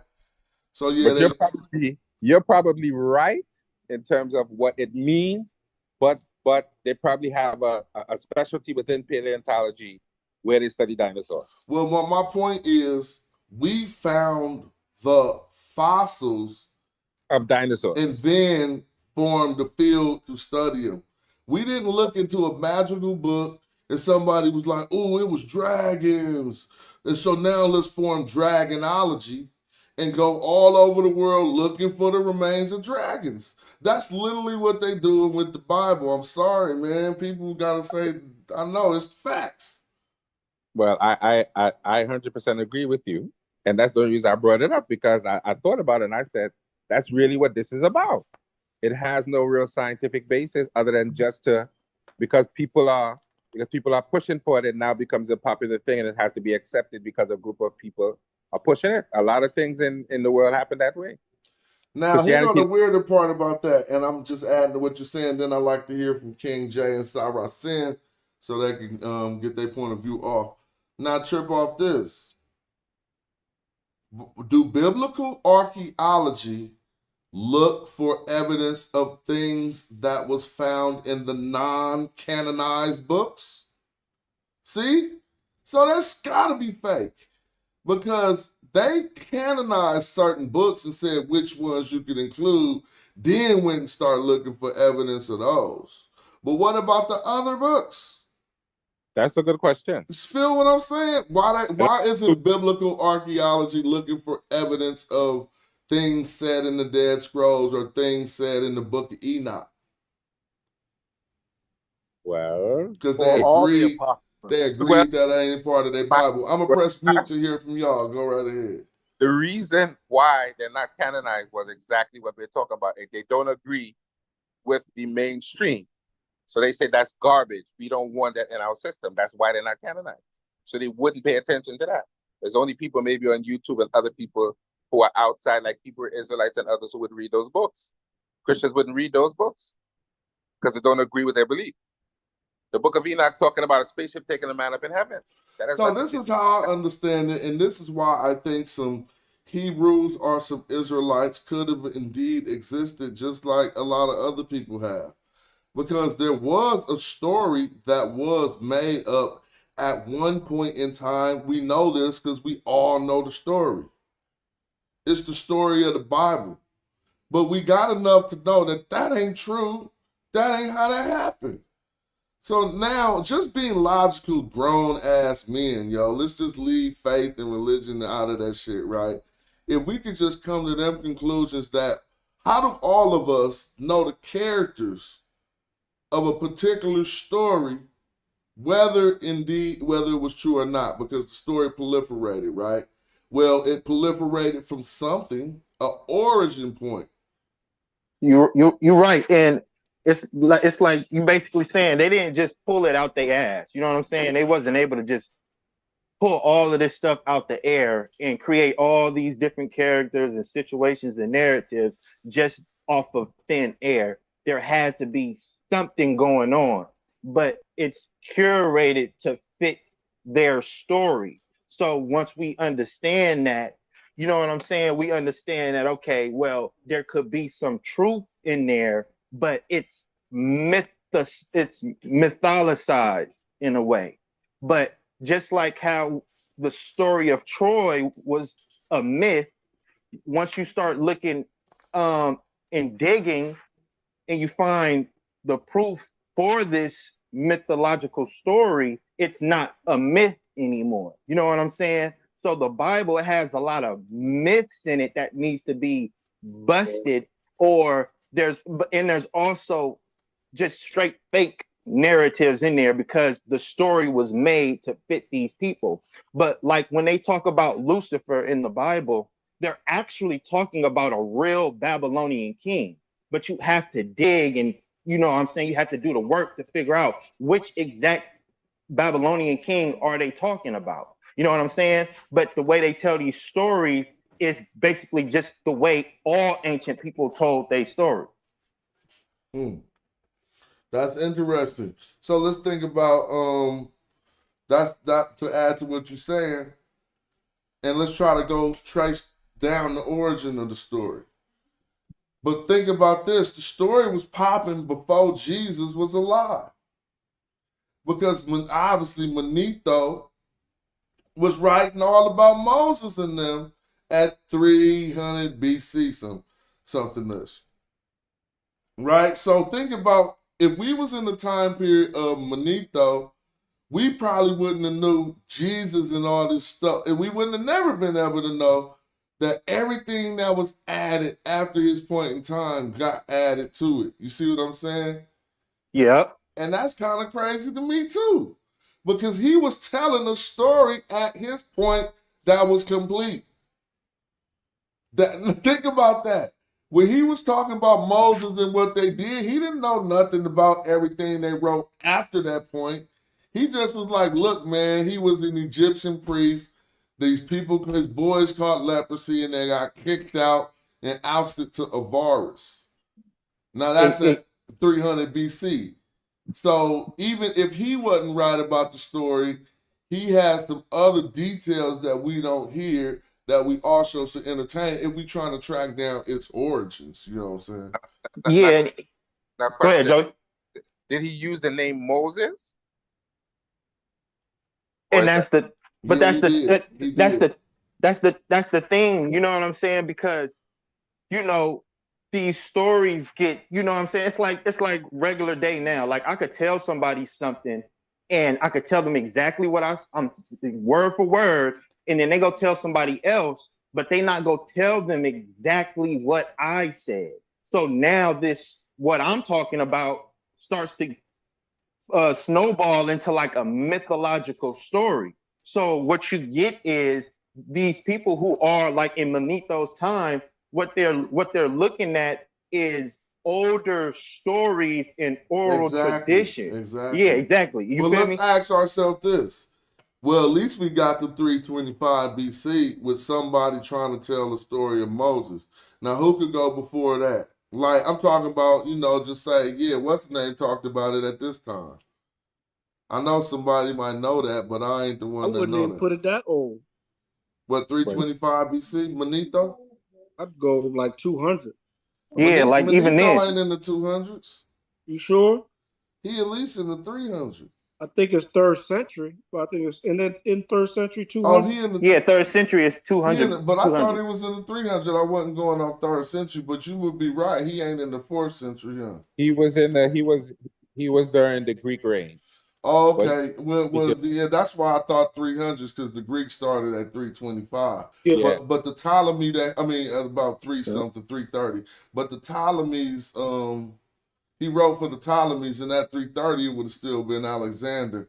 So yeah, some time would have had to pass to Manetho got to write for the Ptolemies. So you're right, it might have been in the 200 something. But even still, we got it back to 200 BC, which somebody had a story about this Moses stuff, right? Exactly. But then we could probably give his story more credence because it might have been based more on something real, considering the time. But the thing is, who is it? You know what I'm saying? What is this story based off of? first of all, it's based in Africa, and then who is the originator of the story? It's like we get all the way to 3rd century BCE, and then we start to see so-called Paleo-Hebrew being written and speaking about Moses. But all in between that time, right, from first starting from the 1st millennium BCE, you don't see any writing of Moses. They don't talk about Moses, like the Dead Sea Scrolls and stuff like that. Like, you're not gonna catch Moses in none of that stuff. Here's a question. When was the first Babylonian exile? Do y'all know? Is it like 5 something or before that? It's like 6th century BCE. 6th century would be 5 something? Yeah, it would be in the 500s. Okay, well, yeah, I was 587 was in my head for some reason, but I don't know. Anyway, so I heard stories that, and it would make sense why Manetho would know these stories at 200 BC.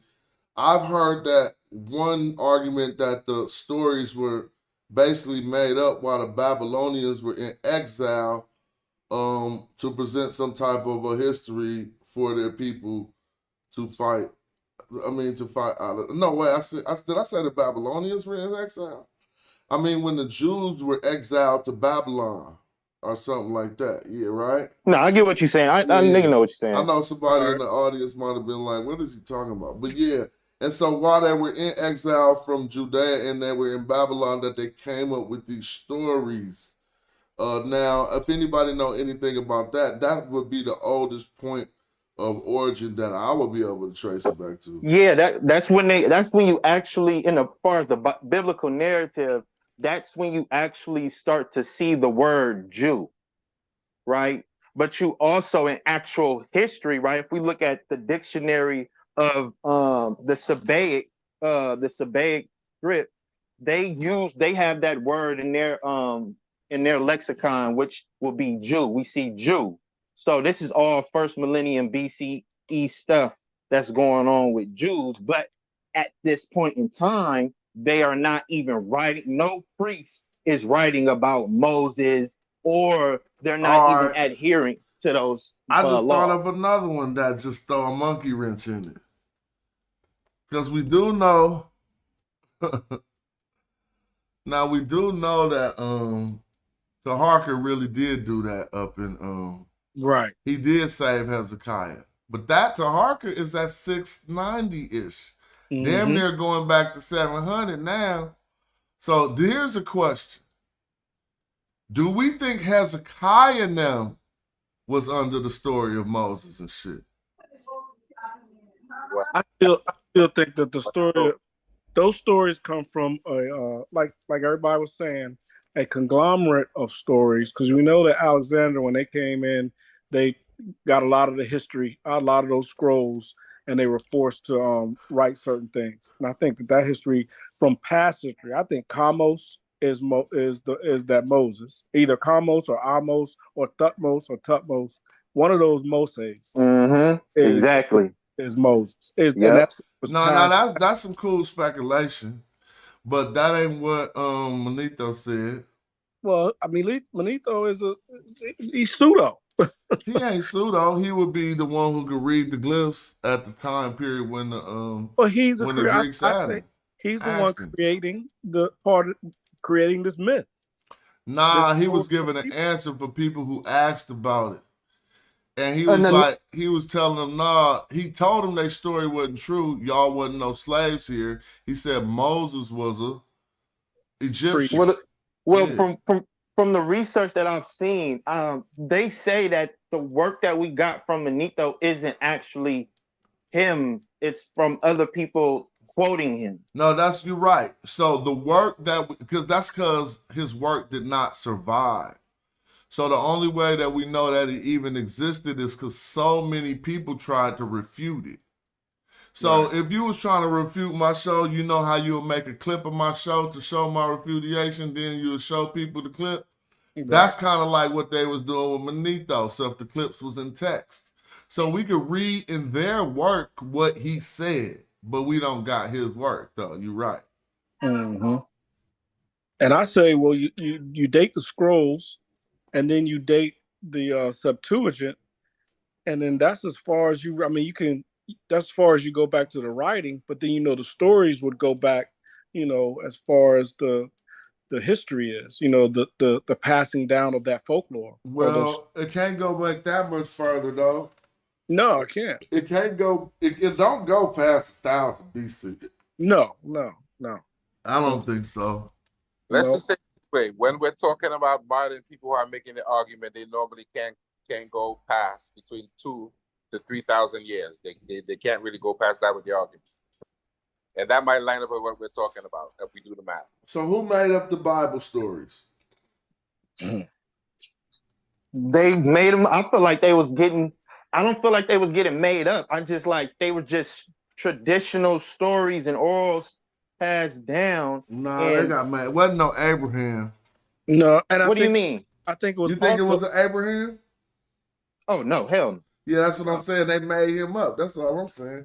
Like And that I was think- like he was our progenitor.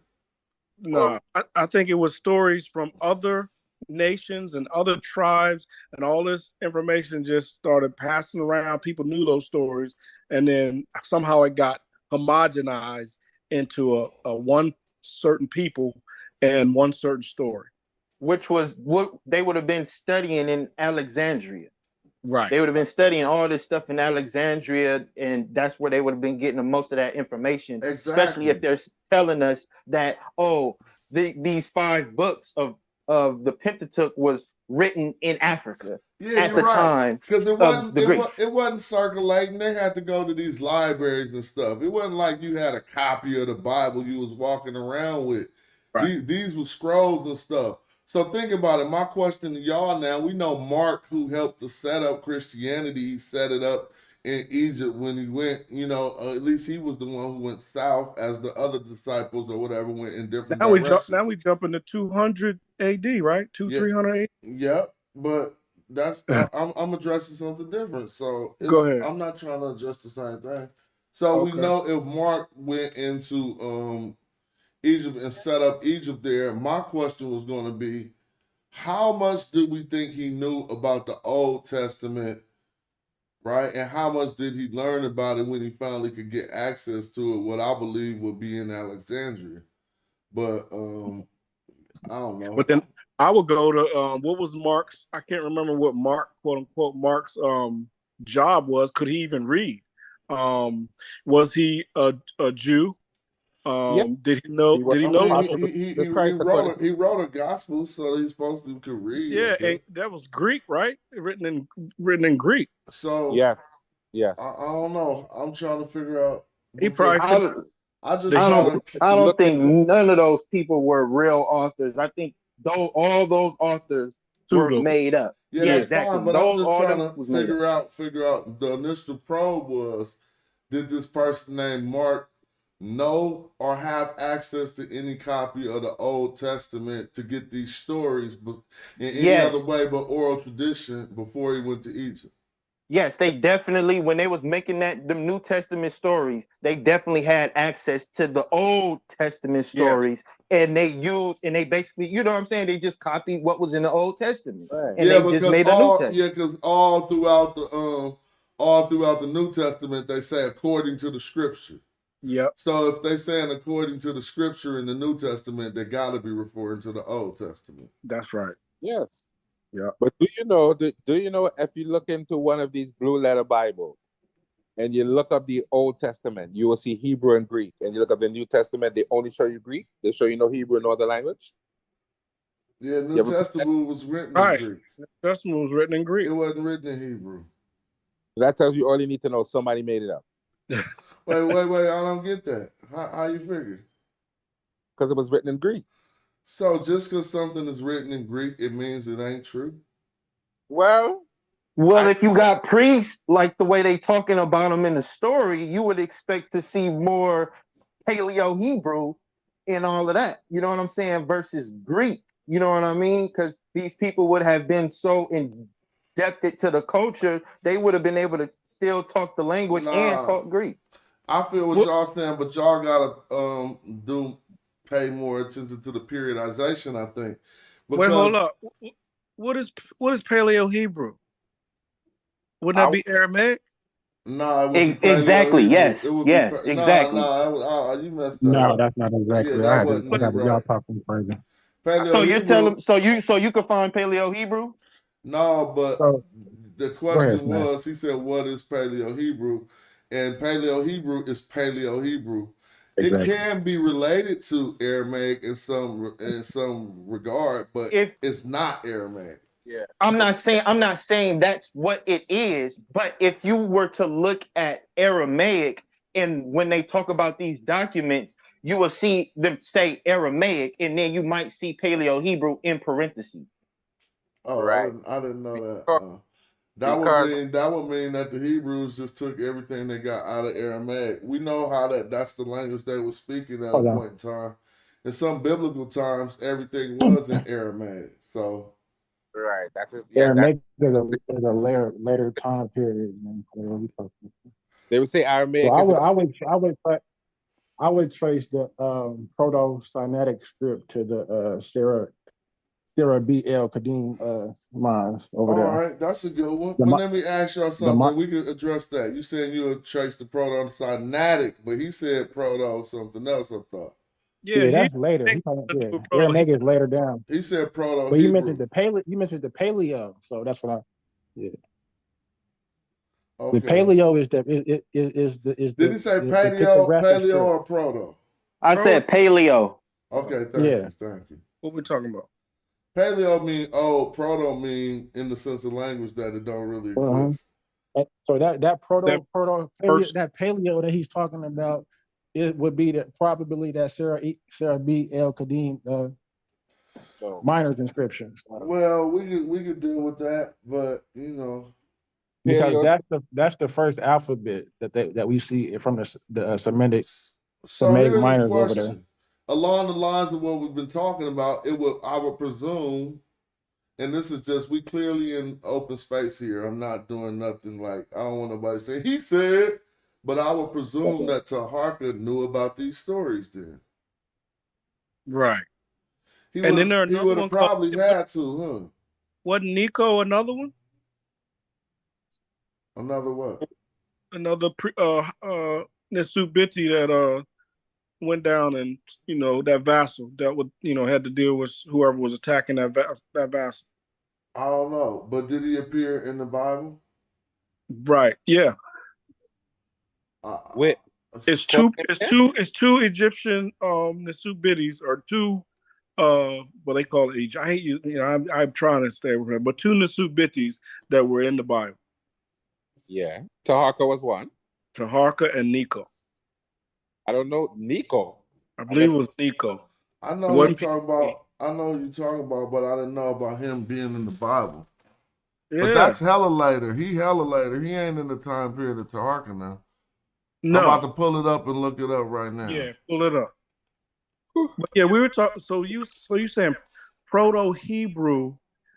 First of all, is that really a thing? Is that really? I mean, I know. Hold on. See, he said paleo.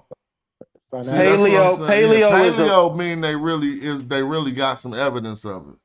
It's old. It's the old. It just mean the old word. Proto. But is different. So that's what I'm saying. The Proto-Sinaitic, the Paleo script is the first alphabet, the Semitic alphabet.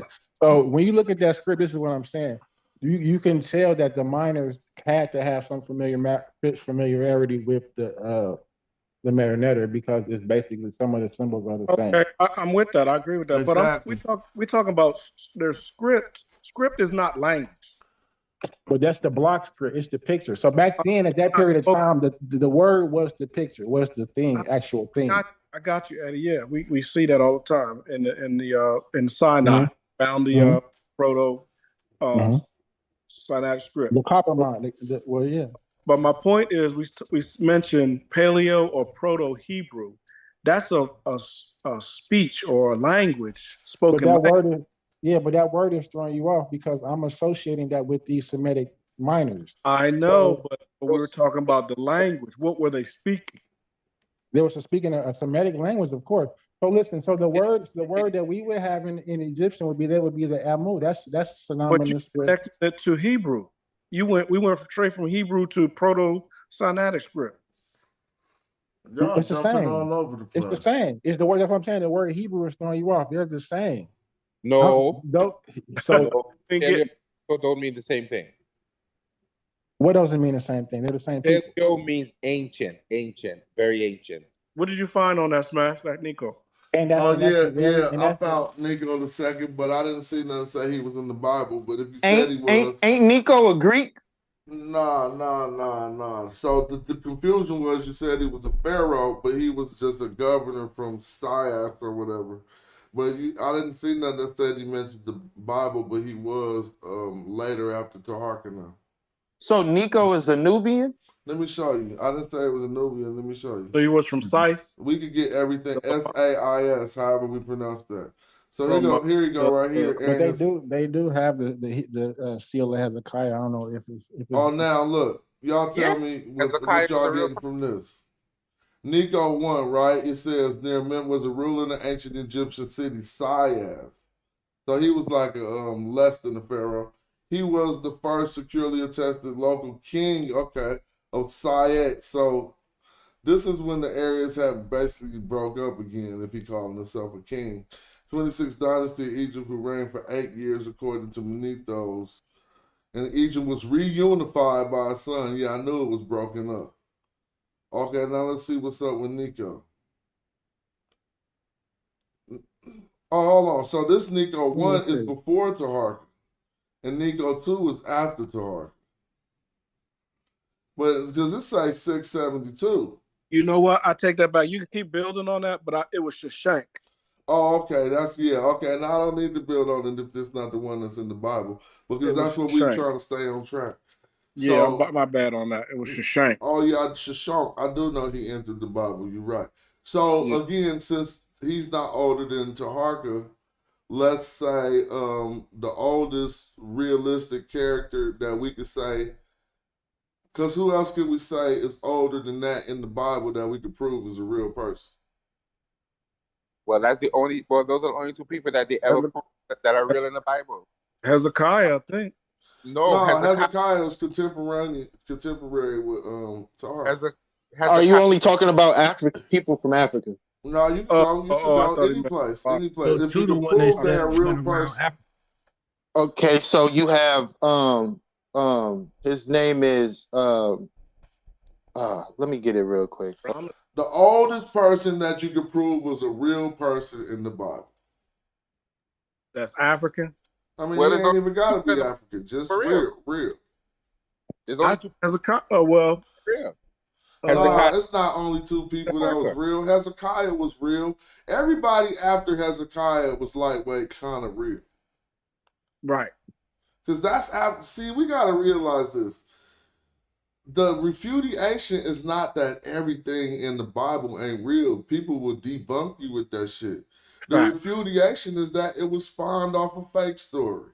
Yeah. Or spawned off of real stories and turned into. My refutation is it was spawned off a fake story. I don't think none of that existed or occurred. Right. But after people start telling the story, cats start choosing characters like we always do.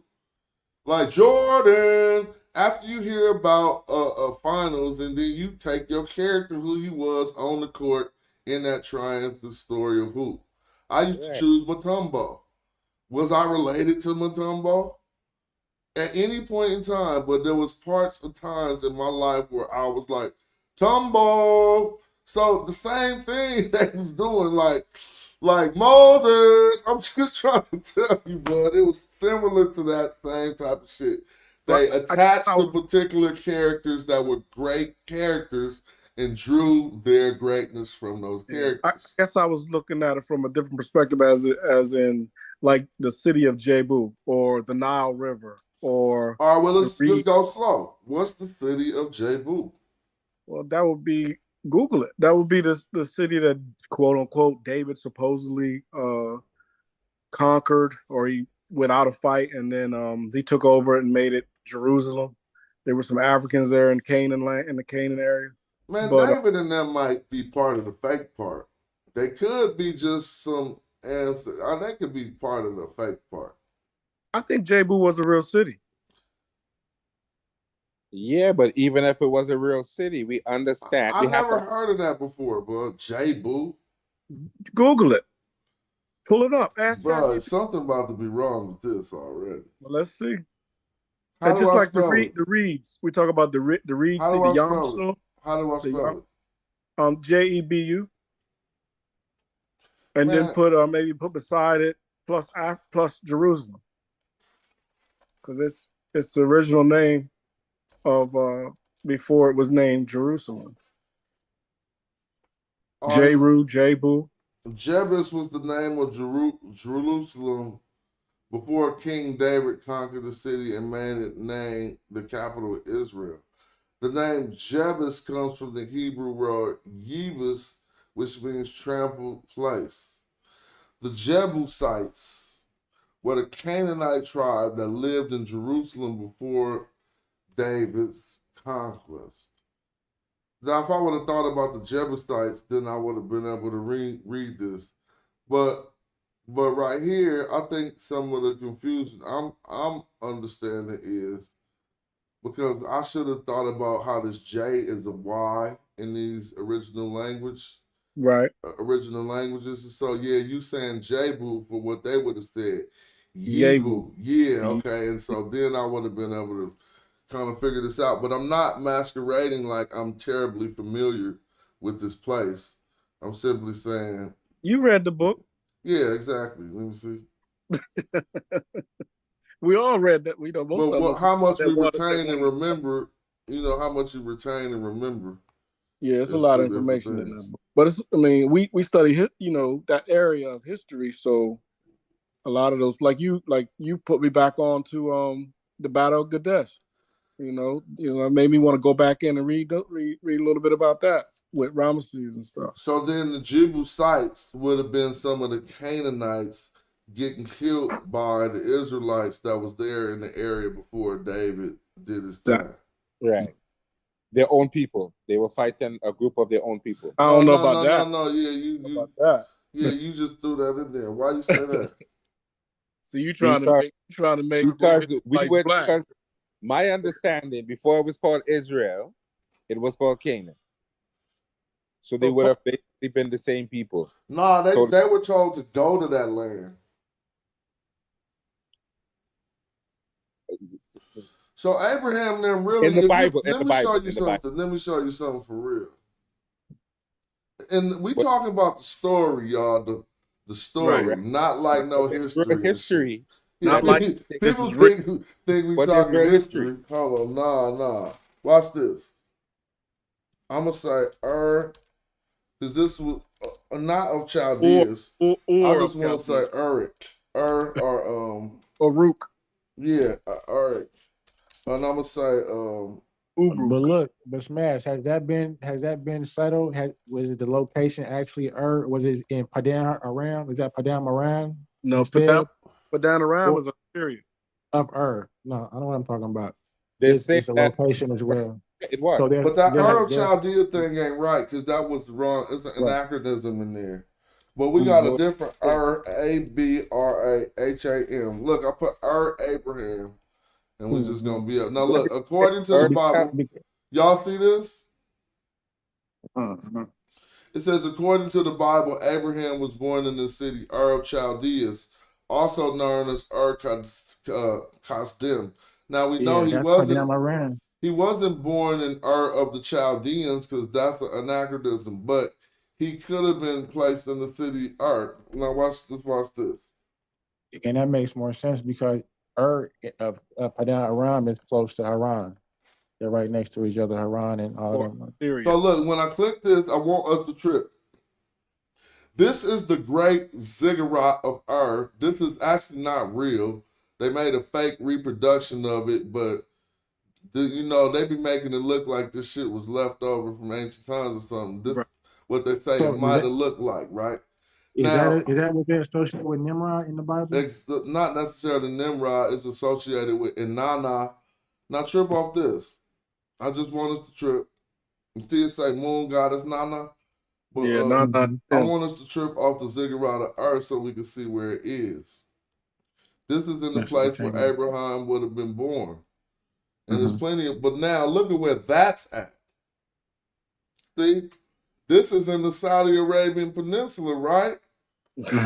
So this ain't got nothing to do with no goddamn Israel talking about them was his people, the Jebusites.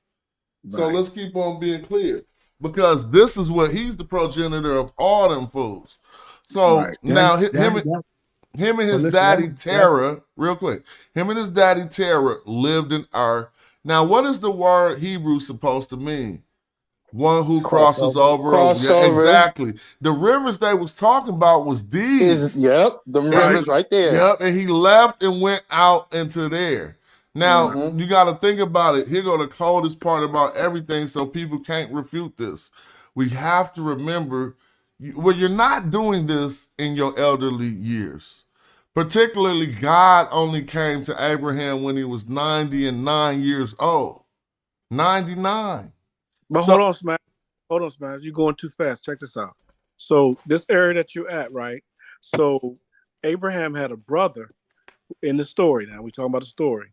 Went up to it's in a Haran, Iran, but up in Haran, right? And then he died. He came to visit his father and his brother's family, and he died. And then basically you leave that too. And he said he was popping up there. So his daddy took. Keep in mind, we're talking about Turkey, right? Haran is in Turkey. No, I don't think it's that far. It is that far.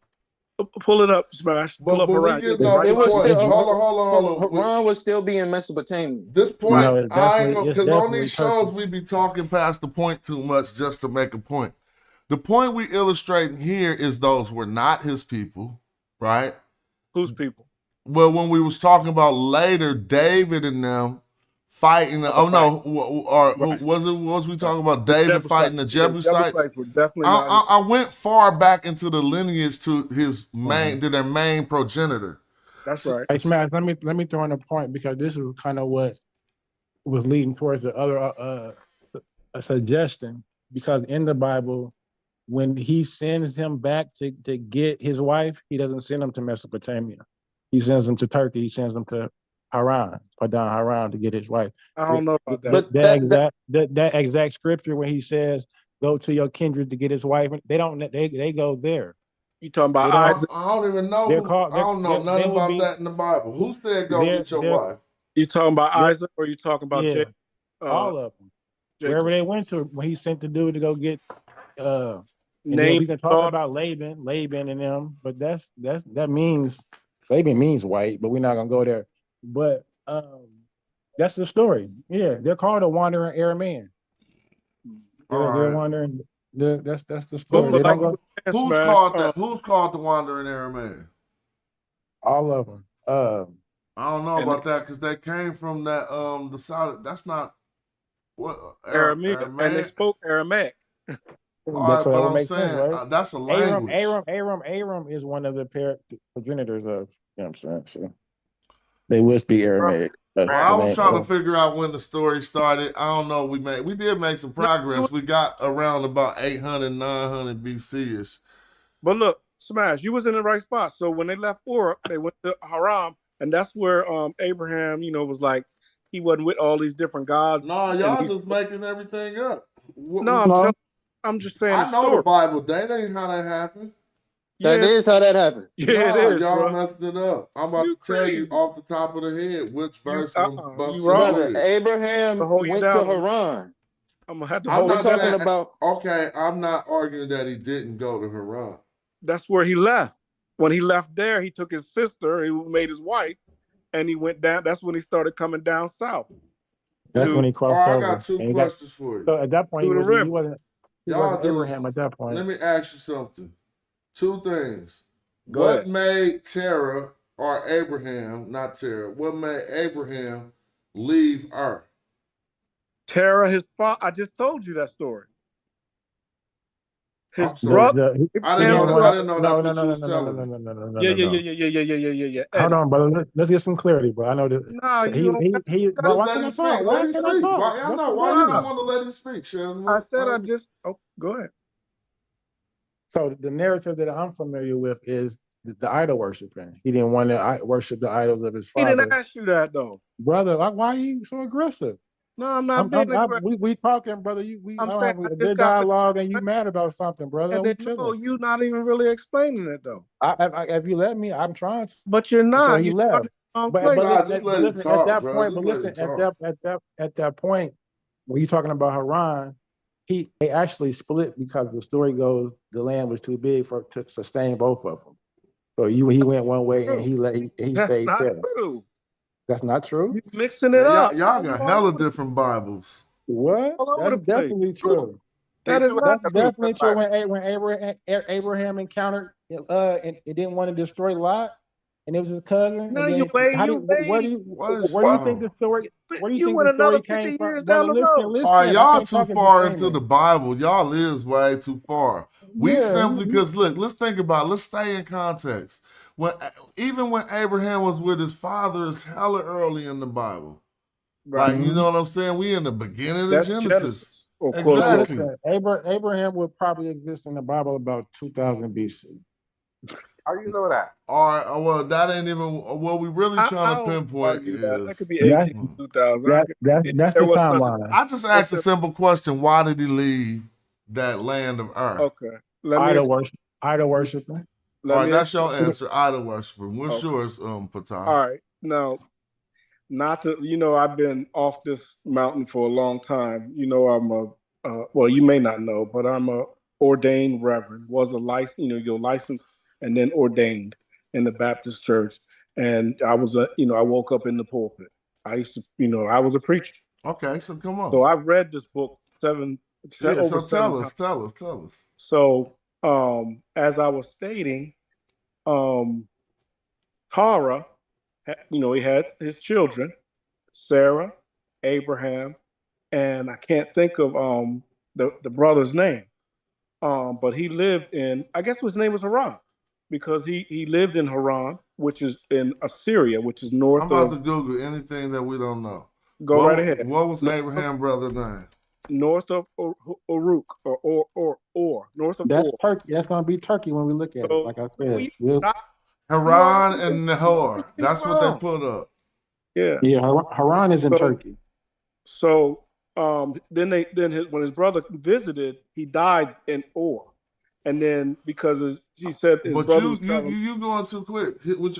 How did his brother start visiting? They were still together in my brain. When did they depart? When did they depart from each other? Right. And the question on the table was real quick, let him answer that first. When do the brothers depart from each other? The book doesn't talk about when they depart. It does. You just ain't read it. It just talks about him being away and coming and visiting. Eddie, you're talking about once Abraham leaves and gets into. No, I'm talking about in the very beginning. You got to remember, before even all that happened. Remember when the daughter slept with the father?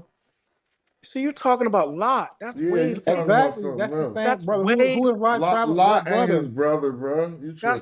But they're all related. No, listen.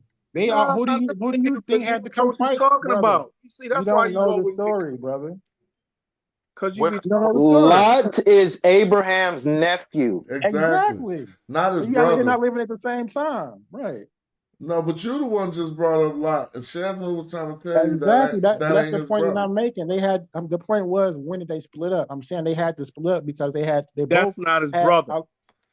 Well, I see. No matter what y'all arguing about, is a lot that we're missing in the context here, because everything y'all talking about, Yahweh ain't in the picture yet, nor is El Shaddai. So just to respond to you, King J, it couldn't have been because of idol worshiping, because he had not met Yahweh yet to tell him to stop doing that. Hold on. Go ahead. I wouldn't say El. Let me hear your response. I would not say El was not there. El wasn't. The God El was there. So let's talk about it. El Shaddai appeared to Abraham on his way. He was already left. He was gone already. He was under a moray tree in Shechem when El Shaddai came to him at 99 years old.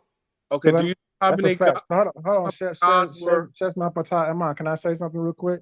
Go ahead. So you say you're a preacher, right? So I'm gonna say No, I'm this, not. and you Well, tell I me. mean, Listen, just listen to what I'm saying. So if I say Bereshit, bara, el, Of course, you know what that Elohim. means. Exactly, Bereshit, bara, Elohim. Right? That's in the beginning. Elohim created. So Okay. he would have. So they had Elohim. Yeah, I know El was already there. No. I'm Y'all looking at just it messed from that I'm up. looking at it from a historical standpoint because El is a Canaanite god. We Yeah. know this. And there are many idol gods that they pray to from different cultures. I just put Abraham in the Moreh tree. All right. The oak of Moreh is the tree in the Bible that is associated with Abraham and this place where God promised to give Canaan to Abraham and his descendants. Right? That's El Shaddai, right? That's El Shaddai. Yeah. So the Moreh tree, they didn't say, here we go. The oak tree of Moreh was located near Shechem. Shechem is nowhere near what the So this means he had already left his homeland, and then El Shaddai came to him under a tree in Shechem. Now the real reason why I know this is because there's a location called Shadi or Shaddai that was right next to Shechem. Right. And really, this is the truth about El Shaddai being the God of the mountain, a mountain that he encountered when he was already leaving. So nobody can say that he left there because of God hadn't came to him yet, basically. But no, think about it like this.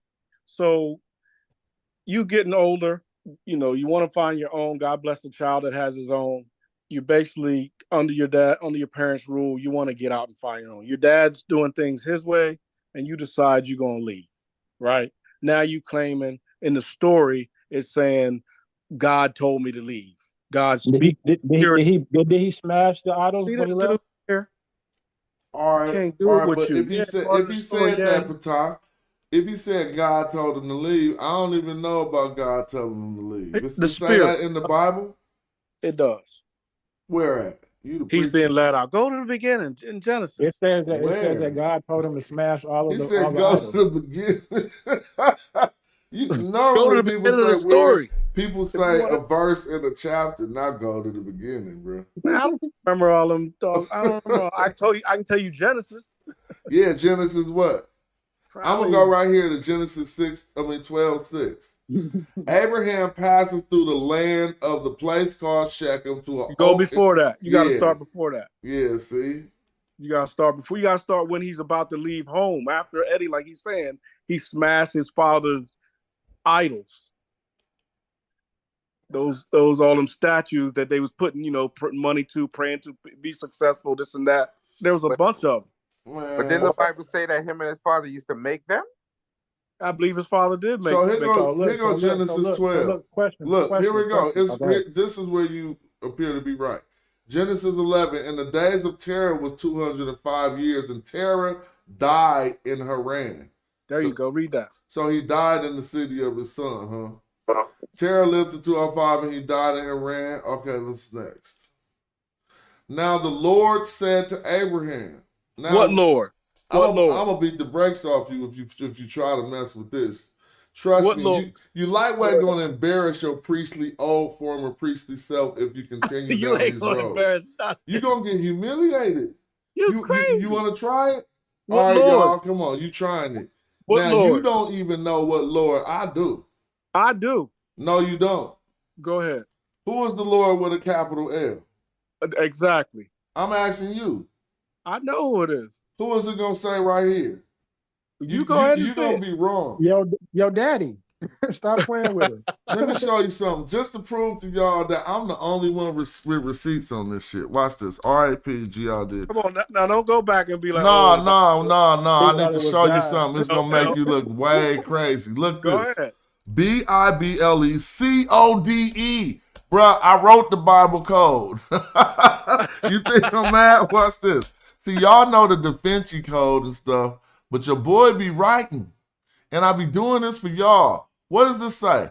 Master keys to reading the Bible with monolitristic understanding, how the Hebrew Bible ain't monotheistic. That's pseudo. Well, watch how I wound your wig if you think this is pseudo. You ain't wounded The first sentence about to break your head. Look. When you read the King James Version and see Lord with the capital L, one capital letter, and the rest is lowercase, that means the Hebrew term Adonai. Okay, Damn. Adonai. I knew that shit a long ass time ago, and I'm asking Mr. Hold on. That is simply the way to say Lord in Greek. Right. So hold on. So you can't be saying. See, let me keep on but wounding your wig like I said I was gonna do. You saying? Hold on. Slow down. Allow me to speak.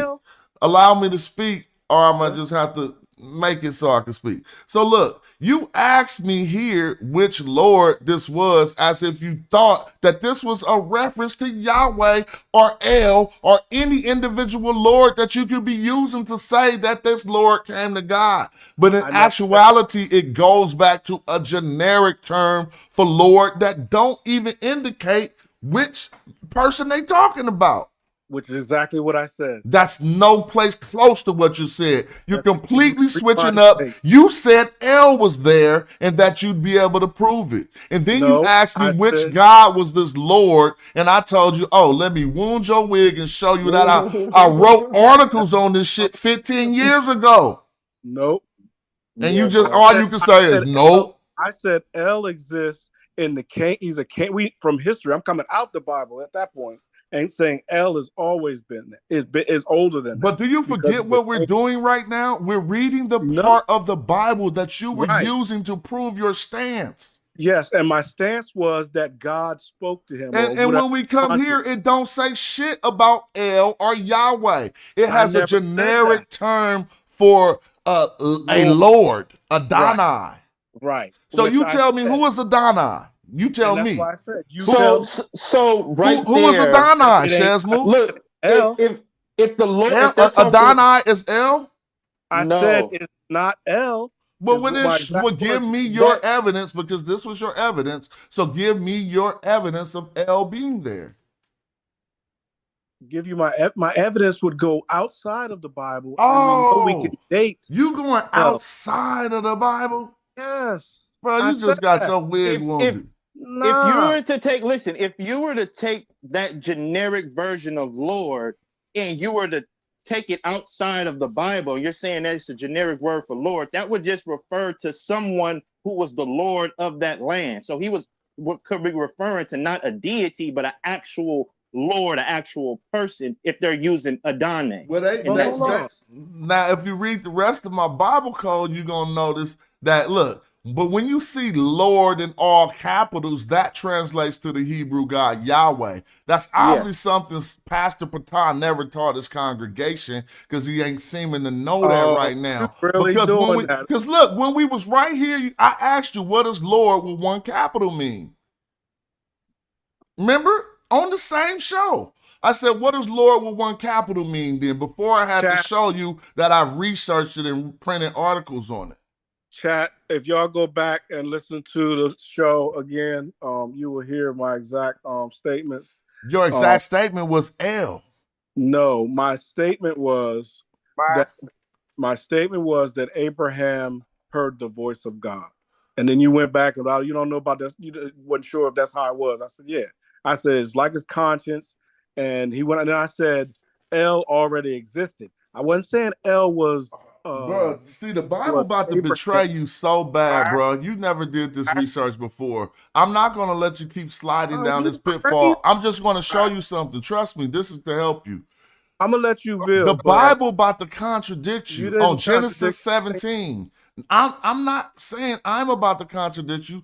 The Bible is. I've read this before. Genesis 17. When Abraham was 99 years old, the Lord appeared to Abraham and said to him, I am God Almighty. That term God Almighty translates to El Shaddai. This is Genesis 17. I just had to skip up 4 chapters to get to show you that you're wrong. God appeared to Abraham when he was 99 years old. Abraham wasn't 99 years old 4 chapters before. See, this is the trick game right here, where And then, as time goes after on, that, he reveals himself as I am. right? No, well, Eddie, that's way longer. Again, do you know how many names that the Bible has for so-called quote unquote this God? See, this is what happens when you teach things from the theological perspective and never do no biblical scholarship on the matter. We understand how many epithets, but those are names amalgamated by the priestly tradition. They took hella gods because the language, because the religion was originally henotheistic, where they allowed hella gods to be around, and they amalgamated them into one when they went into monotheism. When they wanted people to believe that the tradition was monotheistic, they took all these different names for all these other gods and said, oh, those are just epithets for the one God, Yahweh. But Yahweh gonna snitch on himself right here. Now listen, now read this. It says, when Abraham was 99 years old, the Lord appeared to Abraham and said to him, I am God Almighty, walk before me. Oh, this is the English Standard Version. Nah, you definitely got to see it in the KJV. Now and look, you know El means, you know how they say the Most High? All it is a sky and up and all that kind of stuff. No, you're wrong again. The Most High is somebody different than the Almighty. The Almighty is El Shaddai. The Most High is El Elyon. It's all the same. It's not. No, it's not. As we wouldn't be saying different things. It's like you said, it's different epithets. I can prove to you unequivocally, without the shadow of a doubt, that it is not the same thing in a Ugaritic text that says El and El Elyon do something together. They do. So, but you just said it was the same thing. Now you're saying they do something together. Don't just speak for the sake of maintaining the argument, especially with a person as sharp as me. I display it all the time. Why would you sit here doing this to yourself? Right, you're right. I'm gonna fall back and let you argue with yourself. No, because if you fall back, there's no one to argue with. I'm cool with making this making this pop, but to do it at my expense, like you kind of doing, you doing it at your expense. No, I'm not. No, I'm not. But do something to represent your standpoint authoritatively. You can't do none of that, huh? Because you're twisting. And your audience, I'm not sure, but yeah, you see how cats get on this bullshit? When you prove that they seriously wrong, they try to change it up to some I told you before you started talking that if you proceeded down these lines, you'd be humiliated. That was the first thing I said to you. I'm a straight shooter. First of all, you ain't humiliated. But then why the hell is your panties in a bunch? Hold up though. Nah, because you going on and you. He said because. He didn't address the fact that I asked about his panties. He said because. No, I'm saying you. And what you mean by saying that your panties just mean? Yeah, that's what I want to hear. I'd rather hear that. I'd rather hear that, not because. You know, why am I being passionately offensive to the way you're handling this conversation? That's basically all you're saying. You know, I'm man, so I don't even, that little bullshit I said why you got your panties in the bun. I didn't say why you being passionately offensive to what I'm saying. That's what I'm saying. Everything that we said pertaining to the knowledge, you backed off of that because you was being proven wrong. I love doing this part too. I prevail in this type of shit all the time. I was born, bred, fed, Oakland, California. I love talking this nigga shit. But if you want to keep it to the knowledge, you the one who ran. When I put the information on the screen. So let me explain. Let me continue to explain. So when I said it's the same God, yeah, semantically, we can say anything you put, well, it's El Elyon, Shaddai, it's so many different, you can pull them up. It's about what? They're not the same gods. And the only reason why you allowed to say that because you learned that in a cemetery. But you said they're not, you saying they're the same gods. I don't need to hear you keep saying that. Prove it. It's the same. Prove it. Biblical God. I'll prove they not. At different times. I will prove they not. It's saying he's my provider. He's my strength. Man, you don't know what the hell you talking about. Shield. He's my. You don't know what you're whatever. talking about. You sound like the old preacher you used to be.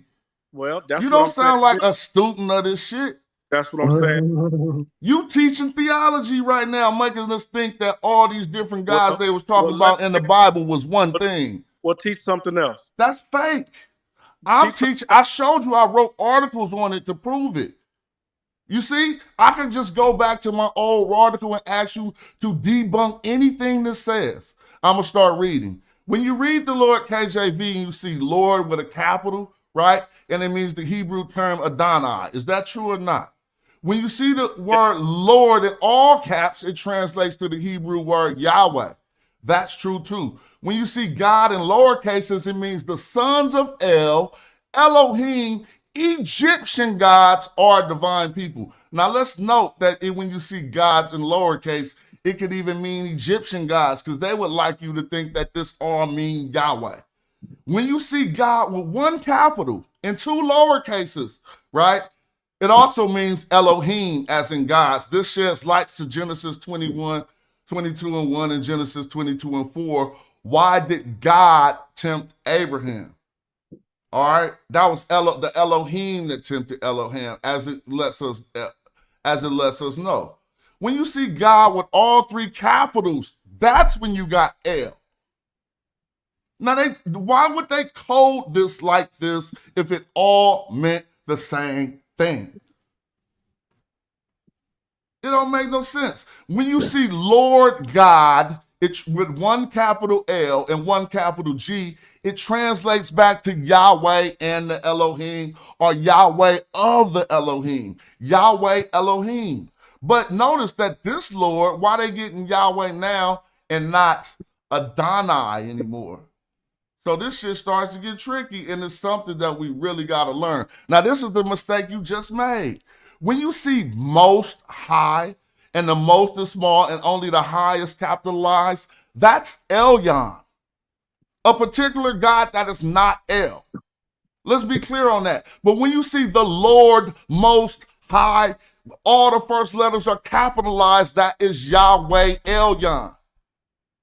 I told you, I threw it out. I said, bro, don't proceed down these lines. It'll get ugly. Now it's ugly, and we got motherfuckers putting up with why you're talking like this. Nigga, I told you. Wow. Wow. But you're right though. El Shaddai is not the Most High. That's two different gods. Now here go God Almighty. All first letters capital is El Shaddai. Exodus 6, 2, and 3 proves Abraham, Jacob, and Isaac knew El Shaddai before Yahweh. It's only Yahweh who claimed to be El Shaddai. El Shaddai never said, I'm Yahweh. See, El Shaddai came to the forefathers. Nobody named Yahweh came to them. So when El Shaddai came to the forefathers' sons, he explained it. No, so when Yahweh, another deity, came to the sons of Abraham, he said, oh, when your father knew me, he didn't know me by Yahweh. He knew me by my other name. That's a scam. Ain't no God need to do that if you a supreme being. You trying to tell me that my father knew you by a different name, God? You sound like a scammer. Because you telling me you Yahweh now, but my daddy knew you as El Shaddai? Well, how about I just call you El Shaddai then and don't even trip? And so, hey, God Almighty is El Shaddai. It's not Yahweh Elyon, nor is it the Most High. Now, if I could show you the source right here, it's going to get ugly. Most High God, first capital letters, Elyon. Now, that's when they're referring to El as the Most High. They would say Elyon, not to be confused with Elyon or El. Now, look, here's my source. The Sapphire Stela lists El and Elyon as separate gods at around 800 BC. Elyon is the creation of the King James translators by combining the Canaanite god El and Elyon. This is El, the Most High God. Now you can see the Theological Dictionary of the Old Testament, volume 13, edited by G. Jonas Bodarek. All right, and let's see if the source is still there. Now, it's going to tell y'all right here in the Theological Dictionary of the, El Quone, the meaning of Quana. Oh, no, this is what I want y'all to see. It says, the relative late acceptance of El, owner of the earth, by the cult of Yahweh is the great theological interest. The divine appellative appears in the compound expression El Elyon Quone Samayin Wa'eris, whatever. And it said it is glossed and translated correctly in 1 Quajin 22, 16, 21. And it has this other transliteration here from a different language, and it says El Elyon, Lord of the heaven and the south. It is presupposed the identification of El with Elyon, who are still distinct figures. Damn, do I gotta make this bigger? I gotta make it bigger. Because they didn't teach this in the cemetery back in the day. Cats got to talk about how long they was a preacher and shit. Anytime somebody gets to talking about how long they was a preacher, He just rushed. you already know you got them. Because look, here go the book. Now tell me this don't say that. It says, it presupposes the identification of El and Elyon. So what does that mean? They presupposed the identification of El with Elyon, but they were still distinct figures in the Sapphire Stella. And their coalescence with Yahweh, and they are did I say that right? Yes, with Yahweh. So they got merged with your boy. Right. I know you said press mute to say what you had to say, but you can come off mute and say what you got to say too, Shazma. You know, Smash, now that you got into this, I would love to see you do like a half an hour, 45-minute video on this, because I'm very interested in it now. Pardon me?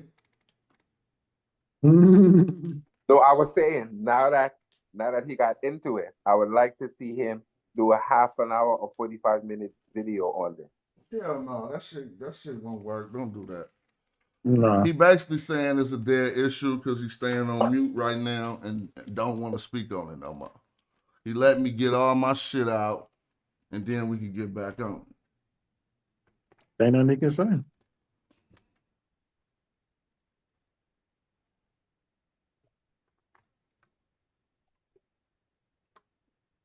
Let me hit the on you real quick, shit. Cause you done went quiet, you done fell off, you over there mad, some more shit. He mad. Hella mad. Anyway, ever get to telling me that shit about this fake ass Bible? I definitely gonna get passionate. You trying to tell me this old God that didn't fool my people for hella motherfucking long. Now you trying to fix him and shit. No, fuck that. We figured that shit out.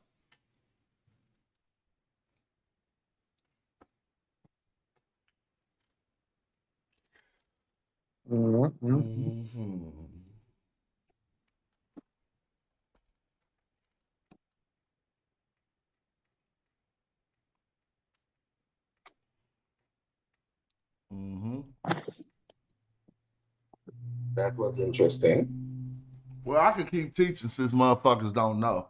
Now, and when Abraham was 99 years old and the Lord, now we know that just say Adonai there. It don't even say who appeared to him. Appeared to Abraham and said to him, I am God Almighty. Now let's stop. So somebody named Adonai, see if we can read it with my code, we'll finally understand this shit. Somebody named Adonai stopped and said to Abraham, I am El Shaddai. See, that's what we got to understand. Because it don't say, I am the God Almighty. It say, I am El Shaddai, walk before me, be thou perfect. So wait, quick question, Smash. When does Abraham encounter Melchizedek? And like Before that, in or the it's 13, before that, right? Genesis 13, maybe 12. So Okay, it's gonna be okay. Genesis 12 or 13. Is that before El Shaddai or Oh, so this is 14. It's 12, 13, or 14, but we about to see. Mhm.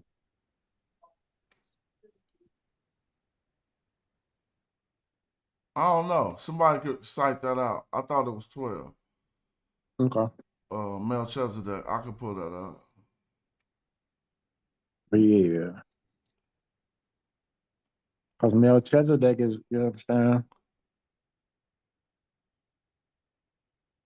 Where we Does that at? mean? For a second. What we talking about Oh, now? don't do that. I was asking you to come off the thing. I was like, he was gone. She said he was gone. No, I wasn't gone. My son wanted to talk about money. So, you know. There it go. It is in 14, Melchizedek. All right, bet. No, so it was Yahweh who made this assertion that he was El Shaddai. What makes us think we gotta believe him? El Shaddai never said he was Yahweh.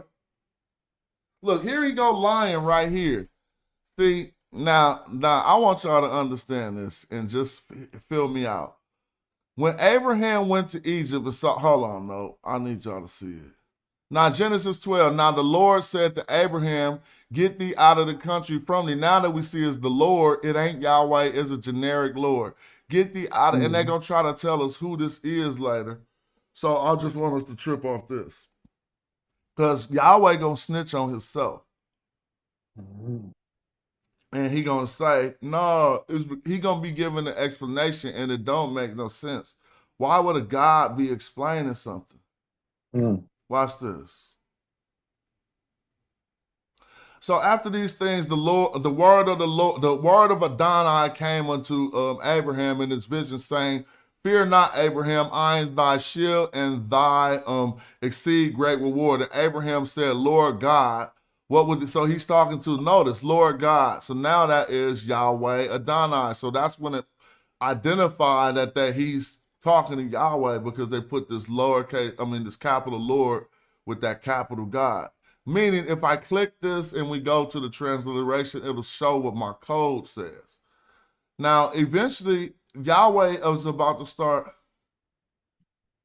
he's about to start telling them how I'm that other God. He like, I'm the other God that your daddies them knew, but they didn't know my name like this. Now, that's crazy if you ask me. Man, I'm sorry, I always got to reveal that I did some more long-ass study on this shit, so let me go to my other article on this. Because it's not the same article that you're going to see last time. This shit hella long. Let me see, I'm going to type El Shaddai. Golly. I mean, El Shaddai, the mother goddess. So now I'm going to go back to my 2013 work just to show that, what the fuck? So let's see. In this work, we'll be able to cite, right, clearly the contradictions in the Bible where you can see that and then I came to the conclusion of how we got there, right? We got there because it was the priestly tradition trying to amalgamate these gods, but it leaves too many contradictions in the Bible. Now, here we go right here. Exodus 6:3. And I appeared unto Abraham, unto Isaac, and unto Jacob by the name of El Shaddai, but by my name Yahweh was I not known to them. Now, the logical question that I asked in my argument comes next. That could be cool because you're explaining that to Moses or whoever you're talking to at this point, right? But before you, Moses, he just said right here, none of them knew the name Yahweh. Let's just be clear on that part before we get to saying, well, hold up, Yahweh is El. At least he didn't. Now, he didn't say El. He said, I appeared to them as El Shaddai, which is not El, right? So we got it pinpointed who he appeared as. But the thing is, El Shaddai is always translated as God Almighty. But what we can... Go Go ahead. ahead. No, well, I'm gonna just So say this. What we could draw from this one sentence is that Abraham, Isaac, or Jacob did not know the name Yahweh. And next That's I'm a gonna go fact. on to prove that they didn't know it wasn't the same God. I'm about to prove it, but go right ahead, King Jeff. That's a fact. But I was going to throw this in there. So also, when Moses introduces, says that exactly what you just said, and takes them to that. My hypothesis is that goes to Serabi El Kadim. That mine, that temple is a temple there too. It's at the top. So that's where they would go and mine the copper. I mean the turquoise mines, and that's where they had the worship of Hathor, or the female goddess. I would call her Balat. But if we can, I want to tie Balat to Biblos, right? Can we go back that far and say that there was a god, a worship of Balat in Biblios? I don't know if I could do that. I don't know if I'm qualified okay. to. Okay, Balat, it would be called Balat Gabal. I think Gabal is the old original name of Biblos, but so it's called Balat Gabal. But that's so those two mines, those are the two turquoise mines that the Egyptians would go to, in Serabi El Kadim and Biblos. I believe those are the only two mines. But at those two mines, we'll find the worship of the Hathor. And it was Balat at that. And I know you're familiar with Alat, Al-Uzza, and Tubal. Mm-hmm. And I think Moses went south. I don't think he went north. Mm-hmm. All right, but let me get this bar off real quick if y'all don't mind, because since we got it was so much passion in that one part, I want people to be able to see at least how I come to these conclusions. Exodus 6:3, and I appeared to Abraham, to Isaac, and to Jacob by the name El Shaddai, but my name Yahweh was not known to him. So basically, Abraham, Isaac, and Jacob did not know Yahweh, at least by that name. So I'm gonna just read what I wrote. It says, because this is the best way I could put it. The above verse is a priestly account, and if y'all want to question anything in there, please do. The above verse is a priestly account used to amalgamate Yahweh with El Shaddai. It really makes no sense because, as I will detail later, Yahweh revealed his name many times before Exodus 6:3. So hold up. This is supposedly God talking, saying, I appeared to Abraham, Isaac, and Jacob by my name El Shaddai, but by my name Yahweh was I not known to them. Now, hold on, my bad, man. The point that I just thought about it. I'm high. Yahweh was a Midianite guy, right? I'm not sure. Is that okay? I think. Nah, you're right. You're right. Right next to Sinai. So yeah, because that's when he gets introduced. Moses gets introduced to Yahweh when he goes to Midian, and for however many years, and then comes back with Yahweh. So I just want to illustrate one thing real quick. First, if God is true, saying right here, he appeared to Abraham, Isaac by the name El Shaddai, but so they didn't know. But now read Genesis 17:1. And when Abraham was 90 years old and 9, the Lord appeared to Abram and said to him, I am El Shaddai. So now let's trip off this.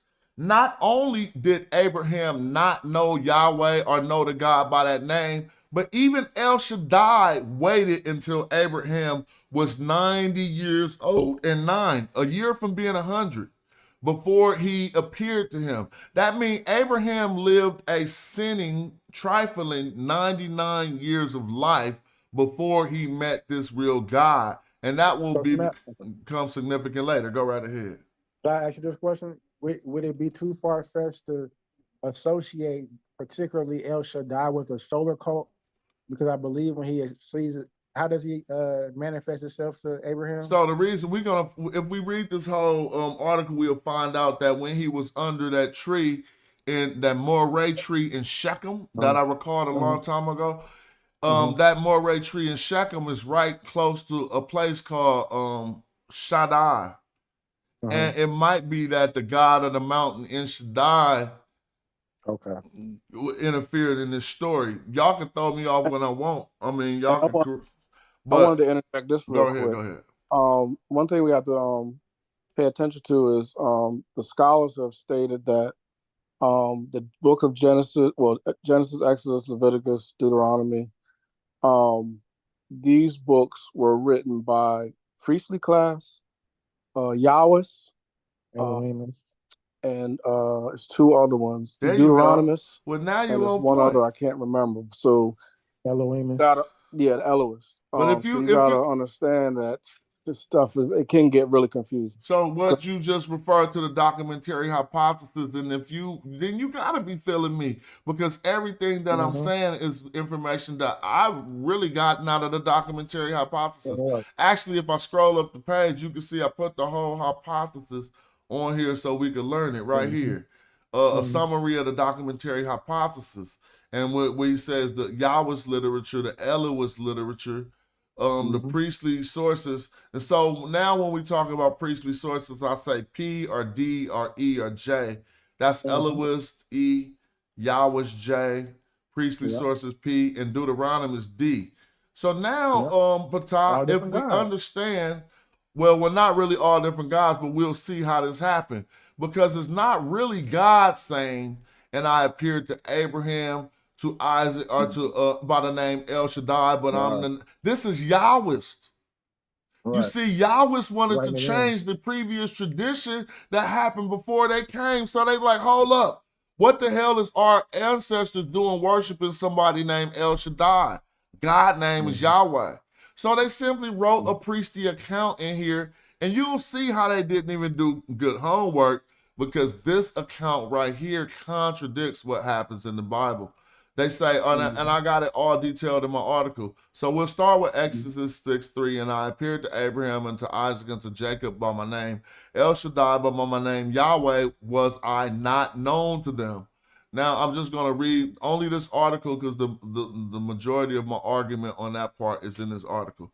So it says, regardless if Exodus 6:3 attempts to amalgamate Yahweh with El Shaddai, let the verse establish that neither Abraham, Isaac, nor Jacob knew Yahweh, but they worshiped El Shaddai. We could at least get that all clear. Now, I'm asking you guys this too, not rhetorically. I ask, how can one know or identify a God other than by its name? That's a simple question. That's that ancestor worship. So they're using the older ancestors to get them to recognize something.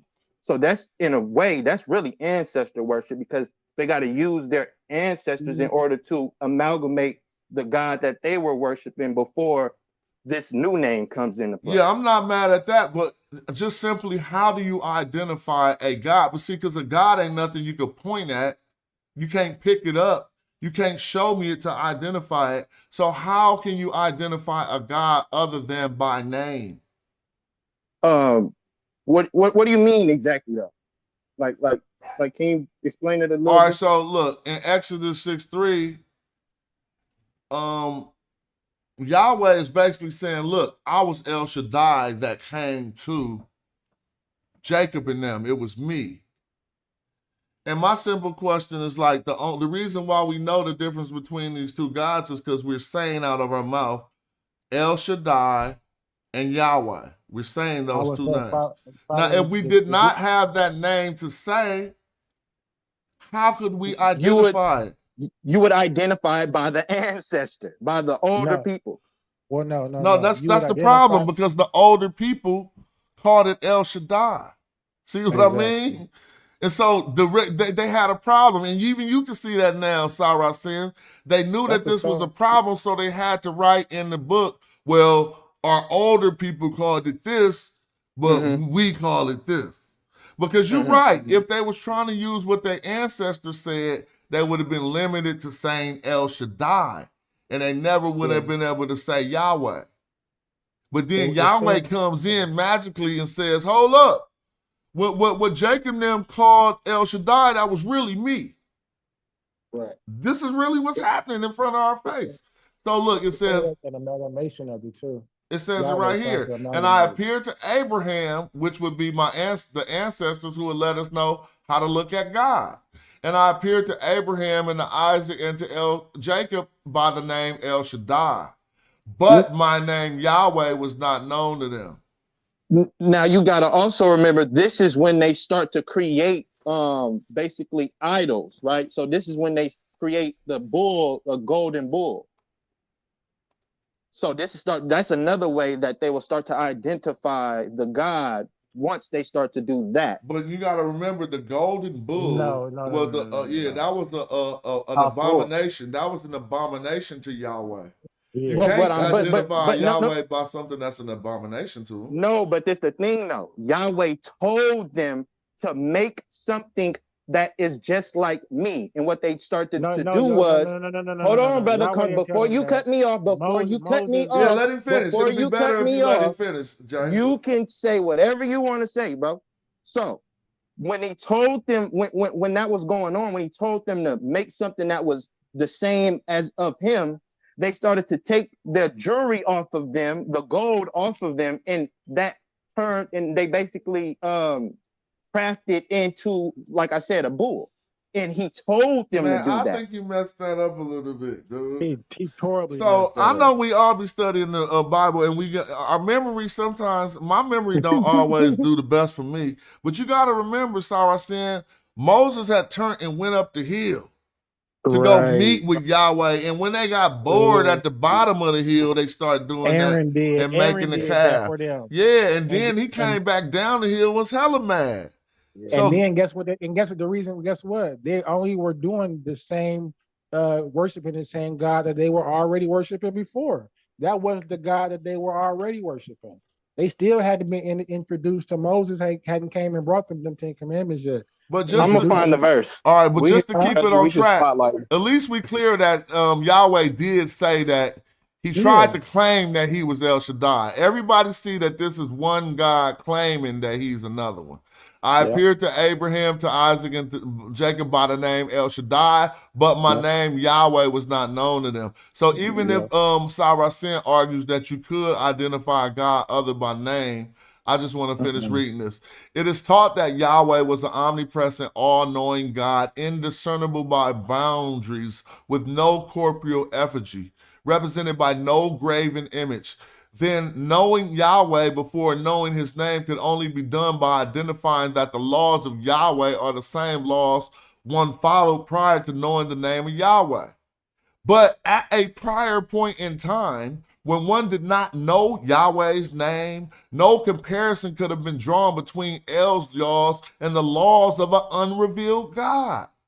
So this would mean that, okay, Yahweh could pull a fast one on the sons of Jacob and Isaac and them, but it would have been no way that you would have been convincing Jacob, Isaac, and Abraham that they was worshiping somebody called Yahweh. They didn't know their Netcher. No, I said Netcher.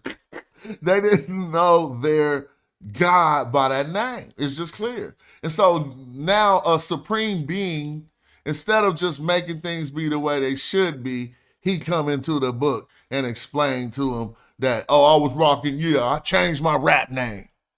And when I was rocking on their side, they used to call me El Shaddai. Now I'm Yahweh. That's crazy. And that's worse than anything. But that's the way the believers are taught. True. The similarities and differences between the laws and separate deities causes one to say one God is the same as another. For instance, if we say Allah and Yahweh got so many similarities, we'd probably be saying, man, that's the same God. It's both Abrahamic, it's both this or that. But if the latter God does not reveal himself for comparison, supplantation or amalgamation is impossible. There's no way one God could take over the other God's position if that God don't reveal himself. Because we are just mortal beings, right? So say it's some God trying to take over Yahweh's spot right now. How will we know that if he don't reveal himself? We just think so that's easy to say. So it says, even though the narrative contradicts this, Yahweh supposedly did not reveal his name to anyone but Moses. So how then could Abraham have thought that El Shaddai was Yahweh? Contradictory accounts in Genesis 15 and 2. Now let's pull up these contradictory accounts.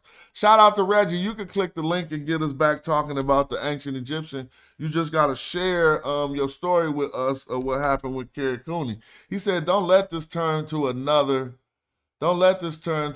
Hebrew class. Now, this is supposedly Abram in Genesis 15 and 2 saying something to the sovereign Lord, who was supposedly Yahweh, if we come in here and trip.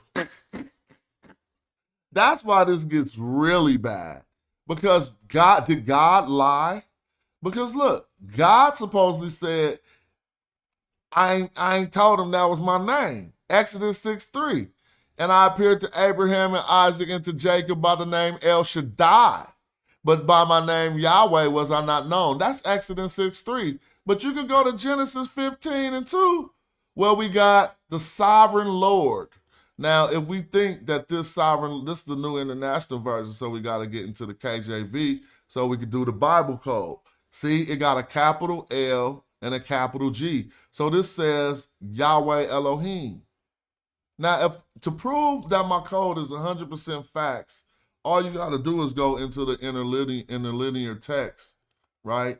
And you're clearly going to see that says Yahweh. So how the hell could Yahweh Elohim been talking to Abraham in Genesis 15:3, and then he lie in Exodus 6:3 and say he never hollered at them by that name? Now, I got all of the contradictions listed in my article. This article has been published for about 15 years. It got over 100,000 reads and no refudiations. I sent this to ISUPK to teach them that El Shaddai was actually the mother goddess and had nothing to do with no damn jealous Yahweh.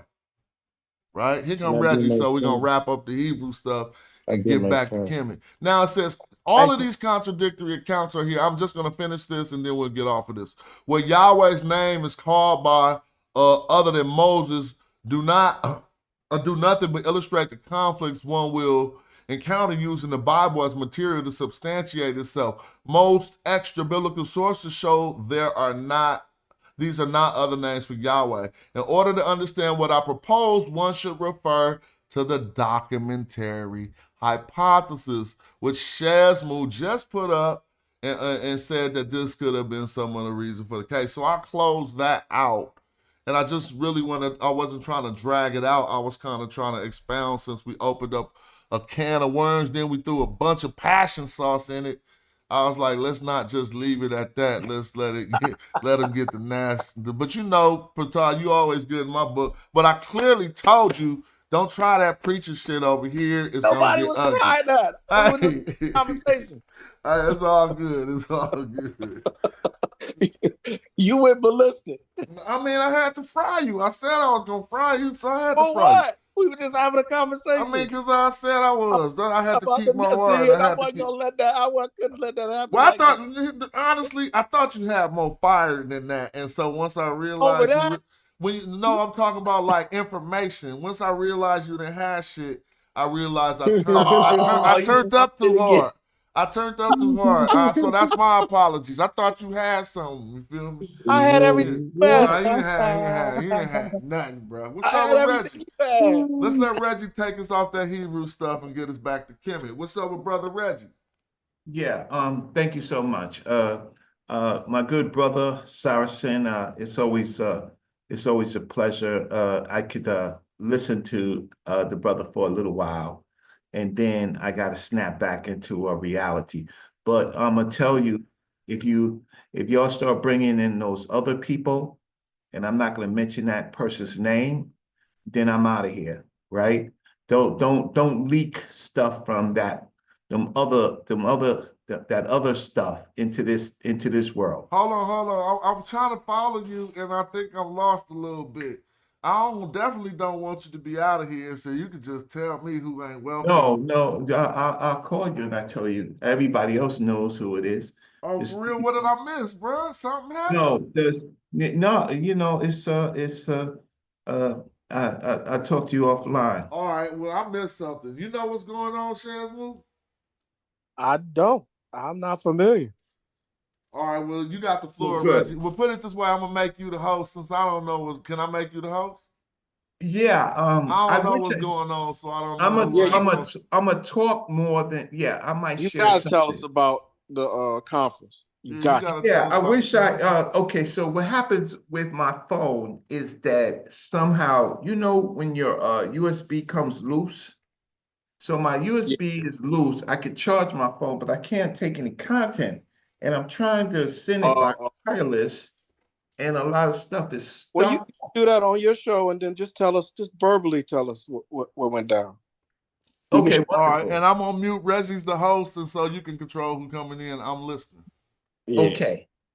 So, my good friends, they flew me into this conference. Oh, Reggie, that was a nice picture they took of you in the meeting room in the hotel. That was a nice hotel too.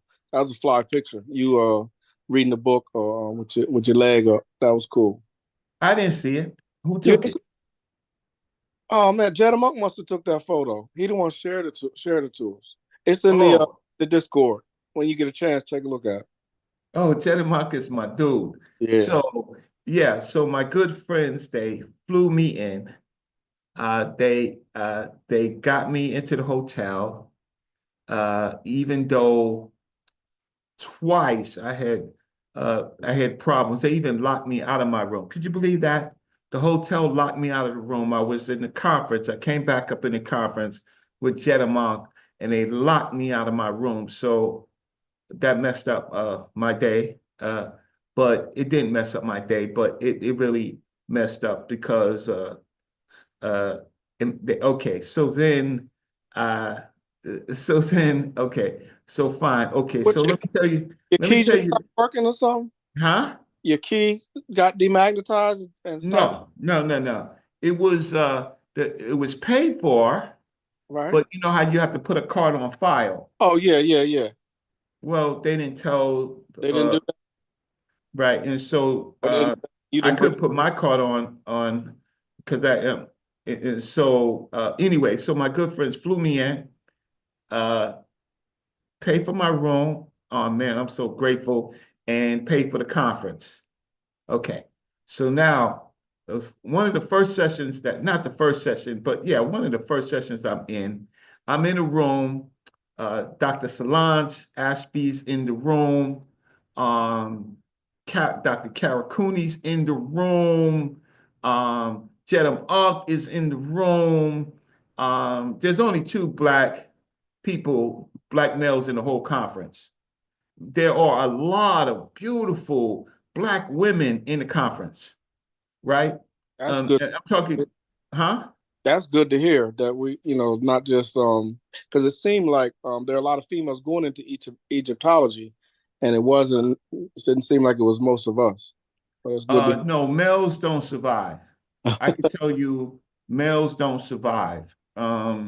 So I'm in this room, and they're talking about repurposing statues. And so there's a lot of kings that repurposed their statues were repurposed by their by descendants, right? And I brought up the fact that it's interesting that Hatshepsut, most of her material, if not all, as far as statues, was not repurposed, right? Right. And I said, where is that at? Is that in the Metropolitan? Where's most of her stuff at? Hatshepsut. Well, the Metropolitan has a lot of museums have Hatshepsut stuff. It was a lot of stuff that survived, but they weren't repurposed by other kings. Okay. So I was speaking and I was telling that, and the people seemed to be very interested because I said, but what she did was she repurposed her coffin to her father. That was amazing, right? So she repurposed a coffin to her father, but many of the statues weren't. And Dr. Karakuni, she said there is one that was repurposed, right? And but she said that I am right, right? Okay. So I was like, okay, great. And so and then I said, across the aisle, right? This isn't the questions and answers. Across the aisle, well, a couple seats because we were sitting in the same range of But seats. check this out, Rich. Did she know that you were the one that interviewed her? I'm telling you the story. Okay, okay. So she's smiling, and then I said, yeah, Dr. Karakuni would know because a lot of her work is on women and in the Nile Valley, right? So she's smiling, she's the boss. Dr. Karakuni, Dr. Karakuni is a boss in these sessions. Right. Boss. Not only that, many of her students, right, and many of her colleagues were there, right? Well, Solange Ashby is one of her colleagues now, right? Yeah, and Dr. Winneman was there. Oh. But I didn't meet him because I left the day that he was presenting, right? Okay. And if he was there, I didn't bump into him, right? Yeah. So missed him. If I knew he was there, I would have asked around. Right. Nevertheless, so we go outside. It's over. And we go outside. Oh no! Before that happened, as soon as I was making my statement, the woman who's a PhD candidate, she gave me the mic to speak, and she says, "You mean you?" Now watch this. This is an open mic now. Okay. She says, "You mean sarcophagus, not coffin?" And I said, "Open mic? No, I mean caress." Right. She turns red, right? She turns red because you could use coffin because they use coffin text. Right. They use sarcophagus when they're comparing, lots of times comparative work, right? Right.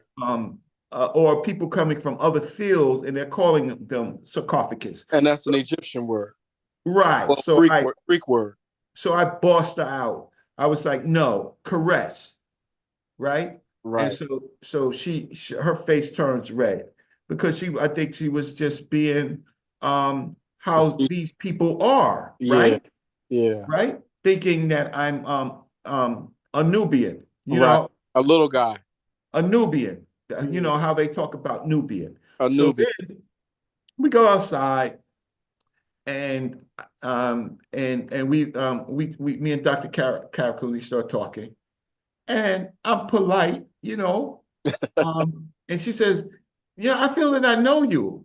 And I said, I said, "Great, great statement, great. That was really great." She says, "Thank you." She says, "I feel that I know you. Do I know you?" I said, "Yes, Dr. Karakuni, you know me." She's looking at my badge, right? So she's looking at my badge and she almost gets it. And I said, Dr. Karakuni, I interviewed you. Now, mind you, I'm shaking her hand now. I said, Dr. Karakuni, I said, she didn't snap her hand back. Yeah, we met. Of course we met. We met on that interview. And then she just looked at me and took a breath.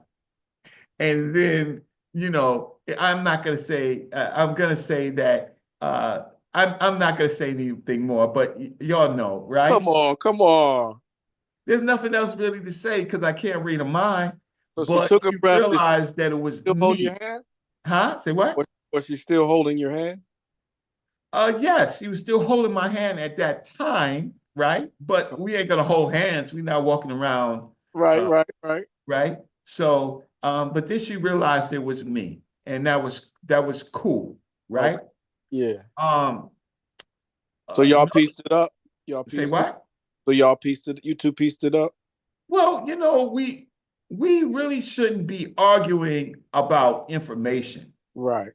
they do that on some other places. Right. But I'm saying y'all are on good terms, right? Now. Well, we got a chance to meet physically. Right. And hopefully it's not the last time that we will meet. Right. Okay. But I'm innocent. I'm innocent. Right. Yeah, you Makaru. I'm Makaru. I'm innocent in this, right? So then let me see what else happens. So, every panel that I was part of, I asked a question, right? Remember, it's only two black males. It's Jedamonk who spoke. Right. And it's Brother Reggie who is present, right? And you got to tell us about Jedamonk too once you finish. Well, I'm gonna get to Jedamonk, right? So, but I'm a boss, right? So then I do meet Dr. Solange Ashby. I meet her physically, and we talk about the Met Museum, which she's going to be speaking in December. Okay. She's excited about that. Now you two have spoken verbally before, right? No. No. I know her, but I've never got a chance to speak with her. I was trying to get an interview with her on the red and the black of the Nuba people, but she was busy, and I understand, right? Right. I understand. So that did not happen, but that's cool. Rosetta Cash was there from the Leo Hansberry. Yeah. Deborah Hurd was there. I didn't meet her. She was busy working on these panels that were going on. Some heavy. Annalisa Malverson, she's Dr. Annalisa Malverson, and she was there, and she's my buddy. She's so sweet. So get into the Jedamonk. Well, no, I'll say one other thing. So, but who gave me a quick interview? Who's that? Dr. Stuart Tyson Smith. Oh. He knew you? Huh? Did Say you know what? him? Did you know him? I know he is, but I mean, you can go to these conferences to meet these people. Right. Now, this dude, He's a giant. He is the boss. The giant, yeah. Right? He's the dean. He's the boss. I mean, when he walks around, it's like a theme song, but he just pops up, And he was in one of his sessions, he was like, I know almost everybody in here, and I know what you're gonna say. Right? When they differ with his work, right? Mm-hmm. So he was in Jed's presentation. Okay, nice. He listened to Jedamonk. Jedamonk was amazing. He was real amazing. Wait. Did he ask you about the bull culture? What was his interview with you about? Who? Tyson? Tyson, yeah. Well, I asked the question. Okay. And he's very, very bright. He's like the brightest, right? Super smart. I asked him twice. I asked him in person, and then I asked him on the panel that was on today, and he answered my question today on the panel. You put him on the spot? No, I just asked him a question. I ain't put him on the spot. No, not him. So when I interviewed him, when I'll probably put it on tomorrow, if I could try to figure out how to get this stuff off my drive, off my phone. I asked him about not the one drop rule. Oh, okay. Can we say that some of the ancient Egyptians were Black? Right? Right. And I asked a similar question on the panel. And I had two questions. And he was he said a lot, so I'm just hyping it up for my video, right? Right. Right. But he is one of the best that makes the statement. He's not the only one. There's Dr. Vanessa Davies and others. Yeah. But the question that I asked him then, and then I asked him later, was how come every time they see somebody dark skinned, they call them a Nubian? Yeah. Right? Right. And that did he give an excellent, prestigious, eloquent answer?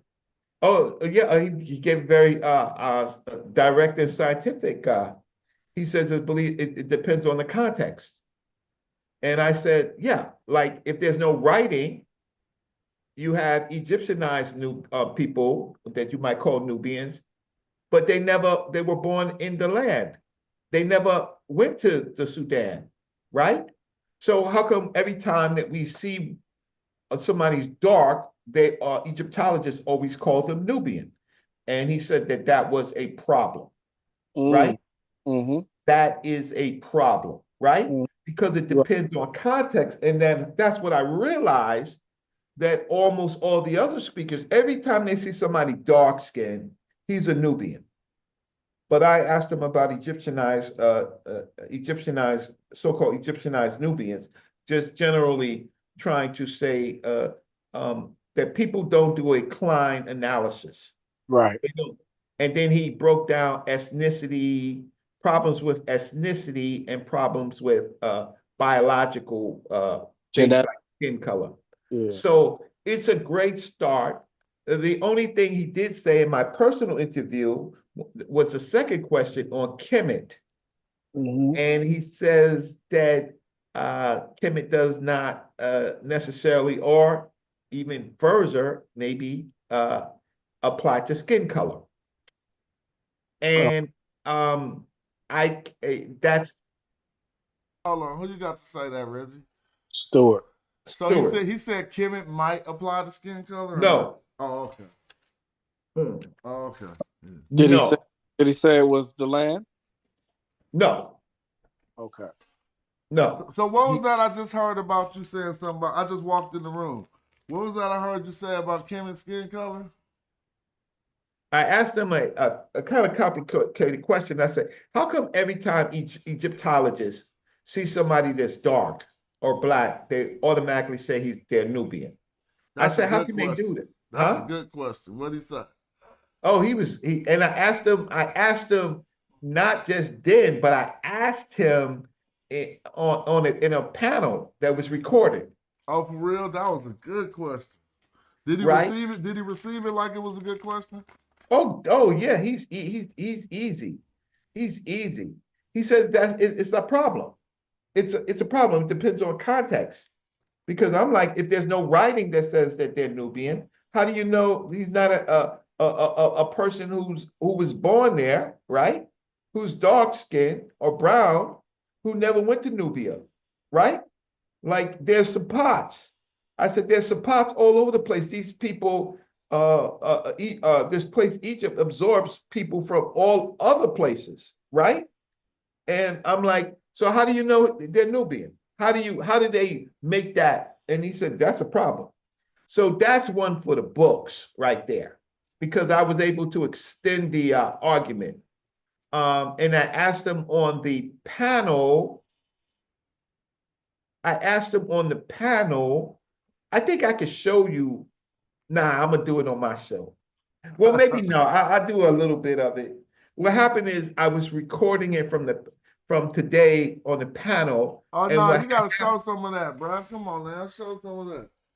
I will, but once look, I'm gonna show it on my show to get some cash apps, and then, but what I will do is you can get cash apps here, Reggie. Feel free. And y'all hit off Reggie so we can see this video. No, let me just see this part. Sure. So, let me bring it up. Somebody put Reggie's cash app in the chat. Yeah, thank you. So let me show you a piece of it, and because I gotta hype this up. So let's see, Asar. But one more time, Reggie, you said Stuart Tyson Smith said that Kemet did not mean skin color. Had nothing to do with skin color. It depends on your cash apps. You know, right now I'm getting like $5 worth of cash apps, so I'm off the other show. Man, that boy Reggie will come on your block and set up shop. Right. Yeah. Come on, you taking over like the big boy. Like, yeah, check this out. I'm over here.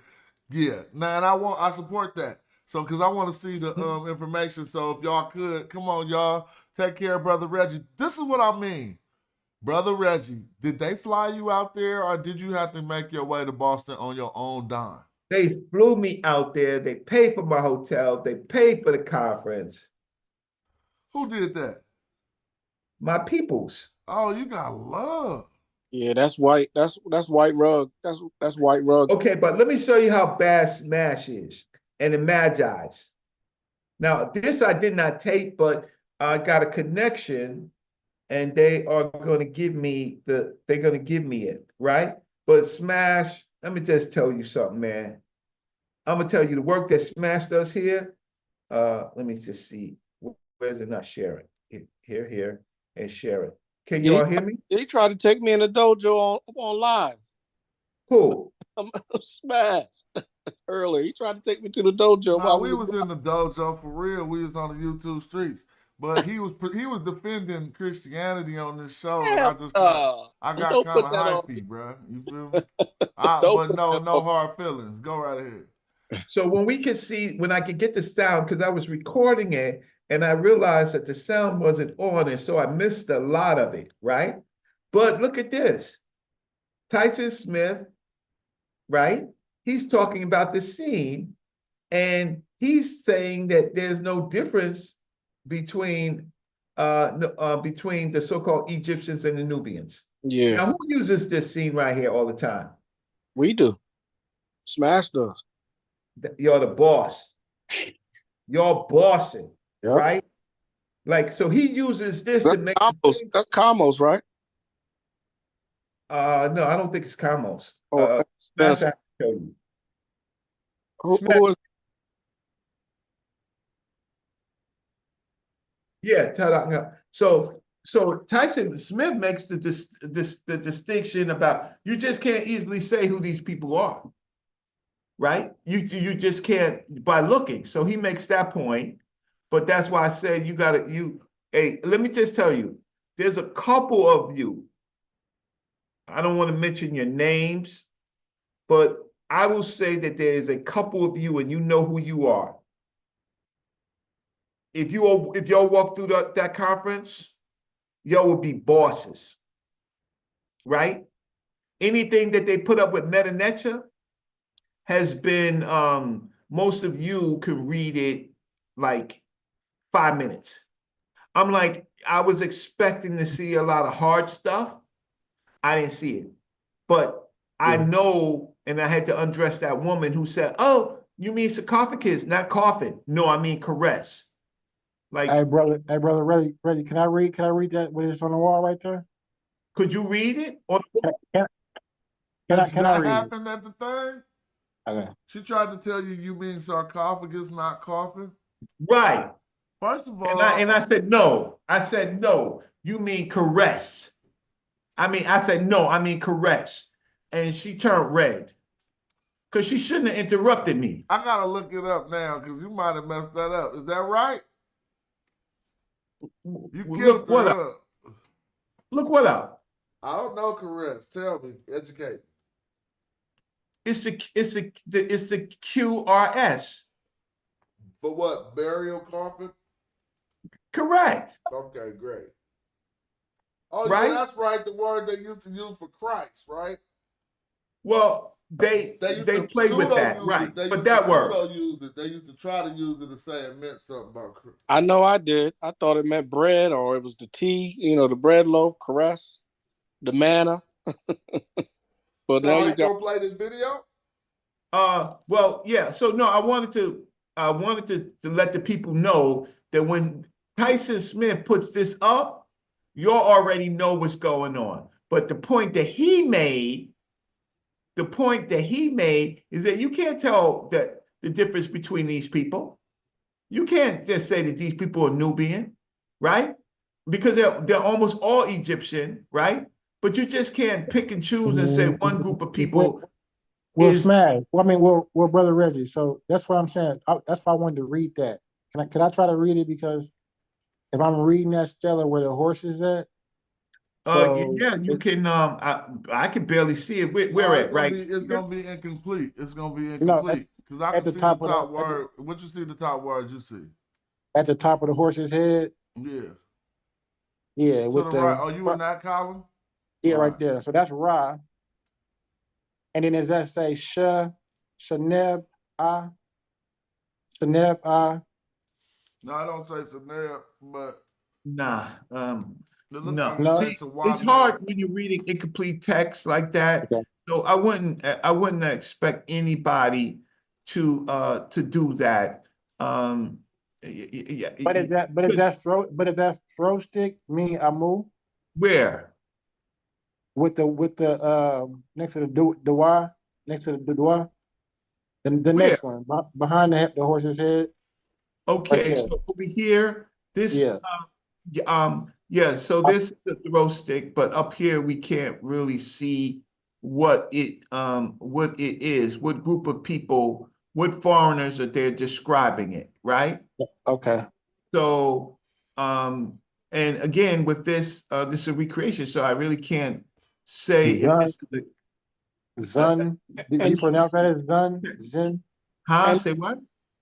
Do you pronounce that as Zen? The tide at the bottom with the three no, strokes? that's a Hesse. That's a Hesse. Right, So Hesse. the word above that was Kush. So that's a wretched Kush. Right, Kush and then Kessie, Okay. Hesse, or what they call they try to say wretched. Yeah, Val Right? Kush. But it doesn't really mean, it really means like formidable, right? Right. Is this a non-bowls? No, One of them, maybe. One of no, them? you would see him as a 9-bowl if it was a 9-bowl. Sorry, if it's a 9-bowl. But here they're just talking about who they are fighting, whoever they're fighting. This Kish group, right? Mhm. It's right. Hey, but yeah, continue, Reggie. I want you to get to show what you're gonna show. Go ahead. Okay. So wait, hold up. Where my phone? Where my Cash App? I ain't showing nothing. Because what happened is this part now, he's going in, and what I will do, so generally all he's talking about is descriptions of people, right? How people mess that up, right? When we should use these words, and I spoke to him, and I just said to him, well, there's different Nahesi groups, right? They're not Nubians, but they're different Nahesi groups, and some of them actually live in the land. So he's breaking down these pieces, and so now I'm getting ready to talk to him. So he's talking, and over here I pull up my group my chat to talk to him, and let me just see if there's sound. Okay, so there is some sound. I don't know if you hear it. That's why I need to kind of like put it in my editor. So let's see if you can hear some of this.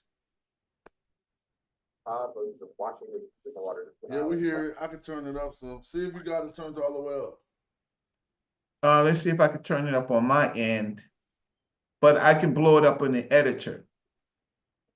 Well, we hear it though. Okay, so he's talking. Okay, I can't blow it up anymore, and it was low coming in for whatever reason, but I'm gonna blow it up. Whoever So Sydney Pickens is, she always there. you said what? That person named Sydney Pickens on the screen. Yeah, Sydney Pickens. She always there. She was there she always there. Okay, but these people are virtual like me. They're virtual this day because I was back in New York, right? So now I'm writing to the group. Egyptianized Nahesi groups are always in the region. Skin color is outdated, right? Your comments, right? Right. What I meant by that is just to apply everybody that's dark skinned a Nubian, right? Okay, so let's play this. Let's play this. Seven-word states that built a temple of Horus for the ruler of Kushagua, an example of royal patronage towards the form of quality. The presence of Nubian-style pottery, especially Christian pottery, has both cultural and biological intent with the local population, likely including Kushites and creating a multicultural society within the form of quality. While there was violence between them during the conquest, other sides, Zoroaster, reflect that it was some of the Kushite dominated, and by this time ethnically mixed, settlers returned to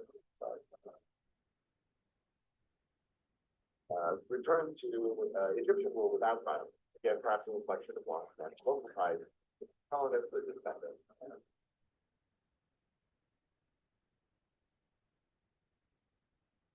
Some Nubians were alike during this period. An elite burial at Kerma during the same pivotal period. So he said Egyptians and Nubians were alike at this period, right? Okay. Including many objects associated with the village, including ancient pottery suspended in netting and Shiite headdress. Nubian pottery at Deir el-Balas, as pointed out, points towards the integration of Nubians into Egyptian armies and Hyksos. Send me that video real quick, huh? Because I'll turn up the volume hella quick. And didn't we read that that Stella Smash? Rick, Is that you want to email that to me real quick, or you think No, no, I'm gonna turn it up when I do my show. But go ahead. You want me to have your content? Peter is observed, this evidence points to a complex relationship between the government and court and various contradicting the homogenizing effects of the royal ideology of others. Instead, the evidence reflects a complex web of alliances involving. So he says a complex web of alliances, right? So he's fixing a lot of stuff, right? Okay, you agree? Yep, there's that blacktop pottery. Yep. But he says that there's a complex relationship. Okay. Yeah, different peoples.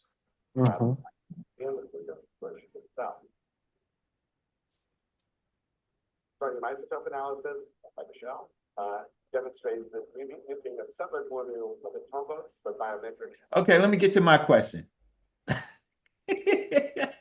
All right. So then he talks more about complexes. I think it finished at that point. Yeah. Okay. So we've seen this picture that he shows before of a Nubian. But I'm gonna get the whole sound, but I can't tell you when I'm gonna get it. But I'm gonna get the whole thing. But at some point, let me see when he responds to my question. The domination of trade routes to the south and potentially the Red Sea. This idea of Nubian retreat in the face of Egyptian aggression echoes ancient Egyptian propaganda like that on the symbols of the third stela. Since the Nubian listens to the word of mouth to answer him is to make him retreat, attack him, and return his back. Their wretches, slain and hardened. When northern Nubia was threatened by the Romans under Augustus, however, the Nubian response was not to retreat southward, but instead counter the Roman advances. Although, like the ancient Egyptian, Roman ideologues did their best in the results of that campaign, but the discovery of the decapitated head of a bronze statue of Augustus was startled to it.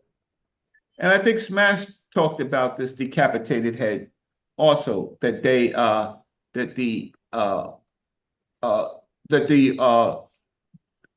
Moroccan yes, that she put it in her temple where you could step over it, right? Under the threshold of a temple victory at Meroe suggests that in fact should be continue to be skeptical of royal ideology. So the reality of positive day-to-day interactions transcends the negative ideology of others. So he says the day-to-day transcends basically creates another reality that people overlook. The black reality. Borders are permeable even when tensions are high, but also actual periods of conflict are relatively short, especially in archaeological. And there's always much of it. In a similar way, while some Nubians supported the Hyksos against Theban rulers, others supported Theban reunification of Egypt at the end of the Second Intermediate period, and even possibly the reconquest of Lower Nubia and conquest of Upper Nubia. Facing the diverse impacts of regional struggle, complicated conflict between individuals and groups, in ways that transcend larger categories like Egyptian and Nubian, created by ancient identities. This history of interactions is one of familiarity and respect, as much as, or even more than, conflict and contempt. In the end, the combination of Egyptocentric and sometimes racist insufficiency reinforced the necessary superiority of violence. Did y'all hear that? Huh? What did he say? Play it again. Nah, it's kind of hard to hear. So can you like commentate what he talking about? Yeah. No, but I'll play it again. The domination of trading grounds to the south and potentially the Red Sea. This idea of Nubian retreat in the face of Egyptian aggression echoes ancient Egyptian propaganda like that on its most third stela. Since the Nubian listens to word of mouth, the answer is to make him retreat, attack him, to turn his back. Their wretches, faint and hardened. When northern Nubia was threatened by the Romans under Augustus, however, the Nubian response was not to retreat southward. So he said something about when the Greeks or the Romans took the Nubians. It We seemed can't like hear. the sound cut out. Reggie, something happened. And Yeah. you're on mute. It looked like you're on mute. Suggests, oh no, I'm wrong. Should be continue to be skeptical of royal ideology. So the reality of positive day-to-day interactions transcends the negative ideology of others, what Piano characterized.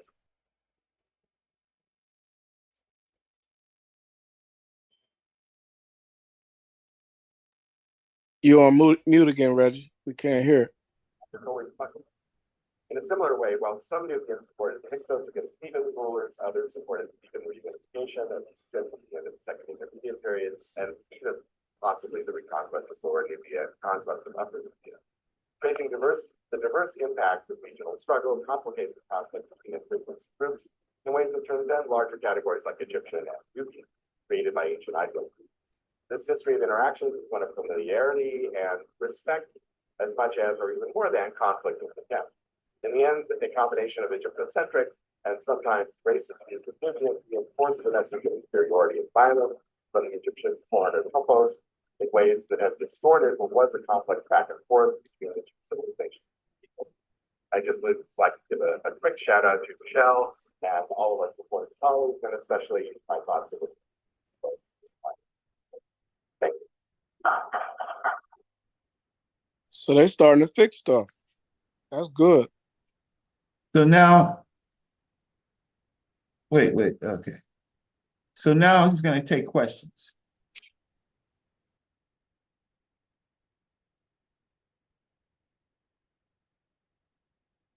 See, they're scared. They don't want to, they're scared now, right? Because normally somebody will jump up there, but they don't want to deal with them, right? Okay, so ultimately I get a chance to ask a question. Let's see what they.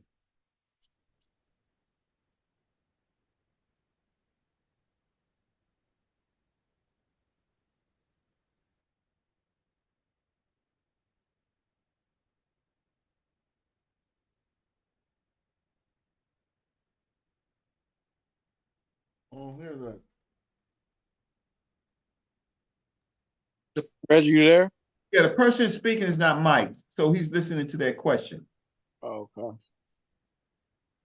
We can't hear you. Skip that. And nobody's going to hear that. Yeah, that's a great question. Okay. Yeah. I'm getting that actually not from my own analysis, but I think it would take Soderbergh years ago to point this out by an analysis of the text and see where these campaigns are going to. They're not going to the now. So one of the things he just said is he's getting his analysis from the text, all right? Even though he knows that some of the text is just, how can I say, Egyptian propaganda or ancient Egyptian propaganda, because, you know, they like to win all the time, but go ahead. Right. Yeah, hyperbolic text, I have to be cautious when it came to when to push and suppress whatever, because that's a trope. That's an ideological trope of restoring order in the face of rebellion and chaos from the topical order. So the actual evidence of really pin down locations, suggests that it was not functioning that way. I think part of the solution, and so why is it, so why aren't people more in conflict? And I think the solution is that there was, for one thing, collaboration. So it's the advantage, especially of the elites. But then you also have this long history of both colonization, but also intercultural interaction and intermarriage and entanglement. Oh, you hear that? Did y'all hear that? Intermarriage, entanglement, right? That these people are connected. That's right. For Nubians and Egyptians both, they were not unfamiliar to one another. So it's not like the New World conquest. We have people coming who are might as well space aliens coming into this other situation. These were people who had a long familiarity stretching back certainly to the Old Kingdoms, but also long before that, arguably into the period of the Sahara as the foundational feature. So they shared a lot of common ideas, conceptual kind of common conceptual framework, but also for their way. So that might have allowed the empire to go on in a way that was much more stable. And it's interesting too that then it separates away and so that's a lot of integration and solidarity rather than if you go on, they break apart into individual chiefdoms.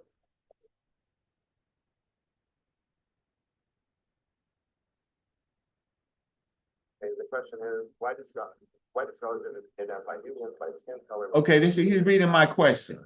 So he's gonna read my question, right? Okay, so let's get back to, so when he goes up, he's gonna read my question, sorry. Evidence down location that it would not functioning that way. I think part of the solution, and so why is it, so why aren't people more in conflict? And I think the solution is that there was, for one thing, collaboration. So it's the advantage, especially of the elites. But then you also have this long history of both colonization, but also intercultural interaction and intermarriage and entanglement. But then also for Nubians and Egyptians both, they were not unfamiliar to one another. So it's not like the New World conquest. We have people coming who are might as well space aliens coming into this other situation. These were people who had a long familiarity stretching back certainly to the Old Kingdom, but also long before that, arguably into the period of the Sahara as the foundational feature. So they shared a lot of common ideas, conceptual kind of common conceptual framework, but also for their way. So that might have allowed the empire to go on in a way that was much more stable. And it's interesting too that then it separates away and so it gets a lot of integration and solidarity rather than if you go on, they break apart into individual chiefdoms. My question. Okay, the question is, why do scholars identify Nubians by skin color when frequently it's not shown there? Data better. The text helps us better by comment. And so I would agree and slightly disagree in the sense that yeah, I think we have to be careful with just snapping skin color correctly in Egyptian, because sometimes Egyptians are shown with rather dark complexion. You heard that? Did you hear that? Sometimes we got dark complexion Egyptians. What did he say? He said, you know, the skin is, you got to be careful with this, with the color mapping, right? You got to do it appropriately because oftentimes Egyptians are shown as dark skinned. I'll play it again.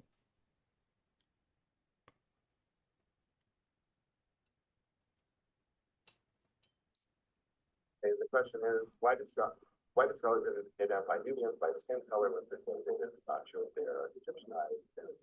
So I said, why do they always apply skin color? Identifies Nubians by skin color when the textual data doesn't necessarily show that, right? The text helps us better by comment. And so I would agree and slightly disagree in the sense that yeah, I think we have to be careful with just snapping skin color correctly in Egyptian, because sometimes Egyptians are shown with rather dark complexion, sometimes Nubians are shown with rather light complexion. But in the foreigner topos, He says that Nubian Egyptians are sometimes shown with dark complexions and Nubians with light complexions. Do I get a bomb? Is there a bomb? Is there a bomb for that? Boom, boom. Huh? Is that a bomb for that? I wish I had a bomb. Boom. It's black for Nubian, red for Egyptian, yellow for Asiatic. So, so to that extent, it depends on the context of where it's system. It depends on the context. But also the mapping of modern racial categories of Nubians are black, Egyptians are not black, is highly common. You heard that? Did you hear that? Say it again. He says, I gotta play it again. Dang. I gotta play it again. I mean, can I get a bomb for getting this out of him? Wait.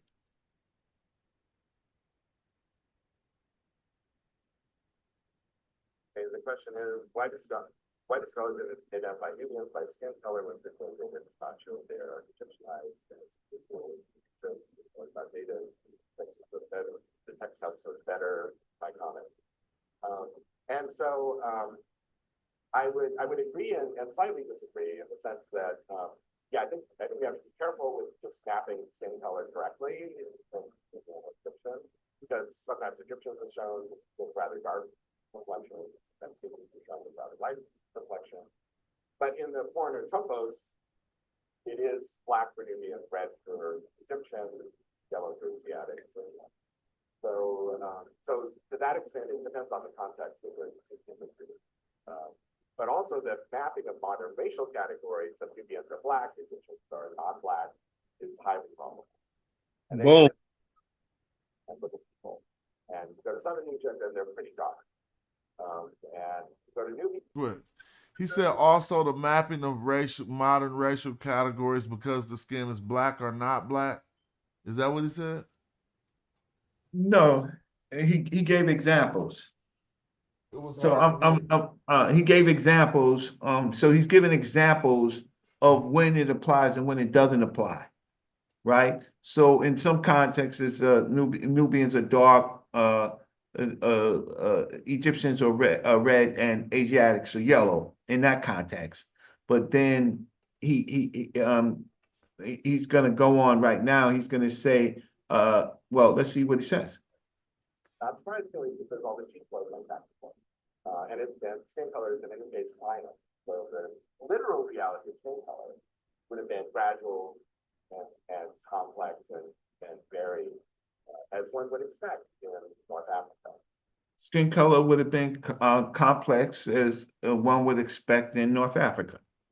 Yeah, farther away from the equator, people closer to the darker, and people move around. So I see that in places like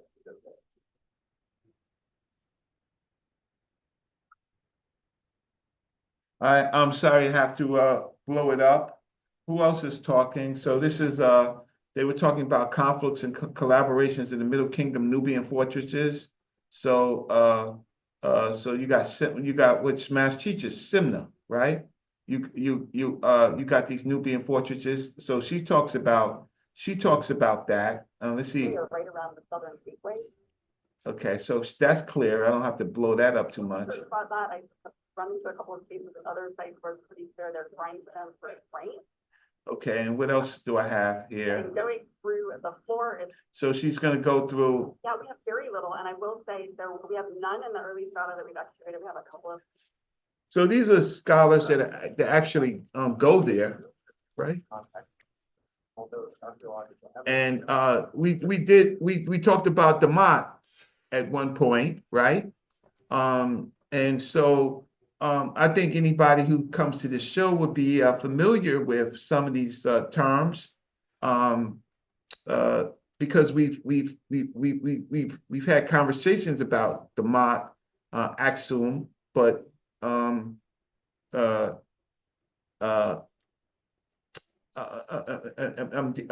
trying to locate these places.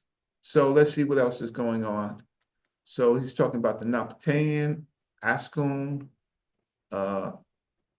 Meroic. See if he's clear. Let's see. I just want to see how loud it is. So Okay, here's Solange Aspies. So I have her. We got Empire in the Kingdom of Meroe. In 30 BCE, after defeating Cleopatra and Antony in a sea battle at Actium, Augustus arrived in Egypt to find Cleopatra and Antony dead and claimed Egypt. So I have that. Well, she loud. She ain't low. We can hear her. Oh yeah, I know. I'm not playing it though.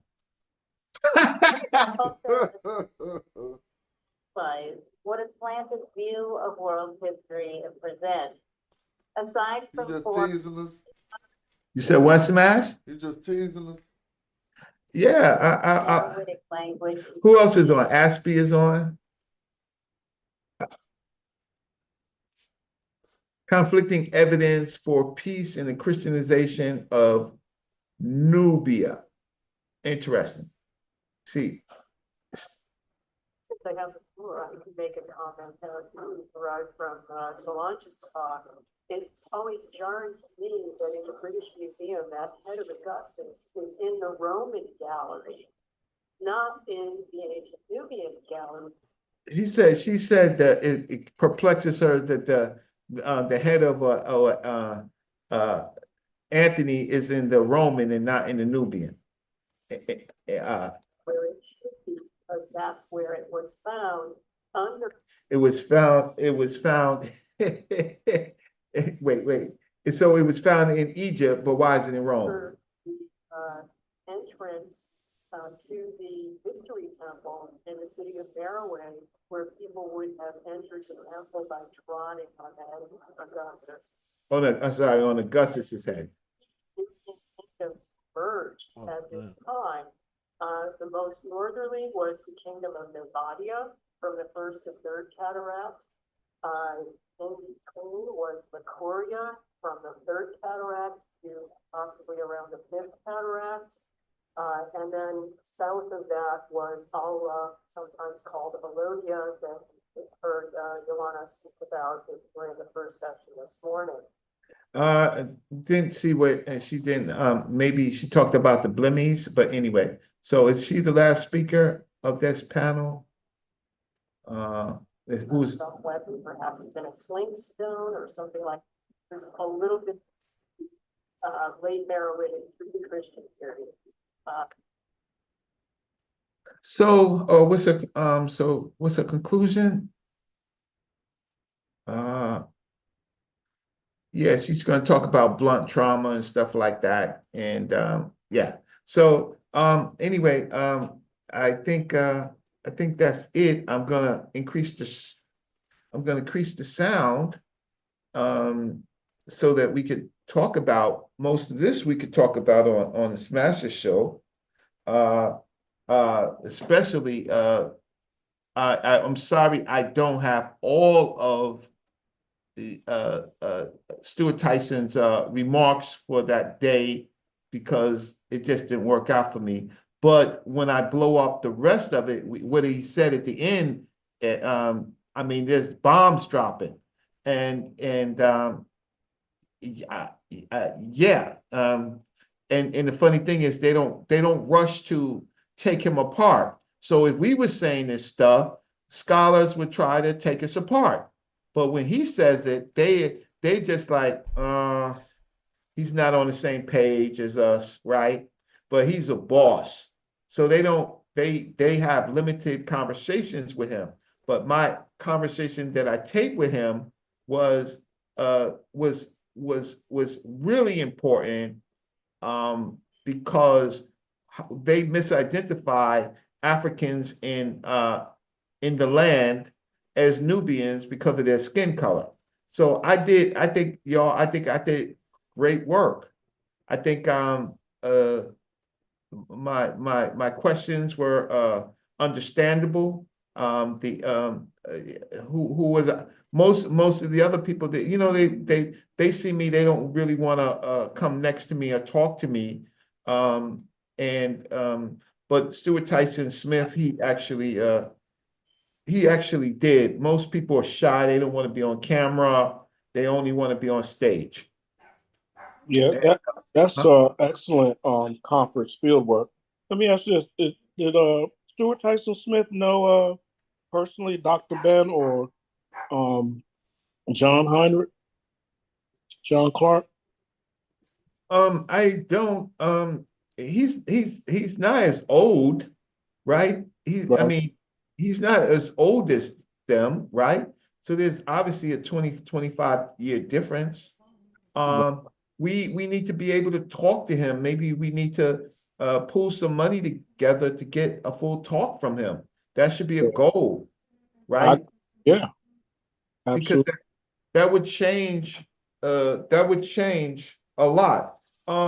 Our intellectual adversaries, there's not much what they could say is, oh, there's of course obviously the diversity of Africa. Okay, if everybody knows that, then why are you misapplying people in the land as Nubians when they may not be Nubians, Right. right? And so that was a dynamic that I think I championed. I had a major success in this this conference. What else? So I went to the Museum of Fine Arts. I went there. And so me and Jed went there, and we went through the whole museum. I was able to kind of like, because I've been there twice, orientate him to the museum. We got good pictures of the reserve heads. We got Old Kingdom. We got a lot of Old Kingdom stuff. Steles, Old Kingdom stuff. Almost at the time, maybe before the Hotep Dinosut, because in some of the material you don't even see the Hotep Dinosut, but you see the offerings. Right. So that's an Old Kingdom. And the Old Kingdom stuff, you would think that it's all limestone, but some of it is just like marble. It's really really shiny, really beautiful. I don't have those pictures. Those are on my phone also. I think what I have, and then prior to going to Boston, I went to the Museum of Metropolitan, where they have a new exhibit called Flight into Egypt, where I think I talked about it earlier on the show. Basically, they took our work, the African American work, and they use this word "flight into Egypt" based on some painting of Jesus going into Egypt. But the beautiful thing about it is our so-called flight into Egypt was different than after Napoleon and the Europeans went into Egypt. We have our problems, but you know, they had problems with mummy dust and eating mummies and stuff like that, and occultists. We have obviously some of that, but the extremes are a little different. So in the Metropolitan Museum of Art, I talked about it, that they left out a lot of experiences like Smash and his group, Casual and his group, which should have been there. So either the people who put it together just didn't know enough, and they should have been more. I mean, there were some things that they should not have left out, but they did, and I'll show you some of the pictures of that. I think just so I Red, think yes. before you go forward, I just wanted to ask the question. So overall, your trip to Boston and the conference itself, hopefully you got or someone recorded Jed's presentation. And please don't forget to tell us about his presentation. What it was about, and how he did. And overall, if you were to summarize, how was the conference, and how did you enjoy the conference? Oh, the conference is so what I can show about the conference is that the conference seemed to be split on what we call Egypt and split on the Near East. So if you go to, let's see what Jed sent me. Maybe I can show you what Jed sent me about the conference. the sessions, and I'll do more on that later. So it's just, remember, these professors are bringing their students, they're presenting, they're doing what we do, at least on, some of our shows, right? That's why I think that we're ready. Other groups in other places, they're not ready. They are stuck in fairy tale world trying to prove biblical stuff like the conversation we heard earlier with Sarah Sin. They are trying to Hold prove. on, brother. You need to chill. That's not my conversation. I was just talking just like everybody else, so you need to calm down on it. Well, I didn't finish what I was saying. But you just made that conversation as if I was the one who brought up the conversation. I'm gonna need you to calm down on it. No, well, Smash brought that conversation up. Say that again? Smash brought that conversation up. He was doing that pseudo judo. Oh, Smash? Yeah. What, Smash, you was doing some pseudo judo? He spearheaded that Abraham coming out of Ur. Oh, he did that? Yeah. Oh, I apologize. I apologize. I remember I came in late. You got to remember I wasn't part of that. No, but, we were just having fun anyway. It wasn't like we were serious about it. And I'm not a Hebrew, so I don't even know why you even think that that's me starting the conversation. I heard Moses and all this hocus pocus. So I can apologize. You want to beat me? You want to roll me down with a tractor? Like I mean, you was beating me up. I didn't say nothing. But I apologize. All right, I appreciate it. Okay, I apologize. I'm not Man, what are y'all in here talking about? You? They said that you brought in some pseudo judo. Nah, y'all know the context of that story. Whenever you're gonna talk about it, you talking about a story, and not really history. Fairy tales. Okay. Yeah, fairy tales. So let me put in. I'll show you how the conference is kind of broken up, and so let me find this. But I would, I would say, thanks to Jed and Monica and my other friends, they got me into place, and my presence was my work, and all of carrying our work into it. They know we're here. They're kind of surprised that we can do the things that we do, right? Everything that's on the screen as far as Netcher, most of it we can read. So let's bring this down. Now, Reggie, I know you used to let some of your close contacts know when these conferences are. You got to start doing that again, because my cash apps are low. Freak out of here. My cash apps. So here's the online schedule. I'm just saying that way we can all roll up there a little deeper sometimes and show up at the conferences and get some of the information and help out with bringing some of that good work back with us. It'd be great if some people were in the Boston area, but it was expensive. Yeah. Hey, listen, next thing I know, I'm getting a plane ticket and a hotel at the last minute. That was nice. So you would recommend that all of us that are listening try to make some of these conferences, right? That's why I said I have a history of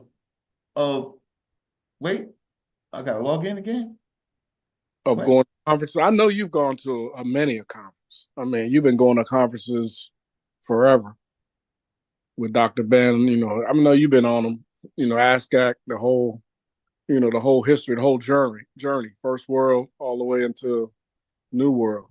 So, but we young ones, or not young. Well, I'm not young, but we newer ones to the studies. We need to start going to these conferences too. Well, for years, I was asking people to come walk the museum with me. Some people have Sadiq and Smash and others, and other people have not, right? So now I'm like, okay, so now what happened was I created monsters. So people who weren't even doing this, then they get hair on their chest and some balls, and now they're nitpicking my work, right? Well, we don't listen. We don't listen to those. Yeah, but detractors. I understand that may be true. That actually, some of you are good. That's why I'm talking to you today. So, but now I've realized I realized something the other night, and I wasn't hurt, but I know the places where I need to be at. So I don't need to be in places talking to K through 12 without any extra. All right, Reggie, slap up some metal netter so we can wind down the show. Since the title, I'm gonna wind down. You want me to do what? Slap up some metal Netcher. Believe it or not, in the conference there was not a lot of metal Netcher. Hey, Smash. What's up? Can I say something that's kind of in relation to what Reggie was talking about, the video that he showed with the presentation? Go ahead. So I just want to say that the word Egyptian and Nubian are misnomers. Like, and even to say they weren't Nubians, they were Egyptian is kind of like, eh. So I think I got a better way to say it, and I'm gonna just let me run through this real quick. So I'm gonna stop sharing my screen because this is okay. Yeah, that's interesting. So I'm gonna stop sharing my screen. There That's wasn't there wasn't a lot of Medu Netcher. Jed had probably the most Medu Netcher in his presentations. Believe it or not, what they want to do is they want to talk around the subject, and they want to talk history, archaeology. At least I'm not saying these are Egyptologists, so all of them have had a hieroglyphics course, right? But you know, they might quote a translation, but they're not going to show it word for word. And a lot of times I got to give them credit. They only got 20 minutes. So Shimsu solved the problem for the ages, because this is the problem. When Egyptologists see dark-skinned people or dark people, they say that they're Nubian. And I caught them on that, right? I caught them on every panel that I went to. I got them on that. And so now we need to fine tune and maybe put it in a paper and make it a maybe something that could be presented. Facts. So Reggie, when you're saying they're not, you saying facts, but Reggie, when you're saying they're not Nubian, they're Egyptian. So this is why I want to just go through this real quick. So if I say this, right, so if I say this, clans became territorial groups, right?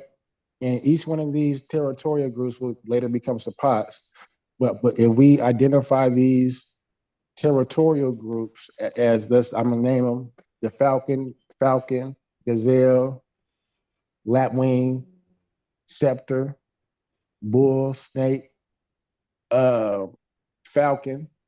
And let's say out of these clans, the falcon cult, because these are all individual cults who are identified each individually by their own cult symbol. So not necessarily color. So also the point I'm trying to make is all these gnomes or these territorial groups that I named would be within what they're saying are Nubian and Egyptian. So of course we're going to see different, variations of skin color, because they're not even identifying by that. They're identifying by, if you go to East Village, you're going to see their enzyme above their gate. You're going to know where you're going to. So out of all these different territorial groups, this particular Falcon group, Falcon cult, or let's just say Simsu Horus, followers of Horus, imposed their cult over all these other individual territorial groups or different clans. That's what I'm saying. And I don't like Nubian, Egyptian. So even so, when you're saying Egyptian, I would ask you, which territorial group are you saying particularly are Egyptian? Okay, so Egypt. Are you following me? Egypt and Nubia are geographical and having something to do with states. Has nothing to do with the Sapots. The people who are in these territories, which are Sapots, and they're in wadis, and they're in a number of, and then they're also in the Deseret, right? So has nothing to do with who these people are, right? This geographical, it's Africa. So I stood up and I said to one of the scholars that the problem here is your usage of Egypt. That's your problem. Your problem here is that you brought that up, and then what did they say? They said, well, we have words and we have to use words, and words describe things. That was his point, and my point was, it doesn't deal with the peopling in the Sapots, the gnomes, as you might know them, right? These lines that you cross with Nubia and Egypt, again, is geographical. It's not peopling. This is Africa, and so the. Could I ask you, when you say Egypt, because what I'm seeing here is the southern gnomes, particularly these probably like first 9 that I named, that are like what was it? The thinnest. I mean, these gnomes just like in the middle, Coptic, Waset, those gnomes right there, and the first, second cataract. Those gnomes are what we're saying are Nubian and Egyptian. I'm saying Nubians are everywhere. So Nubians, are we saying specifically? Nubians are everywhere. So I'm saying, so like when they separate the delta from these other gnomes, you know what I'm saying? Are they not saying both of them are Egypt, or are they saying that the delta is not Egypt? They're misapplying terms, right? So it's a research question on and a statement. The statement is that this is the Africa. South is Negro. This is Northeast Africa. The research question is that Egyptologists, right? Why do we Egyptologists apply skin color or concepts of skin color to peoples?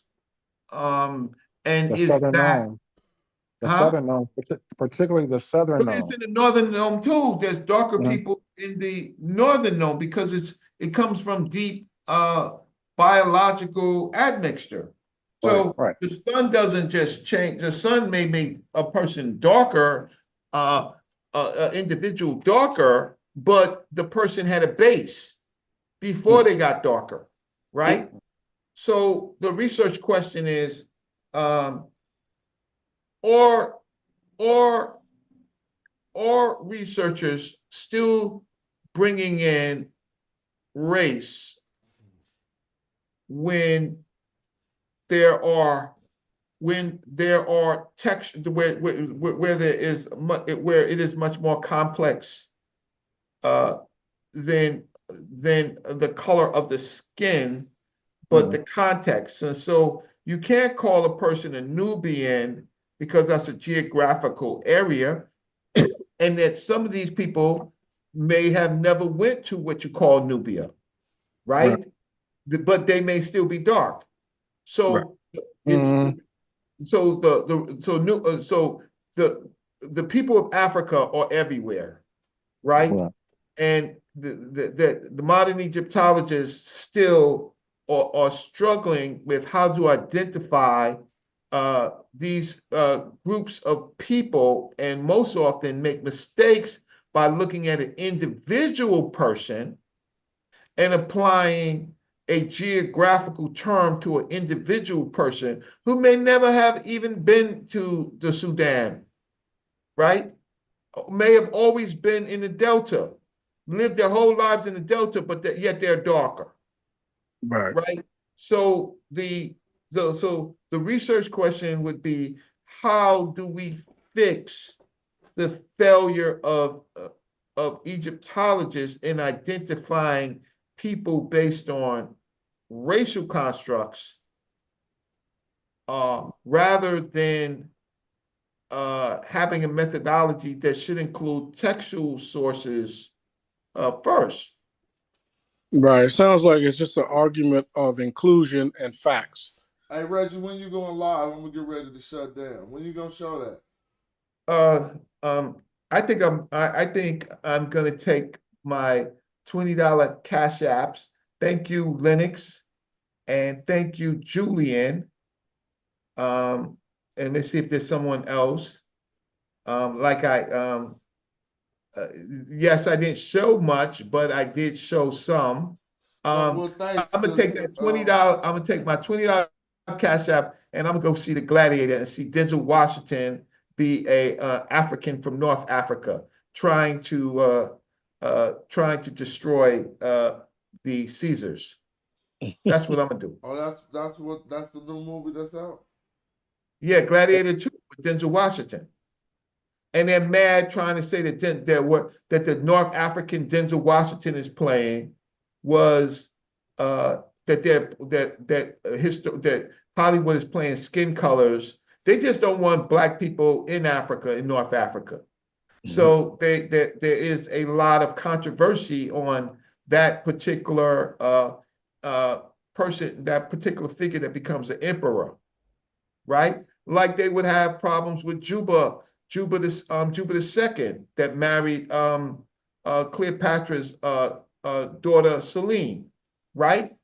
They have problems with, they always go into a racial construct. But yeah, Smash. So I'm done. I actually got a lot to talk about, but I will start. And then when I do my show, I can't stop people from taking things. I'm pretty sure that the other group, community of skeptics and all those groups, they're gonna find some things that they think is important, or how somebody messed that up, or whatever the case. But Stuart Tyson Smith, he was on his A game. He helped out the situation a whole lot. So with that said, hey, thanks Linux, and thanks Julian for buying me a ticket to see Gladiator 2. I appreciate that. I appreciate you, bro. Yeah, and I just got to get some. Maybe somebody else will give me some more cash apps so I can buy some popcorn. But if not for this great gift of people returning favors to me, not favors, but just honoring my work instead of what has happened to me over the years. And I realized it the other night. I ain't nobody's little boy, right? I'm a real student of Dr. Joseph Benjo Cannon, Dr. Leonard Jeffries, Dr. John Clark, Dr. Jacob Carruthers, Dr. Riketti Ahmed, and a lot of these other people are just young boys that grew hair on their chest and grew some balls, and they want to act, and they have no real contribution to anything, no conferences or no nothing, and then they want to have me argue with some K through 12 without any extra credit people. Now I don't mind K through 12, I don't mind that. But I do mind when you haven't done any extra credit. right? And you have these bogus ideas. And I realized I just realized how I have been treated. It just all came to me. I was laying down and I was like, you know what? I tried to give, but my gift turned into something else.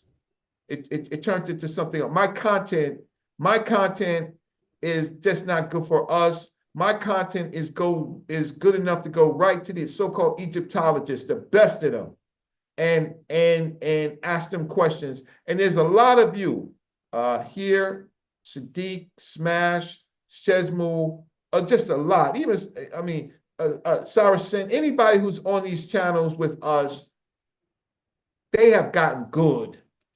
Better than some people who carry the title of Egyptologist or postgraduate student and make stupid conversations like, oh, you mean sarcophagus, not coffin?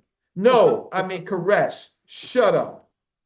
Like, go back to where you are, and you know what? Let's put up some meta Netcher and see what you can read and what you can't read. Shut up. You know what I would have told her? Well, actually, a sarcophagus. Do you know where that comes from? That they thought that the stone, not other things, but that the stone ate the flesh. So watch this. This is about to be hella crazy. No, they didn't, Smash. Watch this.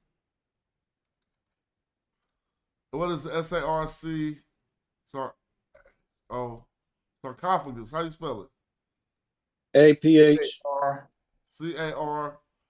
Sarcophagus. I need to somebody. I'm gonna spell it hella wrong. GUS. There you go. PH. That's what we messed up. It was the PH. Now watch this. Etymology. It was because they thought that. Watch this. I need to get the etymology. I put ETM, not ET etymology. Watch this. It's going to go to flesh eating. It says it right there. Flesh consuming. But I'm going to have to break this down to how people... It wasn't so that things could not consume the flesh. It was actually because they, for some reason, thought the stone consumed the flesh. Now look. It says type of stones used by ancients for making coffins, from the Latin sarcophagus, from the Greek sarcophagus, lithnos, limestone used for coffins. An adjective meaning flesh eating. A reference to the supposed action, the action of this type of limestone. So they thought the stone ate your body, bro. That's crazy. You know why? Because they would put the bodies on those stone, whatever called pillars or whatever, and then they would just rot. And they would say, oh, they come back and all they see is bones. Now check this out. It says, it is a compound from sarx, which means flesh or whatever, like see sarcasm, and phagine, to eat.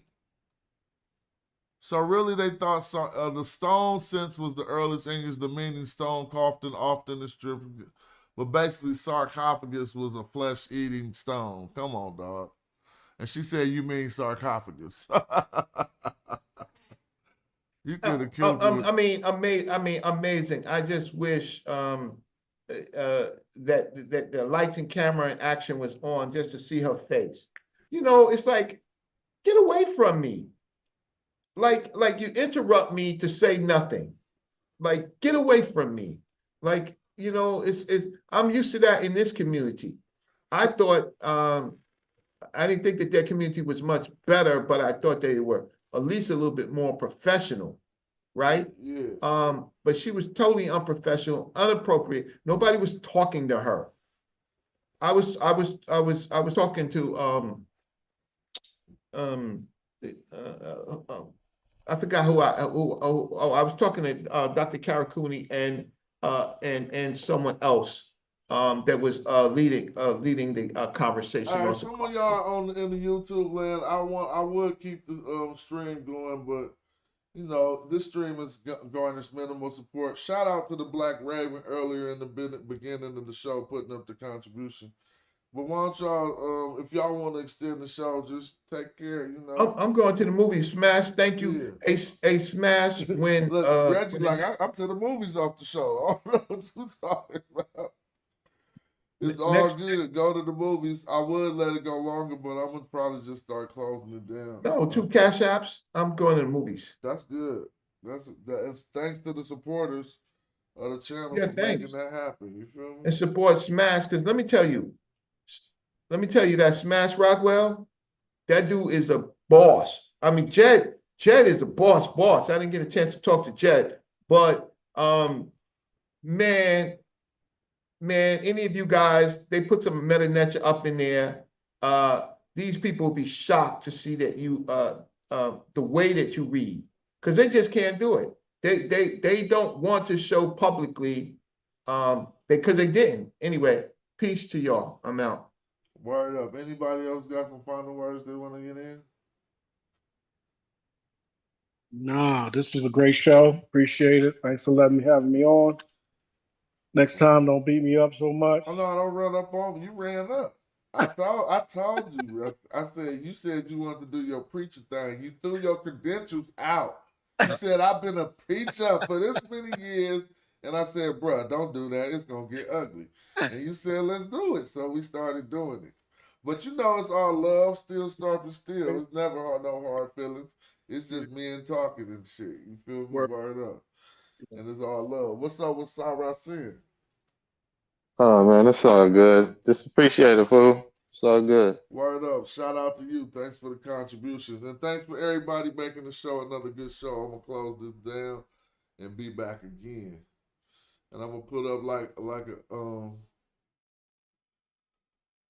I'm about to come out there with y'all. And so, all right, y'all. Thank you. It's dinner time. Thank y'all for all the contributions. Shout out to Sadiq and everybody in the chat. We up out of here. Peace.